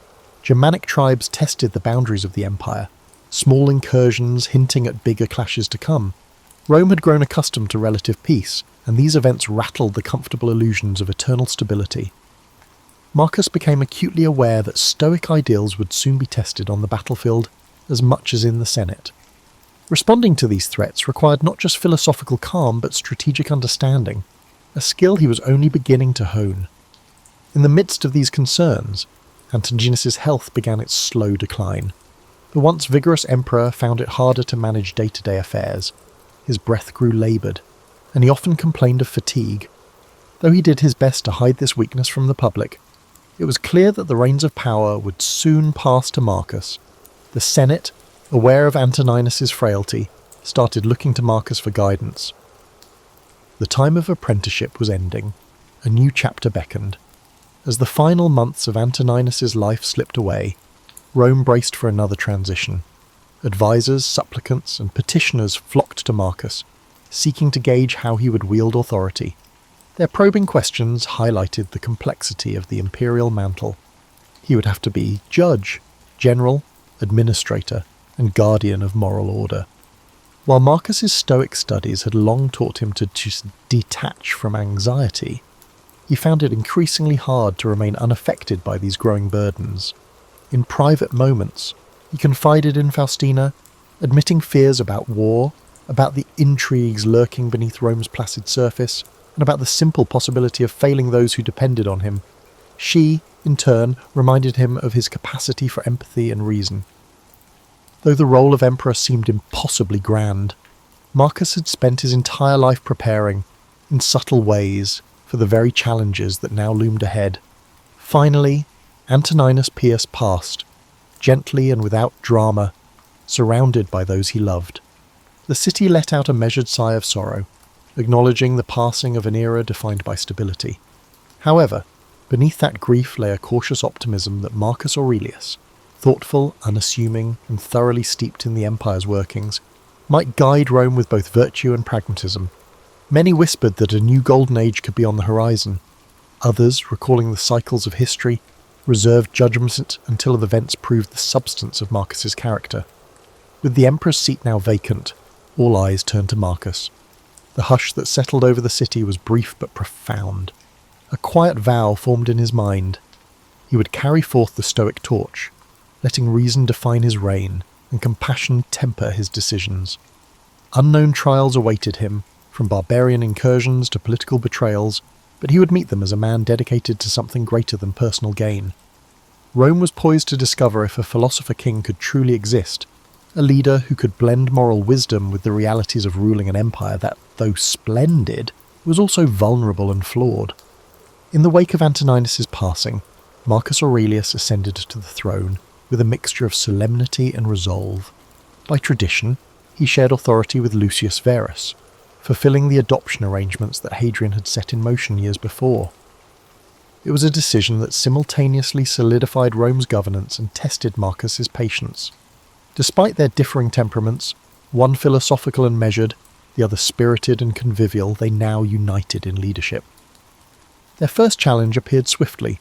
The Parthian Empire seized upon the perceived vulnerability of a transitioning Rome, threatening key eastern provinces. Roman legions prepared for battle, and Lucius Verus rushed to oversee military operations. Marcus stayed behind in the capital to manage the rest of the empire. Letters from the front revealed victories peppered with Lucius's flamboyant account of triumphs. Yet Marcus also sensed the strain on the troops. In addition to the clashing of swords, war also presented logistical challenges such as supply lines, desert conditions, and the imminent threat of disease. As if on cue, a devastating plague emerged, travelling with the legions back from the eastern campaigns. Called the Antonine Plague by future historians, it spread like wildfire, leaving panic in its wake. Citizens fled the densely populated quarters while rumours circulated that the gods were punishing Rome for its arrogance. In the midst of this horror, Marcus clung to his Stoic roots, advocating calm, reason, and measured steps to contain the devastation. Hospitals were organised, rations allocated. Despite scepticism from some corners, the emperor led by example, supporting sanitation measures and funding the medical efforts of Galen, the famed physician of the time. Yet the costs were severe. Cities grew somnant from the high death toll, farmland lay untended, and the empire's morale dipped to a new low. The plague's merciless reach sharpened Marcus's sense of empathy. He realised that no matter one's station in life, suffering belonged to all. He worked tirelessly with local leaders to provide relief, draining personal funds to feed and heal those most affected. While some criticised these expenses as unsustainable, Marcus saw them as a moral imperative. An emperor, he believed, was beholden to the welfare of his subjects, not the other way around. Over time, the plague receded, though the scars it left on Rome, both physical and psychological, would linger for years. The war front also stabilised under Lucius's oversight, enabling the generals to secure treaties. Eventually, Lucius returned to the capital, bringing with him ornate spoils of victory. Yet Marcus noticed a new gravity in his brother's demeanour. The conflict and subsequent plague seemed to have tempered Lucius's thirst for diversions, at least for a while. For the time being, they presented a cohesive front, but the empire had little time for respite. Almost as soon as the eastern threat subsided, word arrived of renewed aggressions along the Danube. Germanic tribes, emboldened by Rome's vulnerabilities, pushed southward. This new confrontation demanded a robust military response. Rome prepared legions to defend its territory, and Marcus himself resolved to lead them. Though it was not typical for a philosopher to don military garb, he understood that a hands-on approach would galvanise soldiers and reassure a fearful populace. Packing up his scrolls and leaving behind the marble halls of the palace, Marcus journeyed north. Stationed in military camps, he observed firsthand the stark realities of war. There were no polite Senate debates here, only the raw tension of men preparing for battle. Surrounded by tents and the clang of metal, he composed sections of what would later be known as his Meditations, journaling thoughts on duty, mortality, and the interplay between fate and free will. This writing served as a kind of mental fortress, shielding him from the cynicism and despair that often accompanied the brutality of war. In these harsh environs, Marcus discovered a facet of leadership seldom addressed in philosophical texts: the delicate balance between mercy and force. When tribunes asked how to handle captured enemy combatants or how to deal with the defiant provinces, Marcus weighed each decision with painstaking care. He believed that any punishment must be morally justified, not simply enacted for vengeance or as a show of might. Yet he also knew Rome had to maintain its authority, or risk inviting further rebellions. Back in Rome, Faustina managed the household and represented the imperial family in public ceremonies. She wrote supportive letters to Marcus, sharing updates about domestic affairs. Their bond, forged in quieter times, proved resilient through these challenges. Despite the stress of separation, they found solace in one another's determination to keep Rome functioning and hopeful. Night after night, Marcus read letters from the capital, reflecting on how ephemeral life could be, how swiftly fortunes changed. He reminded himself that an emperor's responsibility was to act as a steward, not a despot, and that each decision would reverberate through the empire long after he was gone. And so he pressed on, consulting with generals, negotiating with tribal leaders, and continuing to record his private reflections about human nature. As war raged, the empire watched with a mixture of dread and admiration.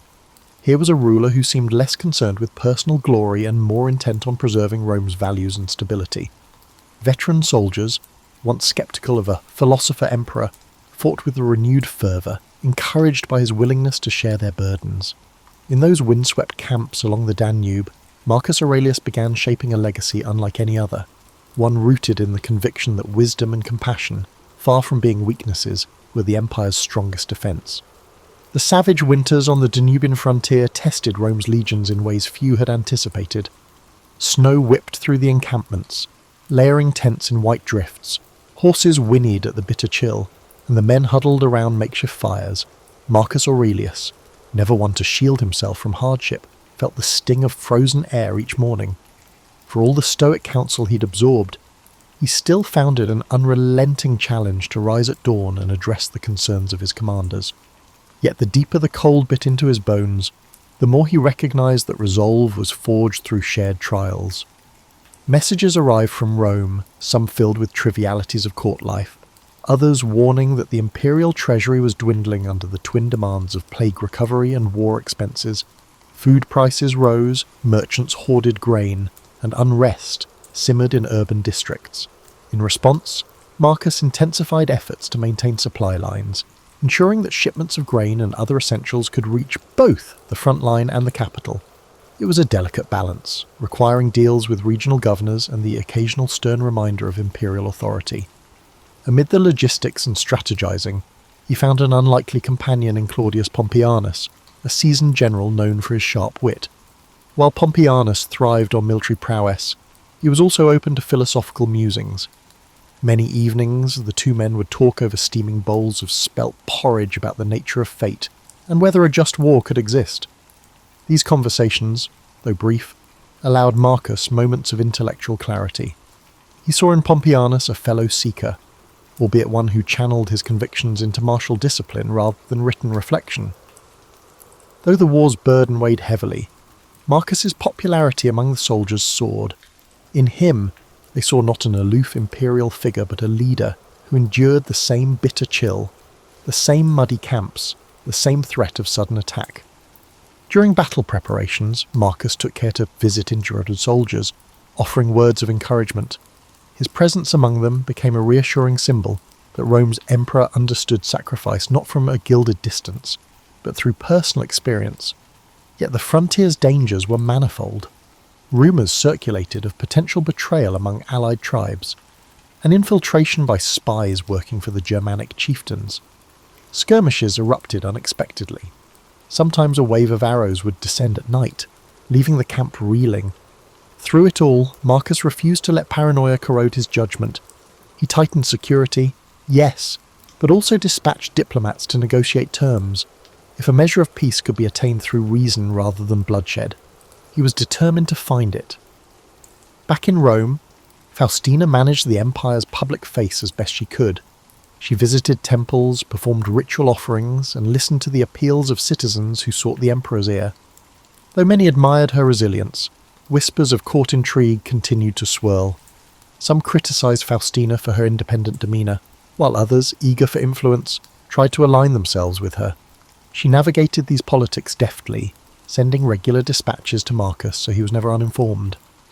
Letters also arrived from Lucius Verus, who split his time between the capital and lesser conflicts simmering in other territories.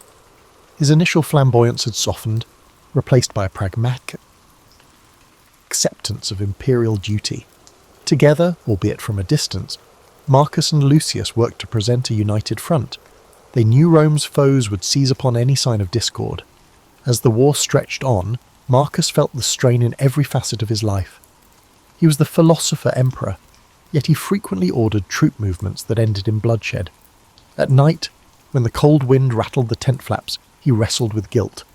He reminded himself that Stoicism was not about denying emotion, but understanding it. Power, he realized, did not give him the luxury of clean hands. Leaders often had to act in ways that chafed against their deeper ideals. Still, there were small mercies, brief truces brokered, a day of sunshine to melt the ice, a messenger bringing news that a troubled province had stabilized. In these fleeting moments, Marcus remembered why he had taken up this struggle in the first place, to safeguard a realm that, for all its imperfections, still held the potential for virtue. If Rome could remain strong yet morally grounded, the seeds of a more enlightened society might one day take root. Victory was not guaranteed, nor was an end to the constant trials.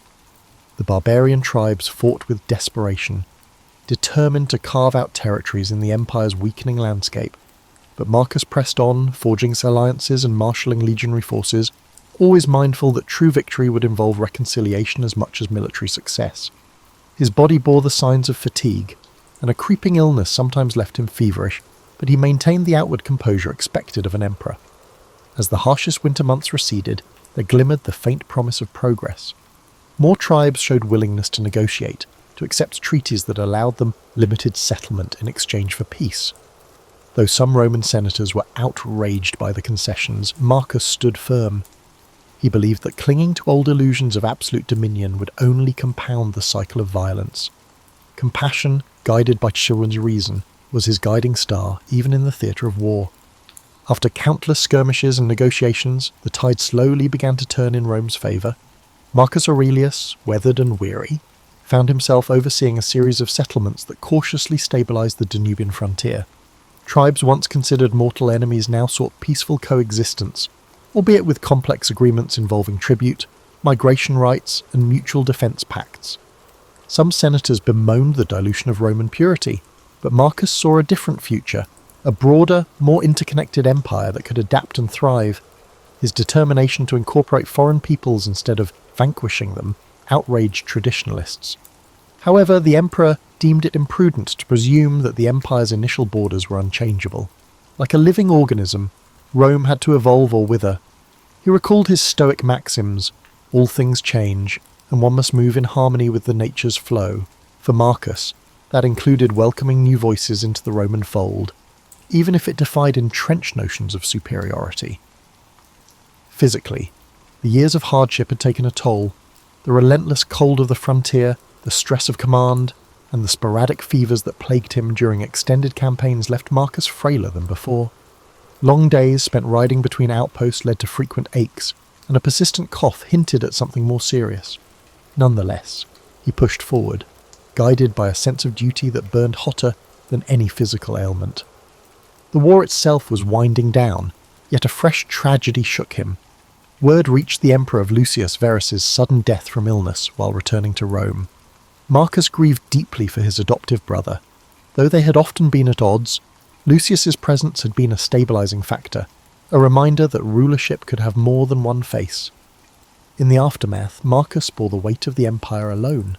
Sleepless nights ensued, haunted by questions about legacy, mortality, and the shape of Rome's future.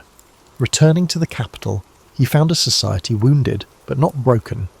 The plague's scars remained visible in empty shops and thinner crowds, but daily life had regained some vibrancy. Senators who once criticised him with veiled scorn now offered subdued respect.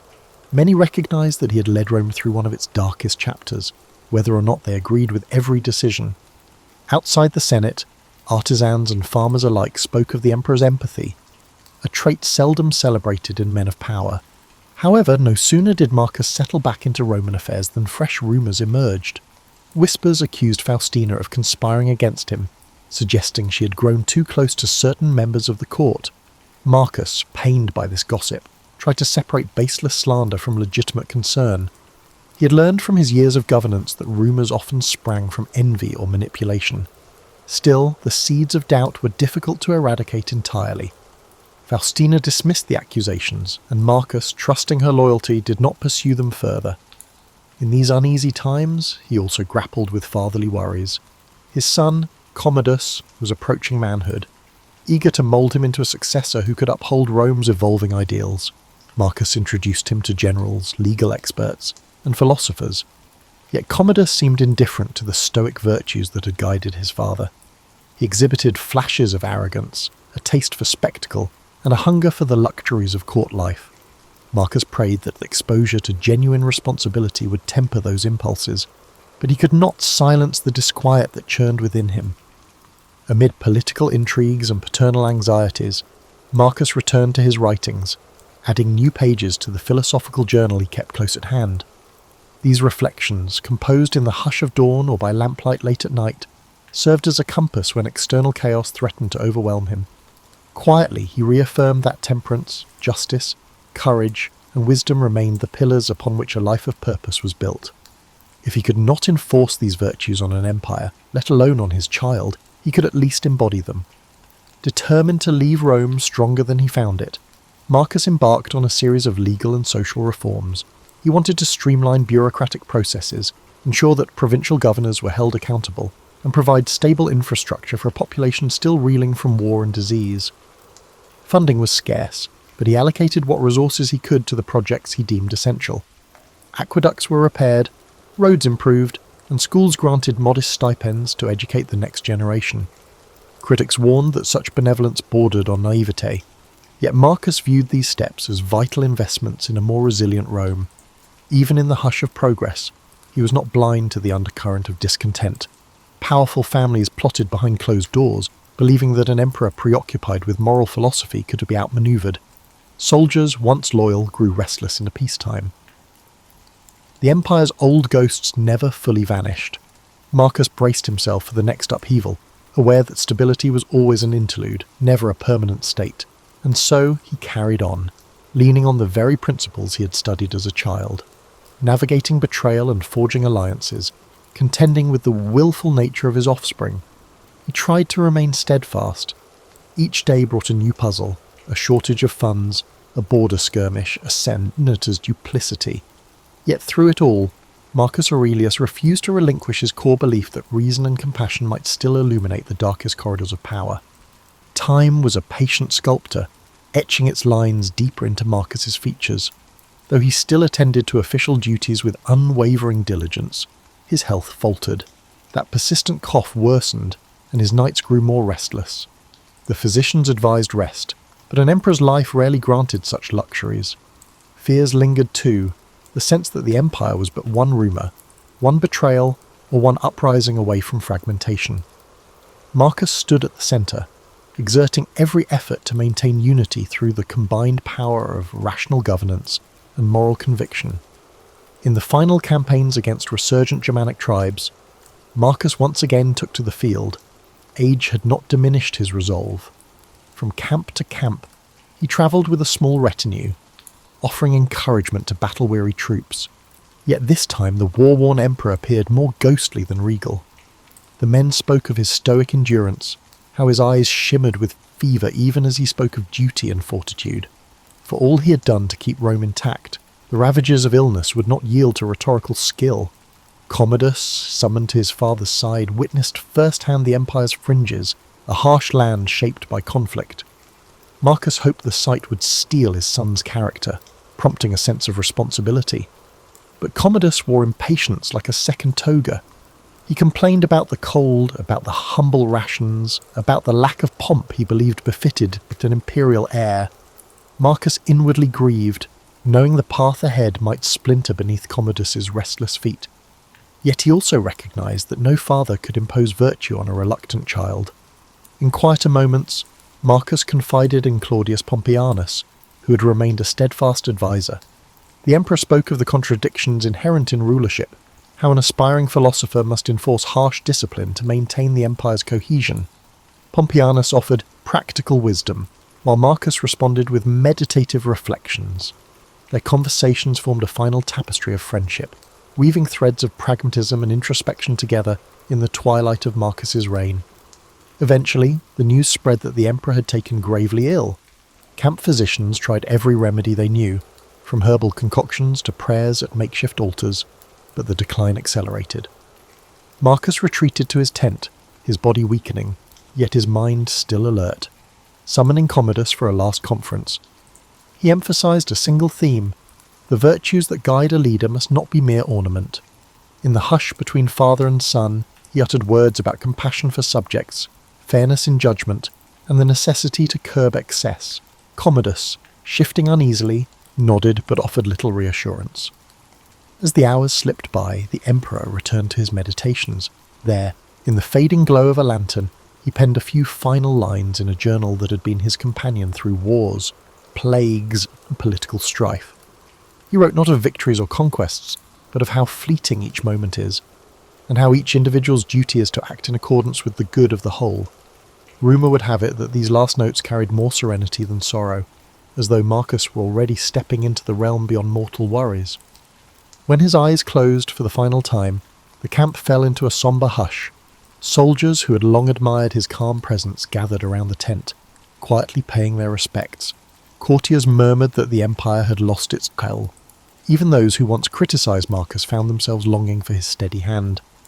The commander of the guard ordered a gentle watch throughout the night, unwilling to break the solemn peace that followed his final breath. Yet life in the empire continued. The next day, Commodus assumed leadership, and Rome braced for another shift. Few doubted that change was inevitable. Marcus had known it himself, but he had also believed that his efforts, his stoic counsel and moral reforms, had planted seeds for a gentler, more reasoned empire. The question of whether those seeds would sprout or wither under Commodus's rule filled hearts with both anticipation and dread. In the days following his death, the body of Marcus Aurelius was prepared for a reverent return to Rome. Crowds lined the streets to catch a glimpse of the funeral procession. Rome did not always cherish its philosophers, but it seemed determined to honour this one, who had guided the empire through despair. Women wept openly, remembering how he had once funded relief in their neighbourhoods. Veterans stood in stoic salute, each recalling the winter nights he spent among them. Scholars carried small scraps of parchment filled with the emperor's wisdom, uncertain if the new era would appreciate such lessons. In the coming years, Rome's course would deviate sharply from the principles Marcus had championed. Commodus's reign brought spectacle over substance, extravagance over empathy. Yet long after the empire's fortunes rose and fell, the writings of Marcus Aurelius endured, quietly offering guidance to those who, like him, sought a life anchored by virtue and reason. He left behind no sweeping arcs of conquest, no grand self-aggrandizing monuments. His legacy was etched in the hearts and minds of those who witnessed how an emperor could sit by a soldier's bedside or grant clemency to a defeated foe. The marble might crumble, the gold might tarnish, but the ideals Marcus championed, integrity, humility, wisdom, would stand resilient. And so, in the annals of history, he would remain a guiding light, a testament that even within the highest seat of power, the human spirit could strive for something nobler than mere dominion.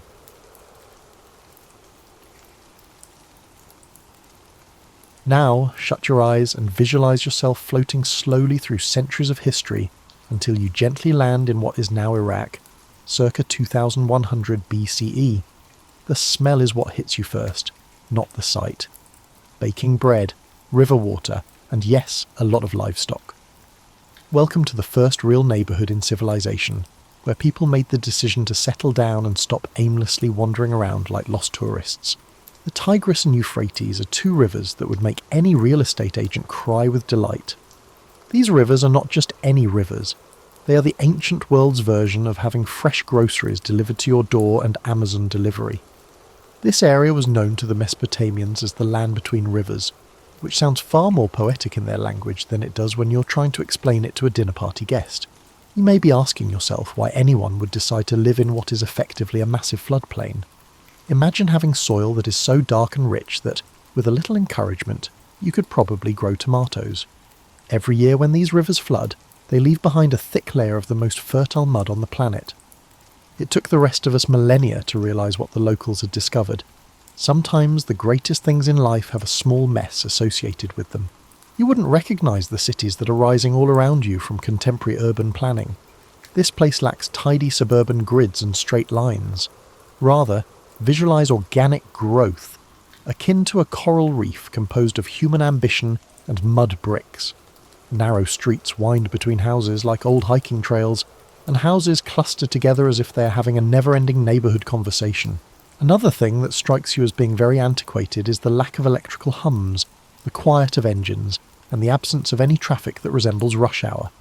Rather, there's the soft splatter of irrigation channels, the steady thud of grain being ground, and the sporadic snarling of a donkey that's obviously upset about something. Modern people spend a lot of money to experience this type of tranquility at wellness retreats. However, this quiet does not imply inactivity. The first large-scale urban living experiment in history is what you're seeing. In essence, these individuals are inventing as they go along, resolving issues that have never been encountered by any human. How do you manage thousands of people in one location? How do you ensure that everyone eats? When your neighbour's goat keeps eating your barley, how do you keep things from going completely out of control? As you will see, the answer combines a remarkable amount of ingenuity, practicality, and what can only be called the first bureaucracy in history. Yes, paperwork was a part of paradise. As you become more accustomed to this ancient world, you start to notice something that would cause any contemporary city planner to either run screaming back to their zoning maps or cry with envy. These Mesopotamians have produced a system of ordered chaos that somehow manages to keep everyone fed, housed, and comparatively content, even though it shouldn't work. Let's begin with the irrigation system, which is the most amazing engineering achievement you will ever witness that does not require electricity. Imagine a vast system of canals connecting every field, garden, and drinking well, nature's equivalent of the internet. You know what? Instead of just accepting this water when you feel like giving it to us, we're going to convince you to share it on our schedule, the Mesopotamians said, glancing at their rushing rivers. The end effect is a network of watery highways that would make the roads of ancient Rome appear straightforward. Individual fields are directly irrigated by water flowing from the main rivers into primary canals, secondary channels, and smaller ditches. It's similar to having running water, but it goes to your barley patch rather than your kitchen sink. In addition, unlike your contemporary plumbing, if this system fails, the city as a whole loses lunch in addition to water pressure. Massive collaboration is needed to manage this liquid lifeline, which has never been done before in human history. One farmer cannot choose to use more water for his fields, while his neighbour's crops are dying. It is impossible for someone upstream to construct a dam without taking downstream residents into account. People must look beyond their immediate needs, their tribe and their family for the first time in human history. Things start to get interesting at this point. The water schedule must be overseen by someone. Who gets what and when must be decided by someone. When Farmer B insists his irrigation ditch was there first, and Farmer A accuses Farmer B of stealing water, someone has to resolve the inevitable conflicts, presenting the first middle management in history. Since clipboards won't be invented for several thousand years, these water managers are more than just bureaucrats with clipboards. They combine elements of weather forecasting, engineering, diplomacy, and refereeing. They must comprehend not only the flow of water but also human thought, crop growth, and how to stop neighbours from igniting generation-long feuds. The good news is that it does work. You're witnessing thousands of people successfully arranging their daily schedules around common resources. Every year, the harvest arrives, the fields turn green at the appropriate times, and the irrigation ditches run according to plan. When the irrigation schedule becomes complicated, everyone is contributing labour, water rights, and a willingness to not strangle their neighbours. It's like watching a huge, antiquated version of a neighbourhood potluck, except instead of bringing casseroles. This system's success has a significant impact on human society. Some people are able to quit farming when they can consistently produce more food than they require for survival. Additionally, some people can start doing other things once they are able to stop cultivating food full-time. Interesting things. Revolutionary actions. This is how your first devoted priests, your first full-time artisans, and your first qualified administrators come to be. It's how you get people who don't have to worry about whether there will be enough grain for the next harvest to spend their days thinking about astronomy, mathematics, or how to make better beer. You're seeing the emergence of expertise along with specialization.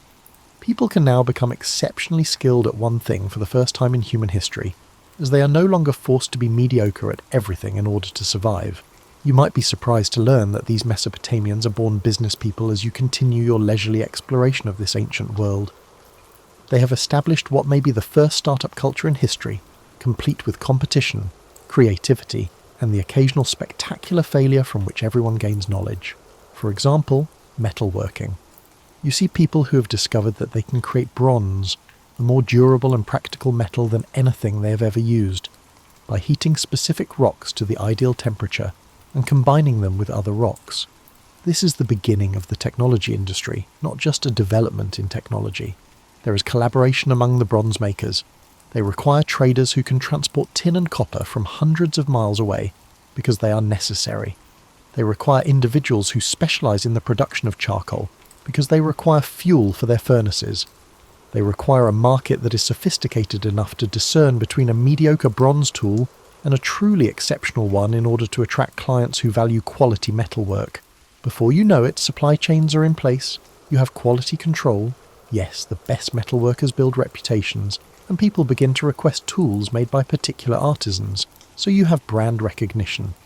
It's the antiquated version of Yelp reviews, except instead of posting them online, people tell their neighbours which blacksmith produces harvest season tools that don't break. However, the true innovation taking place here is economic rather than technological. The modern concept of commerce is being created by these individuals. They are determining how to fairly trade goods and services between people who have different needs, how to plan for future needs while managing current resources, and how to assign value to goods and services. Think about the difficulties. You need a new plough because you grow barley. The toolmaker needs copper for his next project, not barley, but he wants payment. In order to trade up north, the copper trader needs wool, not barley. The shepherd needs barley, but he has wool. How can this be made to work? Their solution is sophisticated in its intricacy. Like water through their irrigation channels, they establish a system of credit and debt that enables value to move throughout the community. In exchange for your promise to pay him with barley after the harvest, which he can then exchange for supplies for his next project with the copper trader, the toolmaker agrees to make your plough right away.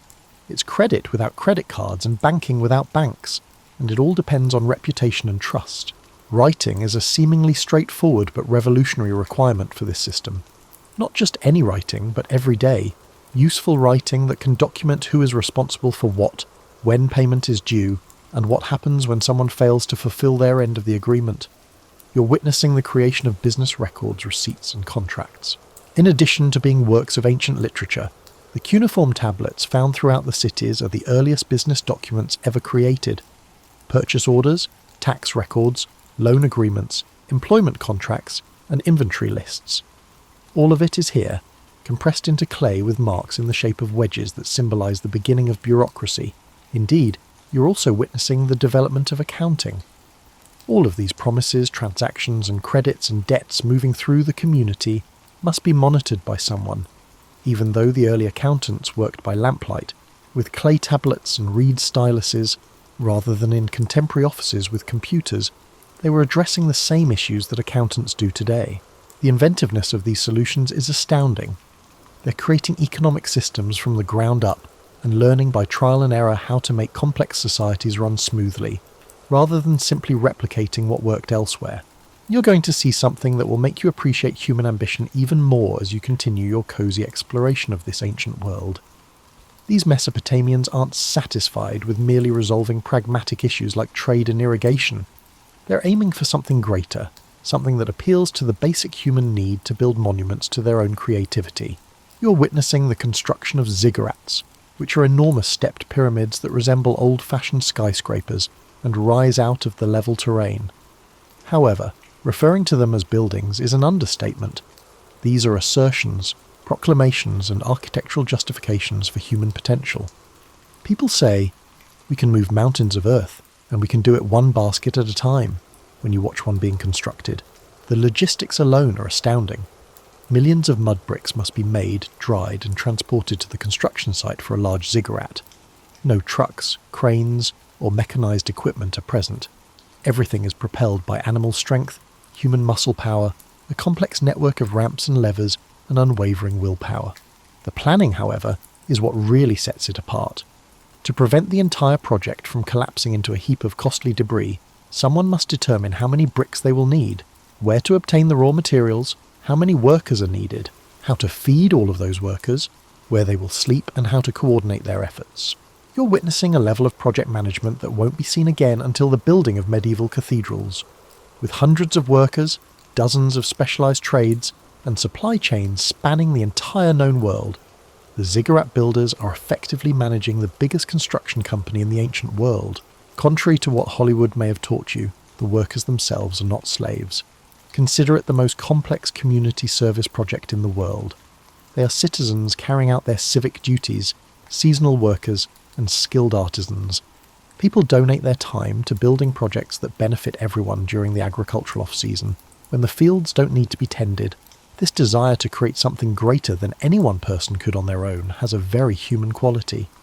In addition to their utilitarian functions as temples, administrative hubs and grain storage facilities, the ziggurats are also symbolic. Look what we can do when we work together. Look how high we can reach, they say. Surprisingly complex engineering is needed. The builders must comprehend the structural integrity, weight distribution, and composition of the soil. They create methods for building sturdy foundations in muddy ground, avoiding water damage, and guaranteeing that the structure will endure for many generations. These are not archaic individuals fumbling through building projects. Rather, they are demonstrating extraordinary ingenuity in resolving intricate engineering problems. Consider the challenge of producing millions of identical bricks. To guarantee uniformity throughout large production runs, they create standardized molds, quality assurance protocols, and drying methods. They determine the ideal brick sizes that strike a balance between handling ease and structural strength. They develop production techniques for assembly lines that will not be used again until the Industrial Revolution. Even more impressive than the engineering is the coordination that is needed. Consider overseeing a project in which some employees are producing bricks, others are moving them, and still others are arranging them in progressively intricate designs as the building rises. Everyone needs to be motivated, supervised, supplied, and in sync. It's similar to conducting an orchestra, except that hundreds of construction workers are used in place of musicians, and architecture that will outlast empires is used in place of music. You come across something that may appear less dramatic than enormous construction projects, but is actually far more revolutionary as you continue your peaceful journey through this amazing civilization. You're seeing the beginning of formal education, mathematics, and what we might call science. The point at which humans started to think methodically about thinking itself. Something extraordinary is taking place in tiny buildings dotted across the cities. Young adults and children are congregating to learn rather than to labour in workshops or fields. The lessons they are learning at the first schools in history will have a lasting impact on human civilization.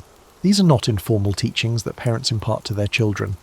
This is formal education, complete with learning objectives, standardised curricula and qualified teachers. In addition to learning mathematics, astronomy, literature and law, students also practice writing by copying out traditional texts. They are becoming literate in the art of knowledge acquisition, as well as in their native tongue. Your high school algebra teacher would be ecstatic about the mathematics being developed here. These individuals are dealing with ideas that appear to be nearly contemporary. Geometric principles, place value notation, and mathematical relationships that are still utilised by architects today. They're finding abstract mathematical truths that exist apart from any real-world applications, not just counting things. What's amazing, though, is that they're using a number system based on 60 rather than 10. They're thinking in base 60 while you're counting on your fingers and working with powers of 10. This sounds really strange until you realise that 60 is more divisible by numbers than 10 is. For many mathematical operations, their system is actually more adaptable. It's similar to learning that a better wheel was created, but thousands of years later, we're still using the subpar one. There is more to this mathematical sophistication than meets the eye. The same individuals who divide circles into 360 degrees, yes, that's where that originates, are also conducting astronomical observations, which call for exact measurement and documentation. They're making calendars that align agricultural activities with astronomical events, tracking the motions of planets, and forecasting eclipses. It is truly astounding how much astronomical knowledge is being amassed here. These observers have discovered that there are recurring patterns in the movements of the planets. They can predict when Venus will show up as an evening star as opposed to a morning star. They have developed mathematical models to forecast astronomical events and identified zodiacal constellations. Most impressive, though, is the way they're tackling these issues. They are searching for underlying patterns, formulating hypotheses, and testing predictions in addition to merely gathering observations.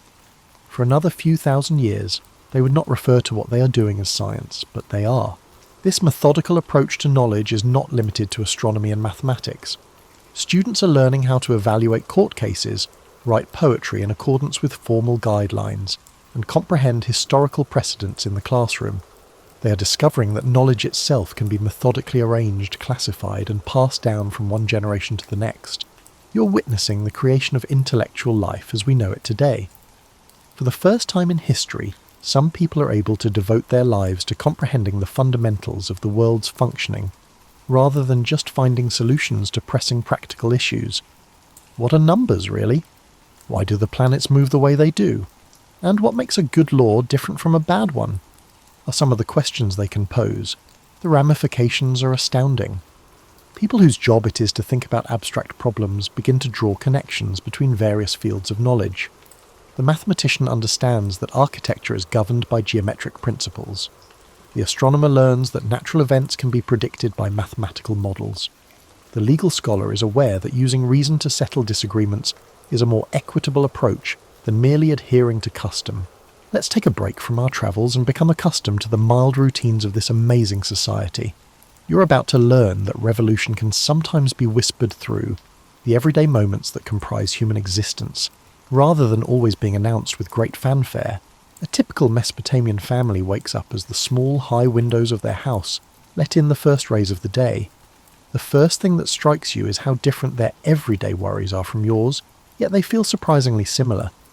The mother is organising meals that will stretch resources throughout the week and keeping an eye on the household's grain supplies. The father is going over his to-do list in his head, including which irrigation channels require upkeep, which tools require repair, and which neighbours he needs to work with in preparation for the harvest. Their kids are getting ready for school, and yes, they probably whine about it as much as kids do. Young Enlil claims he already knows enough mathematics to assist with the family business, and little Shamat refuses to practice her cuneiform writing exercises. It appears that certain aspects of human nature never go out of style. However, these everyday occurrences contain innovations that continue to shape our lives to this day. In order to trade fairly with her neighbours, the mother uses standardised weights and measures when she measures out grain for breakfast. The father uses a filing system that arranges data in ways that any contemporary office worker would recognise when he looks through his business records from the previous day. The breakfast itself demonstrates the sophistication of technology. Yeast cultures, a biological technology that turns simple grain into sustenance that can support complex societies, have been preserved and passed down through the generations to make the bread. The beer, yes, they have beer for breakfast, which makes sense given the dubious quality of ancient water supplies, represents fermentation processes that call for exact timing and temperature control. You're watching the infrastructure of civilization in action as the family go about their morning routines.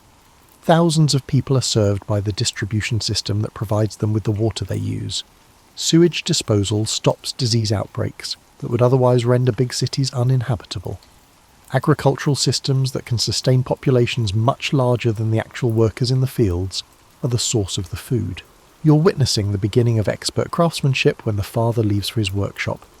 He's not just producing, he's also upholding standards, creating methods, and establishing a reputation for excellence that goes well beyond his local area.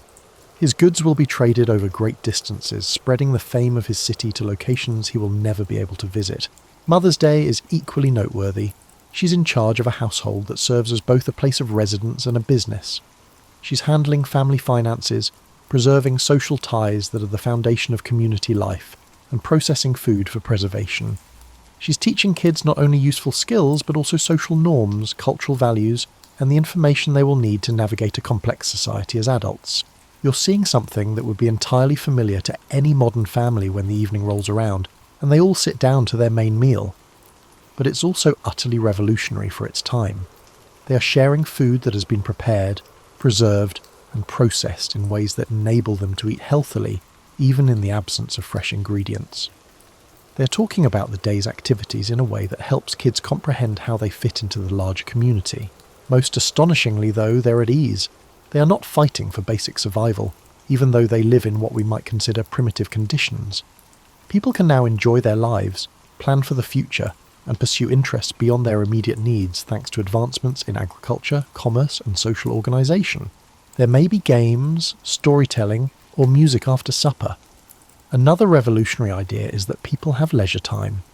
Human culture can thrive in previously unthinkable ways when survival is safe enough for people to devote their time to pursuits that have no immediate practical value.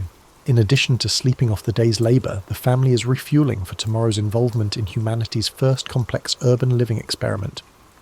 They will awaken tomorrow and once more play a part in preserving the systems that enable thousands of people to coexist in harmony, prosperity, and productivity. One of the most remarkable accomplishments of Mesopotamian civilization is revealed as you delve deeper into this ancient world. They managed to manage sizable, diverse populations without everything collapsing in anarchy and conflict. And they accomplished this by combining religious authority, common sense, and what can only be called the first all-encompassing legal system in history. Imagine the difficulties these people encountered. There are thousands of people, each with their own goals, passions, and unavoidable conflicts with their neighbours.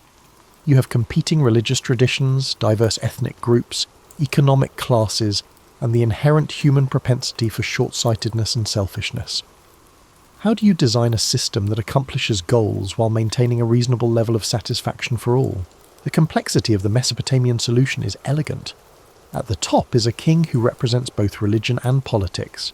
His authority has a weight that purely political power could not match, because he is not only making executive decisions, but is also channeling the will of the gods. The king is expressing divine will when he issues a law, not just his own preferences.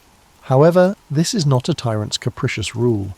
The king's authority is limited by custom, religious law, and the pragmatic requirement to retain the backing of the different factions that sustain society.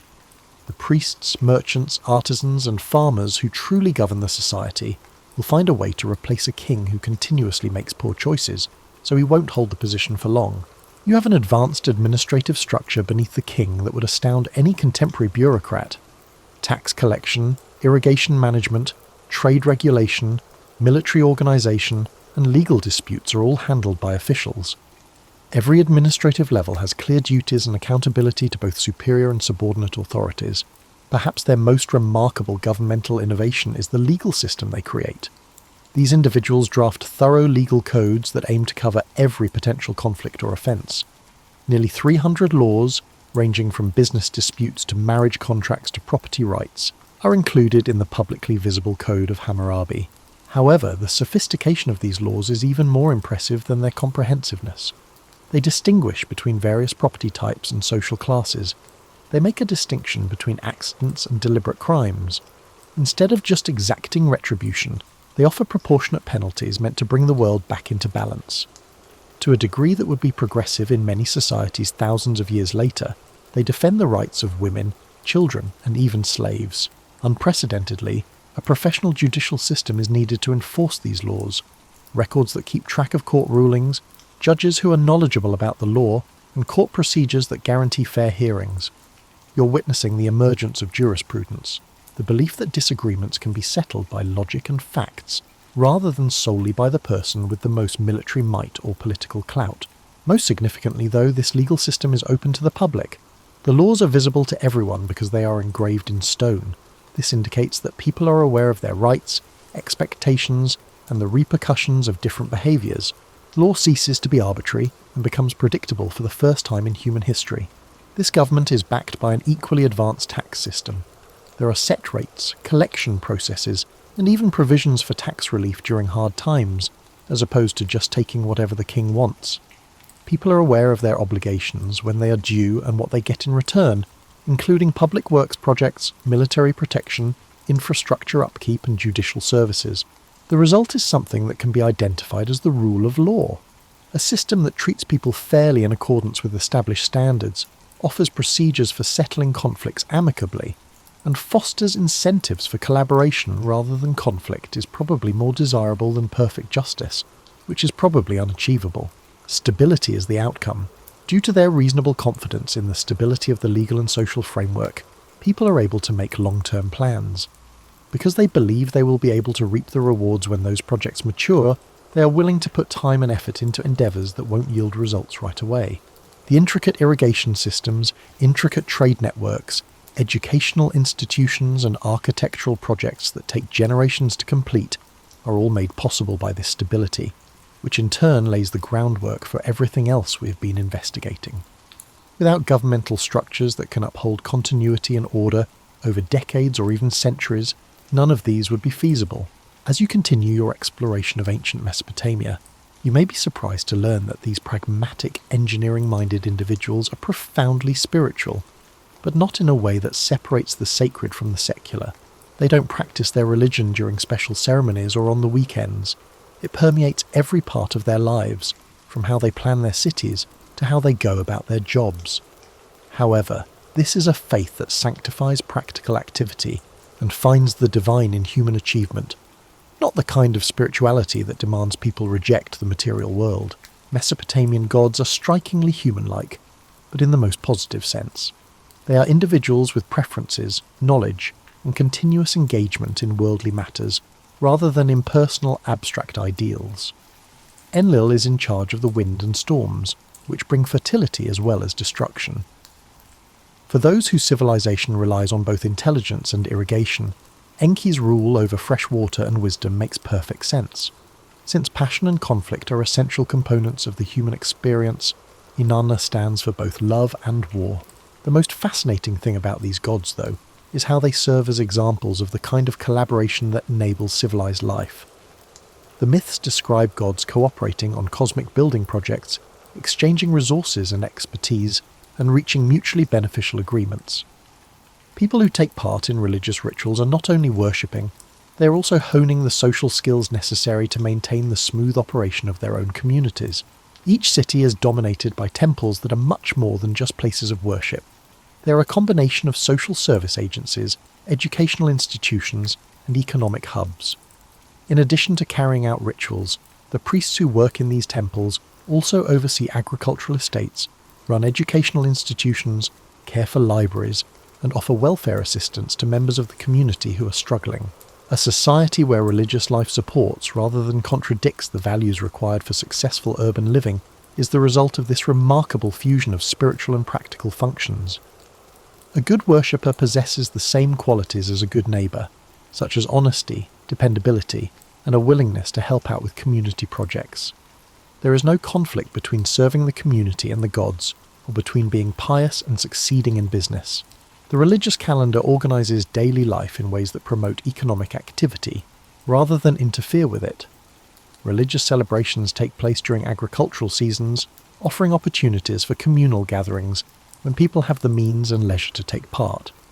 In addition to providing funds for public works projects, the religious mandate to support temple operations establishes a social safety net that supports people during trying times.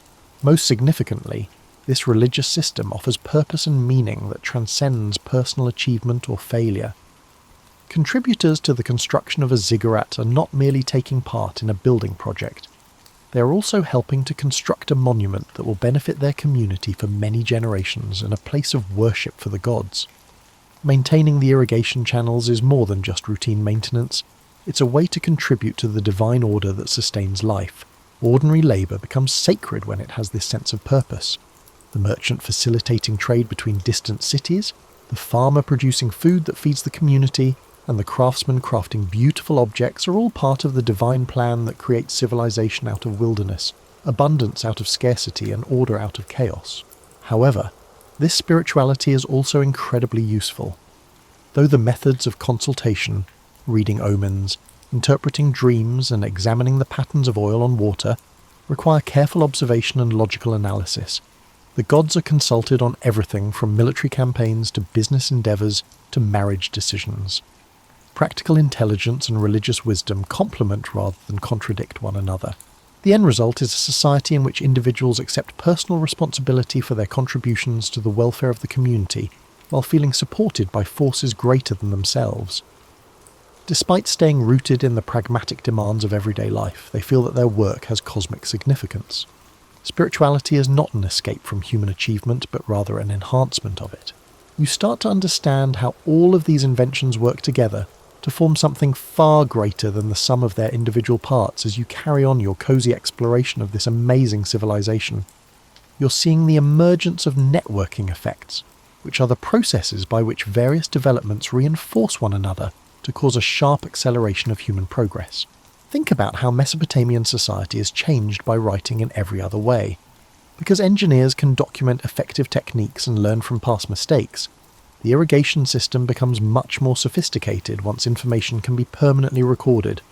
Because precedents can be documented and consulted, legal systems become more equitable and consistent. Because contracts can specify precise terms and conditions, trade becomes more complicated. Because knowledge can be systematically transmitted and preserved, education becomes more effective. However, writing also opens up new possibilities that no one had foreseen. You can learn mathematics once you can record numbers.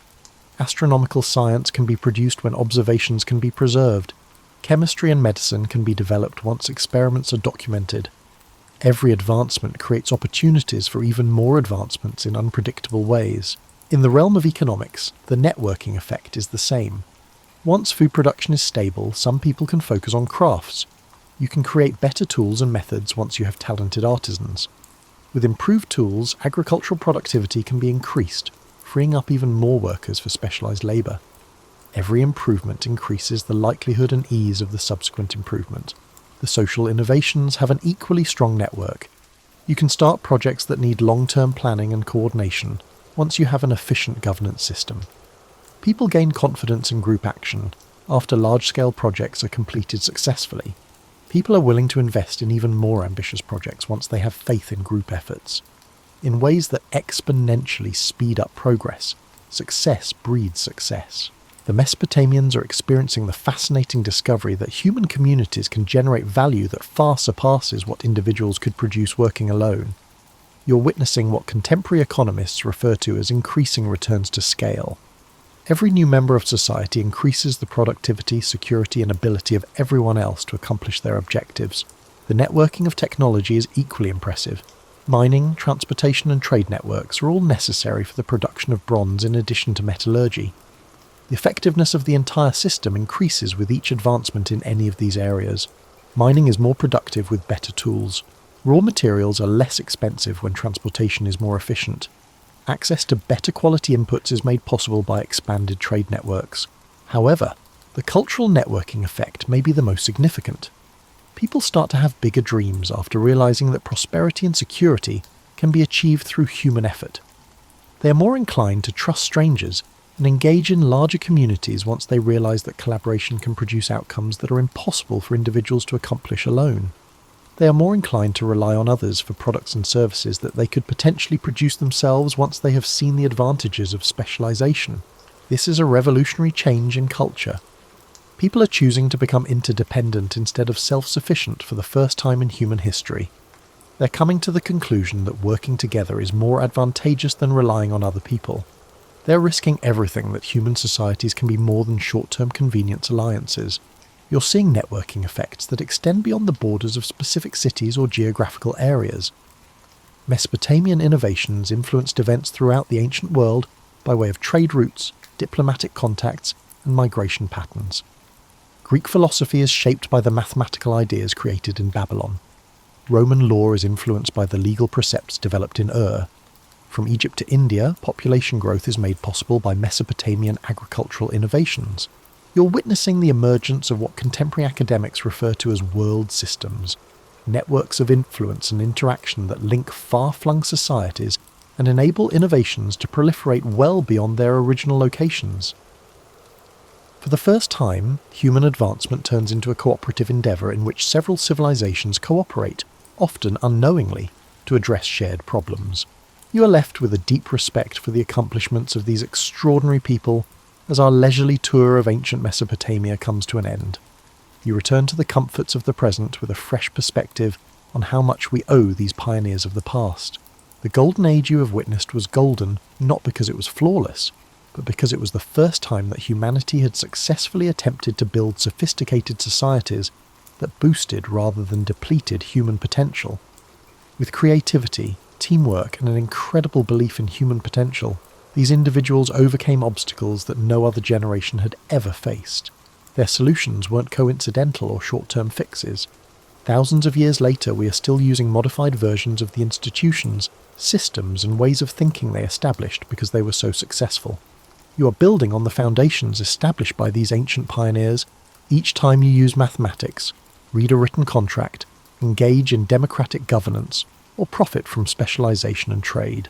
Perhaps most significantly, however, they illustrated a feature of human nature that still holds true today. When people are confident enough to look beyond their immediate survival, when they have incentives to work together rather than engage in destructive competition, and when they have faith that their efforts will be fairly rewarded, they collaborate to create amazing things. The Golden Age of Mesopotamia serves as a reminder that the greatest human civilization is about fostering an environment in which each person can use their special gifts to promote the well-being of the group, not about controlling nature or outperforming rivals. It involves creating systems that are both robust enough to offer security and adaptable enough to foster creativity. It involves figuring out how to respect both individual success and the well-being of the community. As you fall asleep, consider how human advancement is still fueled by the same cooperative impulses that created ziggurats and cuneiform writing. The spirit of ancient Mesopotamia endures every time individuals decide to work together rather than fight, every time someone lends their expertise to projects bigger than themselves, and every time communities make investments in infrastructure that will benefit coming generations. Even though the cities are now covered in desert sand and the irrigation channels are dry, the human ability to bring order out of chaos, abundance out of scarcity, and meaning out of life's basic materials still flows like those ancient rivers between the Tigris and Euphrates. Rest easy knowing that you're a part of a story that started with the first cities and goes on with every technological advancement, every act of human cooperation, and every instance in which people decide to build rather than destroy. Mesopotamia's golden age serves as a reminder that our best times are never truly over. Rather, they are always just getting started, and are waiting to be shaped by the next generation of people who are prepared to cooperate in order to achieve common goals. The same mathematical patterns that the ancient astronomers found still govern the way the stars wheel overhead. The human urge to create, collaborate, and strive for something bigger than personal survival is still as strong as the fires in those old bronze workshops. And tomorrow we carry on the work they started, the never-ending optimistic endeavour of creating civilizations deserving of human potential in both minor and major ways. Sweet dreams, fellow time traveller. Take comfort in the fact that you are a part of the greatest success story in human history, one that is still being written, one day at a time, by people who recognise that the greatest monuments we can erect are those that enable others to rise just a little bit above their own potential. Imagine those old voices carried on the wind during the quiet moments before sleep really sets in. Farmers in Mesopotamia discovered that a floodplain could become a paradise if they banded together. The artisans who realised that specialised work could elevate simple survival to creative success. The administrators demonstrated that, at its best, bureaucracy is just structured to serve the interests of the community. Even though their ziggurat has fallen apart, their wisdom can still be heard in every public library, contemporary hospital, and infrastructure project that enhances the lives of people the builders have never met.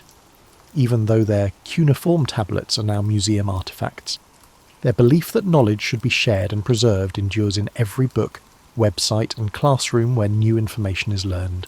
Their understanding that abundance comes from cooperation rather than competition is evident in every successful business partnership, community garden, and instance where neighbours choose to support one another rather than compete. The irrigation channels they dug have long since filled with sand.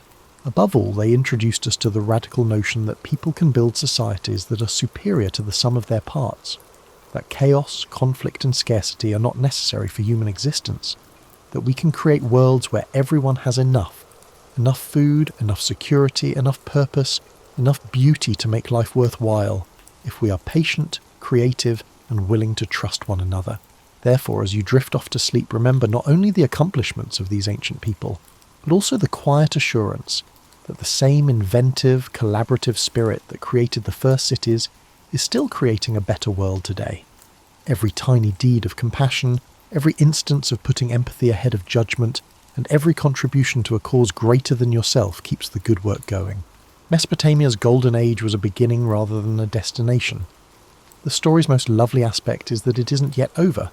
It persists in every heart that selects cooperation over rivalry, hope over fear, and building over destruction. Rest easy knowing that you are both the inheritor of their wisdom and a part of its continuous development. Maybe you will hear the soft splatter of old irrigation channels in your dreams, delivering vital water to gardens that will reopen tomorrow. Good night, civilization builder. Good night, ancient dream heir. Good night, participant in the world's greatest ongoing endeavour, the patient, optimistic endeavour to build a world that lives up to our highest hopes. As a reminder that some things, beauty, truth, and the human capacity for wonder, really are eternal. The stars that led those early astronomers continue to shine down on you in the same timeless patterns they found. Get enough sleep. Have a lovely dream. Wake up tomorrow prepared to carry on the never-ending joyful task of bringing the world closer to the paradise they saw between two rivers so long ago.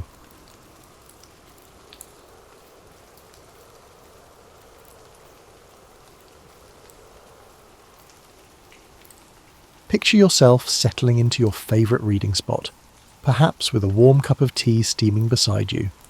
Tonight, we're going to travel back to a time when sleep was as different from yours as a handwritten letter is from a text message. You might think sleep has always been the same, 8 hours, a pillow, maybe some tossing and turning, but you'd be wrong. Before Johannes Gutenberg changed everything around 1440, sleep moved to entirely different rhythms. Imagine living in a world where darkness truly meant silence, where the only light after sunset came from flickering candles that cost more than most people earned in a day, or smoky oil lamps that made your eyes water just thinking about them. In this world, your great-great-great and many more greats' grandmother didn't fight the darkness. She surrendered to it like a worn-out traveller finally reaching home. When the sun dipped below the horizon, most people began their journey into what historians now call segmented sleep, though back then nobody needed a fancy name for it. It was simply how humans slept, like the way birds fly or fish swim. Here's where it gets intriguing. People didn't sleep for 8 straight hours.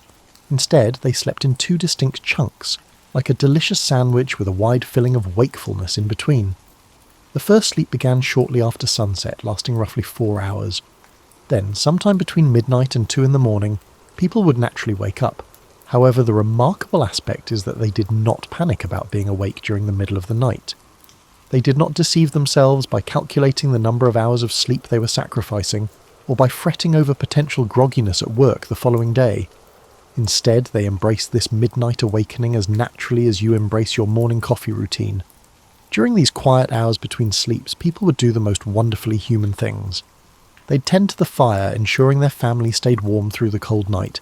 They'd monitor on children, offering comfort to little ones startled by dreams.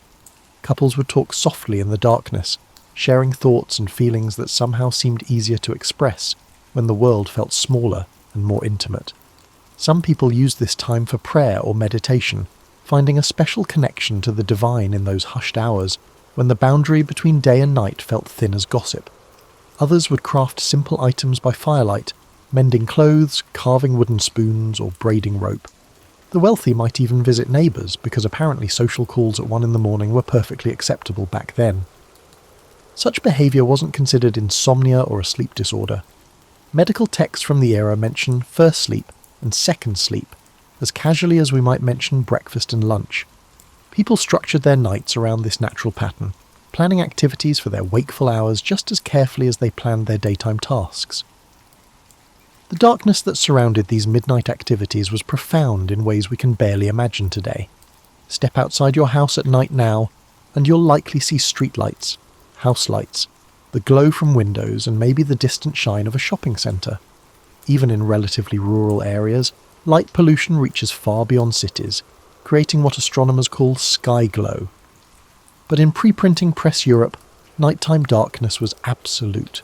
The Milky Way blazed overhead like a river of diamonds, and people knew the constellations not as romantic notions, but as practical tools for navigation and timekeeping. The moon's phases mattered deeply because they determined how much natural light you'd have for nighttime activities. This darkness shaped not just when people slept, but how they thought about rest itself. Sleep wasn't something to be optimized or tracked with devices.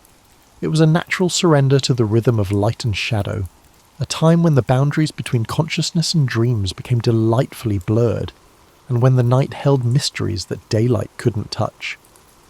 Little did anyone know that a goldsmith's son in Mainz was about to change all of our lives forever. Johannes Gutenberg probably never intended to revolutionize sleep. He was simply trying to solve a problem that had plagued humanity since the first person wanted to share a story with someone who wasn't there to hear it. Before his invention, books were as rare as unicorns and almost as expensive. Each one had to be copied by hand, letter by painstaking letter, by scribes who specialized in beautiful handwriting and presumably had powerful wrists. Imagine desiring to possess a single volume, be it a compilation of prayers or perhaps a manual on herb gardening. You'd need to save money for months, maybe even years. A single book could cost as much as a farm. Most people owned exactly 0 books, not because they couldn't read, though many couldn't, but because books simply weren't available to ordinary folks. The scribes who copied these manuscripts worked in scriptoriums, which sounds much more glamorous than it actually was. Picture a large, cold room filled with monks hunched over wooden desks, carefully forming each letter with quill pens that needed constant attention. Sneezing at the wrong moment could ruin hours of work. One small mistake meant starting an entire page over again. These hand-copied books were gorgeous works of art, decorated with elaborate illustrations and ornate initial letters that looked like tiny masterpieces. But they were also riddled with errors. Errors often creep in when humans copy text by hand, much like weeds in a garden. A scribe might accidentally skip a line, misspell a word, or correct something they thought was wrong. Several copies of a text might only bear a passing resemblance to the original. Gutenberg, with his goldsmith's precision, an apparent gift for seeing solutions where others saw only problems, developed movable type printing. Instead of carving entire pages into wooden blocks, which had been tried before, he created individual metal letters that could be arranged and rearranged to form different words and pages. It was akin to possessing a highly advanced collection of alphabet blocks, yet these blocks had the potential to fundamentally alter the world. His printing press could produce books faster than a scribe could even read them. Where it might take a monk 6 months to copy a single book, Gutenberg's press could print hundreds of copies in the same time. Suddenly books weren't precious unicorns, they were becoming more like friendly neighbourhood cats, still special, but no longer impossibly rare. The first book Gutenberg chose to print was the Bible, which made perfect sense since most literacy at the time was connected to religious practice. But here's where our sleep story really begins to unfold. As printing presses spread across Europe faster than news of a royal scandal, they didn't just make books more available, they made reading itself a different activity. Before printing, most reading was done aloud, in groups. Families might gather to hear someone read from one of their precious few books. Reading was a social activity, like sharing a meal or telling stories around a fire. People read during daylight hours when they could see clearly, and reading sessions were often planned events that brought communities together. But printed books changed this dynamic entirely. Suddenly, you could own multiple books, and reading became something you could do alone, quietly, whenever you wanted. You didn't need to coordinate with others or wait for someone else to finish with the family's single volume. You could read in bed, by candlelight, in the privacy of your thoughts. This shift from communal to private reading happened gradually, like the way seasons change. You don't notice it day by day, but suddenly you realize everything is different. People began staying up later, reading by whatever light they could afford. Candle makers probably started having much better business years without fully understanding why. The content of books began to change too. Along with religious texts, printers started producing what we might recognize as the world's first entertainment reading. Stories, poetry, accounts of adventures in distant lands, and even early versions of self-help books. For the first time in human history, you could disappear into a fictional world whenever you wanted, transported by nothing more than words on a page and your own imagination. This was revolutionary in ways that go far beyond just having more books to read. For thousands of years, humans had lived primarily in the physical world, immediately around them. Your entertainment came from the people you knew, the stories they told, and the songs they sang. But books opened up infinite worlds, all accessible from the comfort of your home or even your bed. The printing press had inadvertently created the world's first truly portable entertainment system. As printed books spread through European towns like honey through warm bread, something curious began happening to the night. You have to remember, this transformation didn't occur overnight. It unfolded across generations, the way a river slowly carves a new channel through rock. But the change, once it began, was as irreversible as morning following darkness. The most immediate shift was practical. People who could now afford books, and by 1500 a printed book cost roughly what you might spend on a luxurious dinner today, suddenly had a reason to extend their waking hours. The new book owners found themselves negotiating with the night, while previous generations surrendered to darkness as naturally as flowers close at sunset. Reading by candlelight evolved into a unique art form. You learned to position yourself just so to avoid casting shadows on the page, while preventing wax from dripping onto your precious book. Candle making evolved too, with craftsmen developing longer-burning, cleaner-burning candles specifically for readers. The wealthy began investing in multiple candles, oil lamps with better wicks, and even early versions of reading glasses to make the most of their dim light. But here's where it gets fascinating from a sleep perspective. People weren't just staying up later, they were changing what nighttime meant. Previously, the hours between sunset and sleep had been family time, community time, or practical time for essential tasks. Now, nighttime became personal time, private time, and thinking time. Picture yourself as a merchant in 1520 Antwerp, finally able to afford a small collection of printed books. After a day of buying and selling, negotiating with customers, and managing your shop, you discover that reading offers something unprecedented: escape. Not only does reading provide a physical escape to distant lands described in travel narratives, but it also provides a mental escape from the immediate concerns of daily life. This mental escape had profound effects on sleep itself. For the first time in human history, significant numbers of people were going to bed with their minds racing, not from the day's physical labours or immediate social concerns, but from the ideas, stories and emotions they had absorbed from books. Their dreams began incorporating elements from fictional worlds, characters they'd never met, and places they'd never seen. The old pattern of segmented sleep began to shift, although it did not immediately disappear. People still often woke in the middle of the night, but instead of using that time for practical tasks or quiet conversation, they increasingly turned to reading. Those midnight hours became precious reading time, when the house was quiet and distractions minimal. This created the first real tension between artificial light and natural sleep patterns. Candlelight, while dim by our standards, was bright enough to suppress the body's natural production of sleep-inducing hormones. People began experiencing what we now recognize as the early stages of artificial light's impact on circadian rhythms, even though they lacked a scientific framework to understand the changes occurring. Religious authorities noticed the change and weren't entirely pleased. Church leaders began warning against excessive nighttime reading, particularly of secular books. Worried, they realized that people were literally losing sleep over fictional stories and worldly concerns, time they could have better spent in prayer or rest. Some sermons from this period specifically mention the dangers of night reading and its effects on both spiritual and physical health. Medical practitioners of the time began documenting new types of sleep complaints. Physicians noted that patients, particularly educated ones, were reporting more difficulty falling asleep, more restless nights, and more vivid, complex dreams. The term scholar's insomnia appeared in medical texts, describing a condition primarily affecting people who read extensively. The printing revolution also democratized knowledge in ways that affected sleep indirectly but significantly.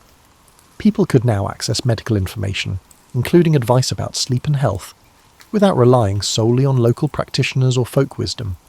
This led to the first wave of people actively contemplating and trying to optimize their sleep, rather than simply accepting whatever rest came naturally.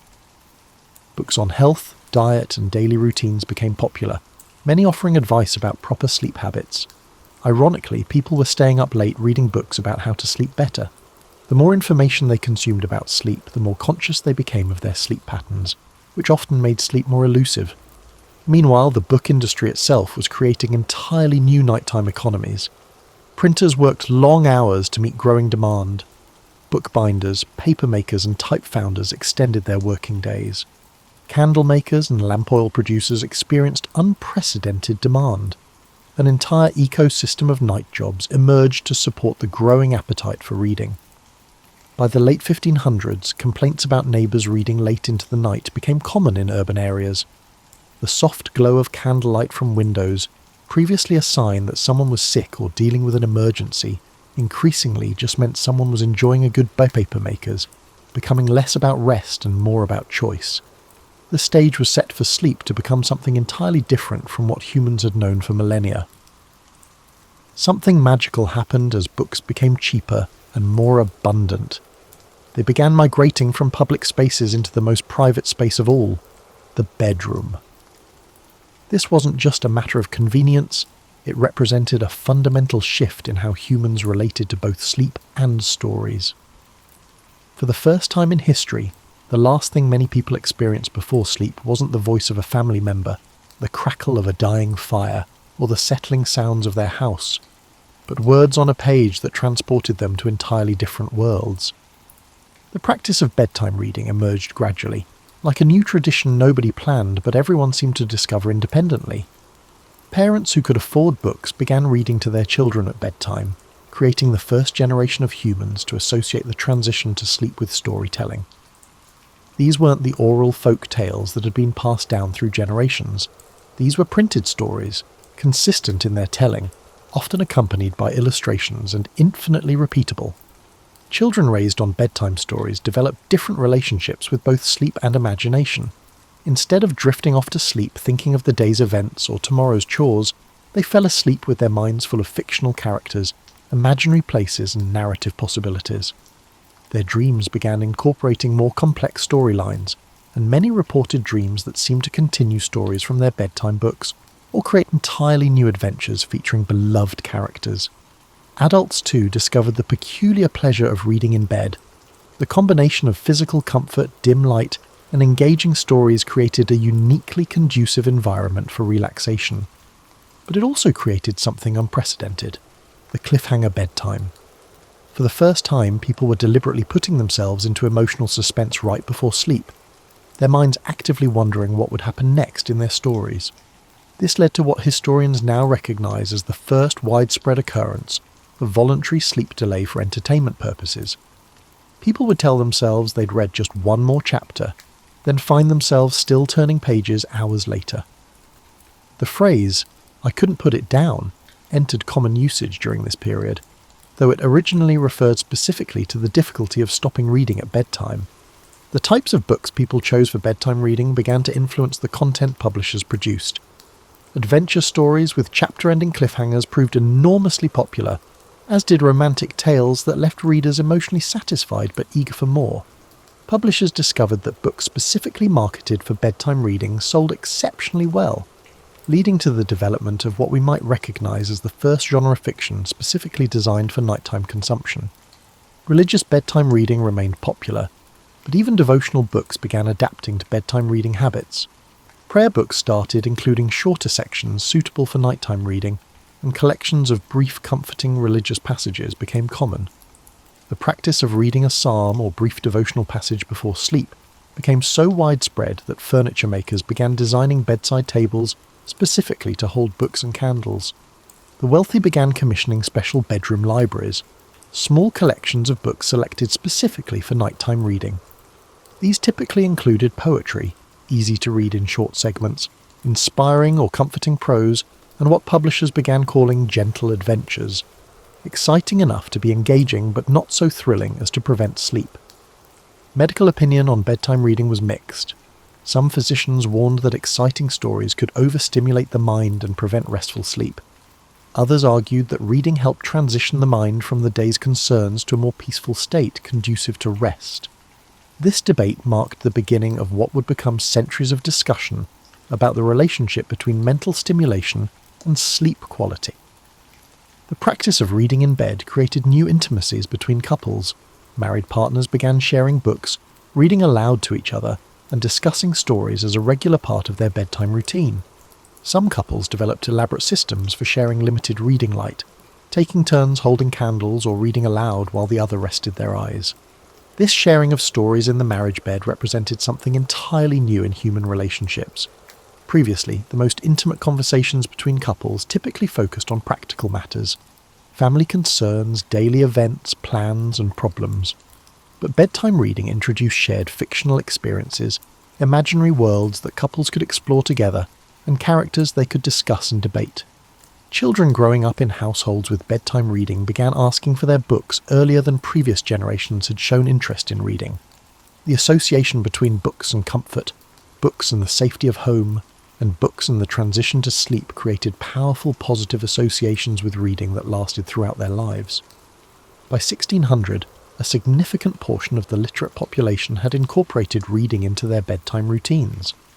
What had begun as a practical way to make use of expensive books had evolved into a new cultural ritual, one that transformed both how people fell asleep and what they dreamed about when they finally closed their eyes. The night was no longer just nature's signal for rest. It had become reading time. By the early 1600s, something unprecedented was happening in bedrooms across literate Europe. People were lying awake contemplating sleep itself. For the first time in human history, significant numbers of people were actively analysing their rest, comparing their sleep experiences to advice they'd read in books, and trying to optimise their nighttime hours. The printing press had accidentally created the world's first generation of sleep-conscious individuals. Medical books, once accessible only to physicians, were now available to anyone who could read and afford them. These texts introduced ordinary people to concepts like humoral balance and the idea that diet, exercise, and daily habits could affect sleep quality.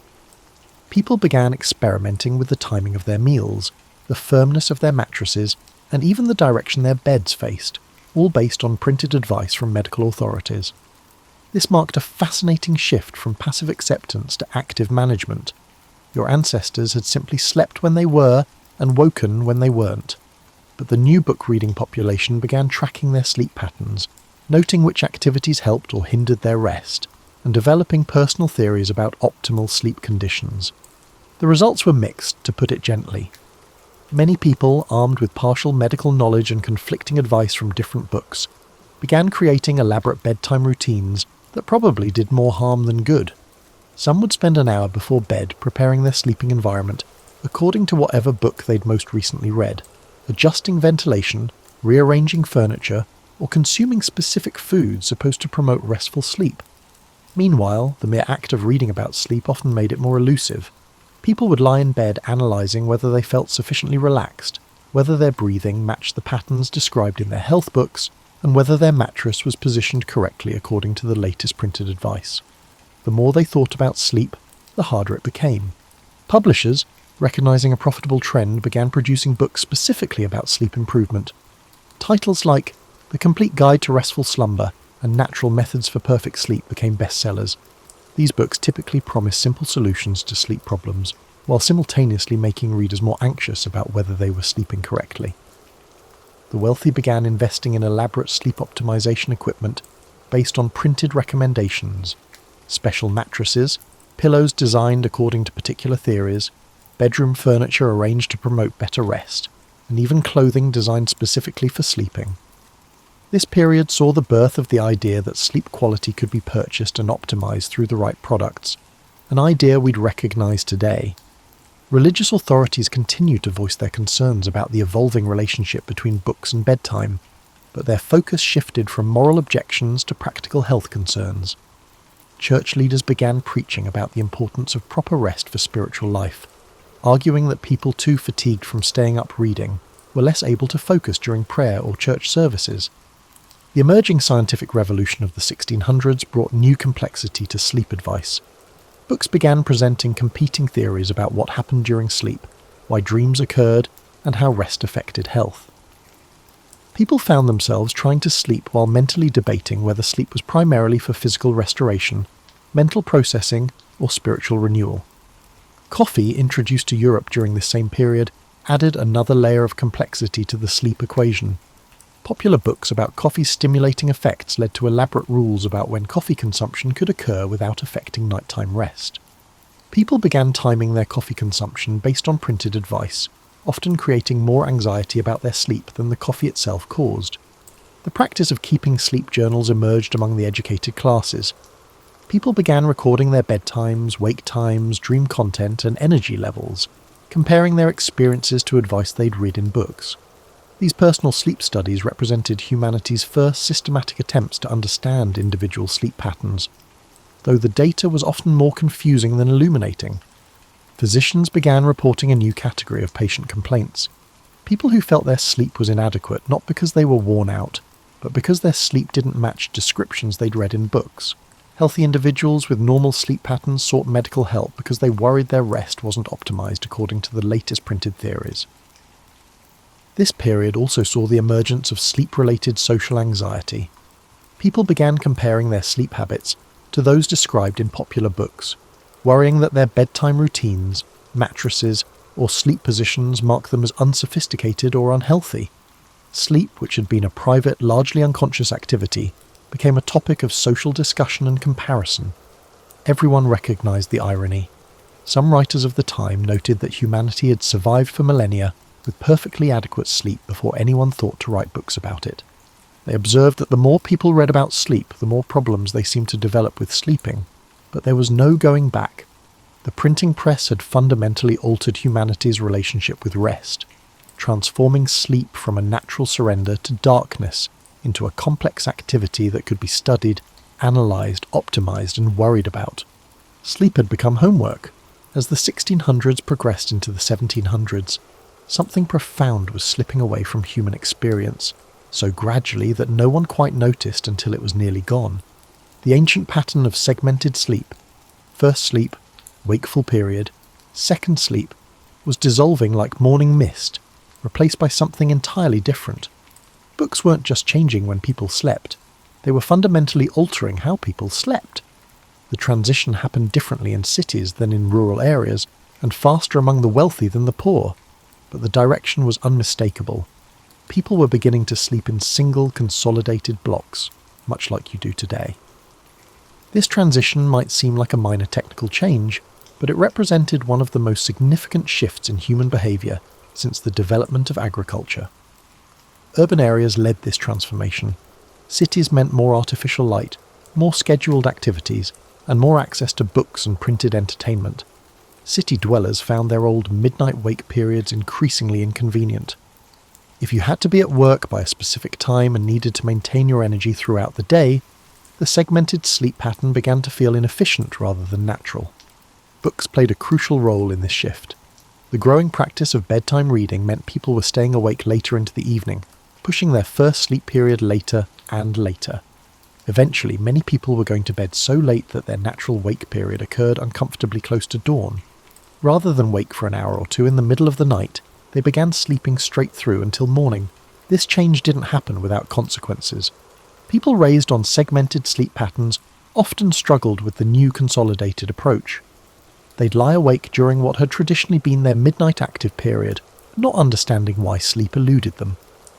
Physicians began documenting what they called midnight melancholy, periods of wakeful anxiety that occurred when people fought against their natural tendency to wake during the night. The loss of segmented sleep meant the disappearance of those precious midnight hours that had traditionally been used for quiet conversation, prayer, meditation, and gentle activities. Couples lost that intimate time of soft conversation in the darkness. Families stopped sharing those peaceful moments of tending the fire and checking on children together. Instead, all the evening's activities, conversation, reading, planning, and reflection, became compressed into the hours between dinner and bedtime. This intensification of evening activities created a faster pace of life that many found overwhelming. The gentle rhythm of segmented sleep had provided natural breaks in the day's emotional and mental processing.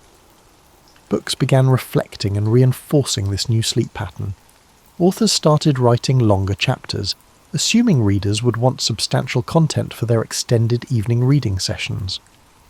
The concept of the page-turner, a book so engaging you'd read late into the night, became a marketing advantage. publishers discovered that books that kept people reading past their traditional first bedtime were most likely to become popular. The wealthy began designing their homes around consolidated sleep patterns.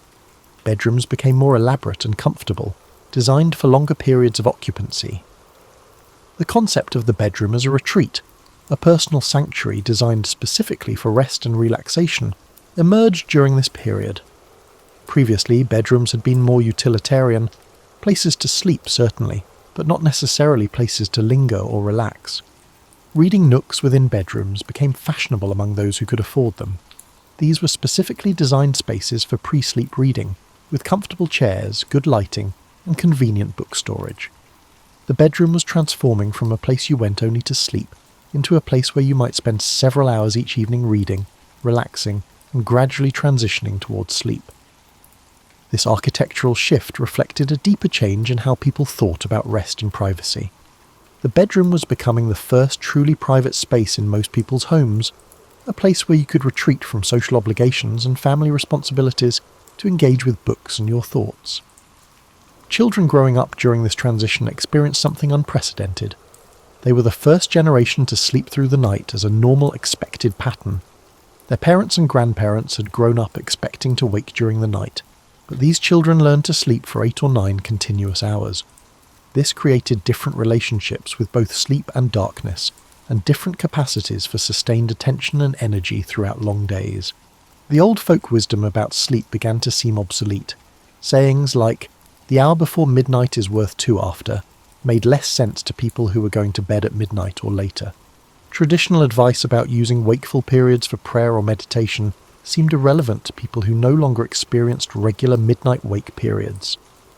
By 1750, consolidated sleep had become the new normal for most of the literate population. The segmented sleep pattern that had characterized human rest for millennia survived mainly in rural areas where artificial light was still rare and daily schedules remained tied to natural daylight cycles. Medical authorities of the time noted the change but generally approved of it. Consolidated sleep seemed more efficient, better suited to the increasingly complex demands of modern life. Few realized that humanity was abandoning a rest pattern that had evolved over thousands of years, replacing it with something entirely unprecedented in human experience. The printing press had accidentally engineered the most significant change in human sleep patterns since we learned to control fire. Here you are, centuries later, settling into your comfortable bed with perhaps a book on your nightstand, completely unaware that your entire relationship with sleep was shaped by a goldsmith's invention from the 1400s. The consolidated sleep pattern you consider natural, 8 hours of continuous rest, would have seemed as strange to your medieval ancestors as their segmented sleep routine seems to you today. The transformation the printing press began continues to ripple through your nights in ways both obvious and subtle. Every time you reach for your phone to read just one more article before sleep, you're participating in a tradition that began when the first person lit a candle to read just one more chapter. The eternal struggle between "I should go to sleep" and "I'll just read a little longer" started with those early book owners and has never really ended. Your bedroom itself is a testament to this transformation. The idea that you need a comfortable, private space specifically designed for rest and relaxation, complete with good lighting for reading, comfortable seating, and easy access to books or digital devices, would have been incomprehensible to people who simply slept wherever they could identify a safe, warm spot. The printing press didn't just change what people read, it changed how they think. The ability to access multiple perspectives, compare different ideas, and engage with complex narratives trained human minds to be more active, more analytical, and more imaginative. These more active minds naturally took longer to settle into sleep, requiring longer transition periods and more comfortable environments. Modern sleep science has rediscovered some wisdom from the pre-printing era. Sleep researchers now understand that the consolidated 8-hour sleep pattern, while workable, isn't necessarily optimal for everyone. Some people naturally function better with segmented sleep or alternative patterns, but our modern world of scheduled work and artificial lighting makes these patterns difficult to maintain. The books that line your shelves, the reading light beside your bed, and the comfortable chair where you might read before sleep. All of these represent victories in humanity's ongoing negotiation with darkness. Each generation since Gutenberg has pushed bedtime a little later, made nights a little brighter, and filled the hours before sleep with more mental stimulation. Your dreams themselves carry the legacy of this transformation. The complex, narrative-rich dreams that many people experience today reflect minds trained on centuries of storytelling tradition. Your sleeping brain processes not just the day's immediate experiences, but also the characters, plots, and ideas you've absorbed from books, creating dreams that would have been impossible for pre-literate humans to imagine. The sleep problems that plague modern life, difficulty falling asleep, racing thoughts at bedtime, the temptation to read or check devices instead of sleeping, all have their roots in that moment when humans first chose artificial light and mental stimulation over natural darkness and rest. We traded the simple surrender to sleep for the complex pleasure of extended consciousness, and we're still learning to manage the consequences, but perhaps this trade-off was worth it. The same printing press revolution that complicated sleep also democratized knowledge, spread literacy, enabled the scientific revolution, and created the foundation for every book you've ever loved. Those late nights reading by candlelight gave birth to the modern world, with all its complexities and possibilities. As you prepare for sleep tonight, you're participating in a ritual that would be recognizable to readers from centuries past. The details have changed. Electric lights instead of candles, printed books or digital screens instead of hand-copied manuscripts, but the basic pattern remains. You're using artificial light to extend consciousness beyond its natural limits, filling your mind with stories and ideas that will accompany you to sleep and perhaps to dreams.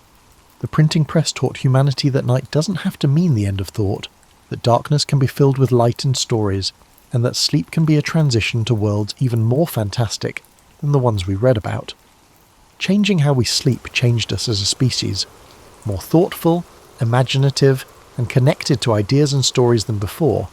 So tonight, as you finally turn off the light and settle into sleep, you're carrying forward a tradition that began when the first person decided that sunset didn't have to mean the end of reading time. Sweet dreams. They're brought to you by Johannes Gutenberg and everyone who ever stayed up late reading just one more page.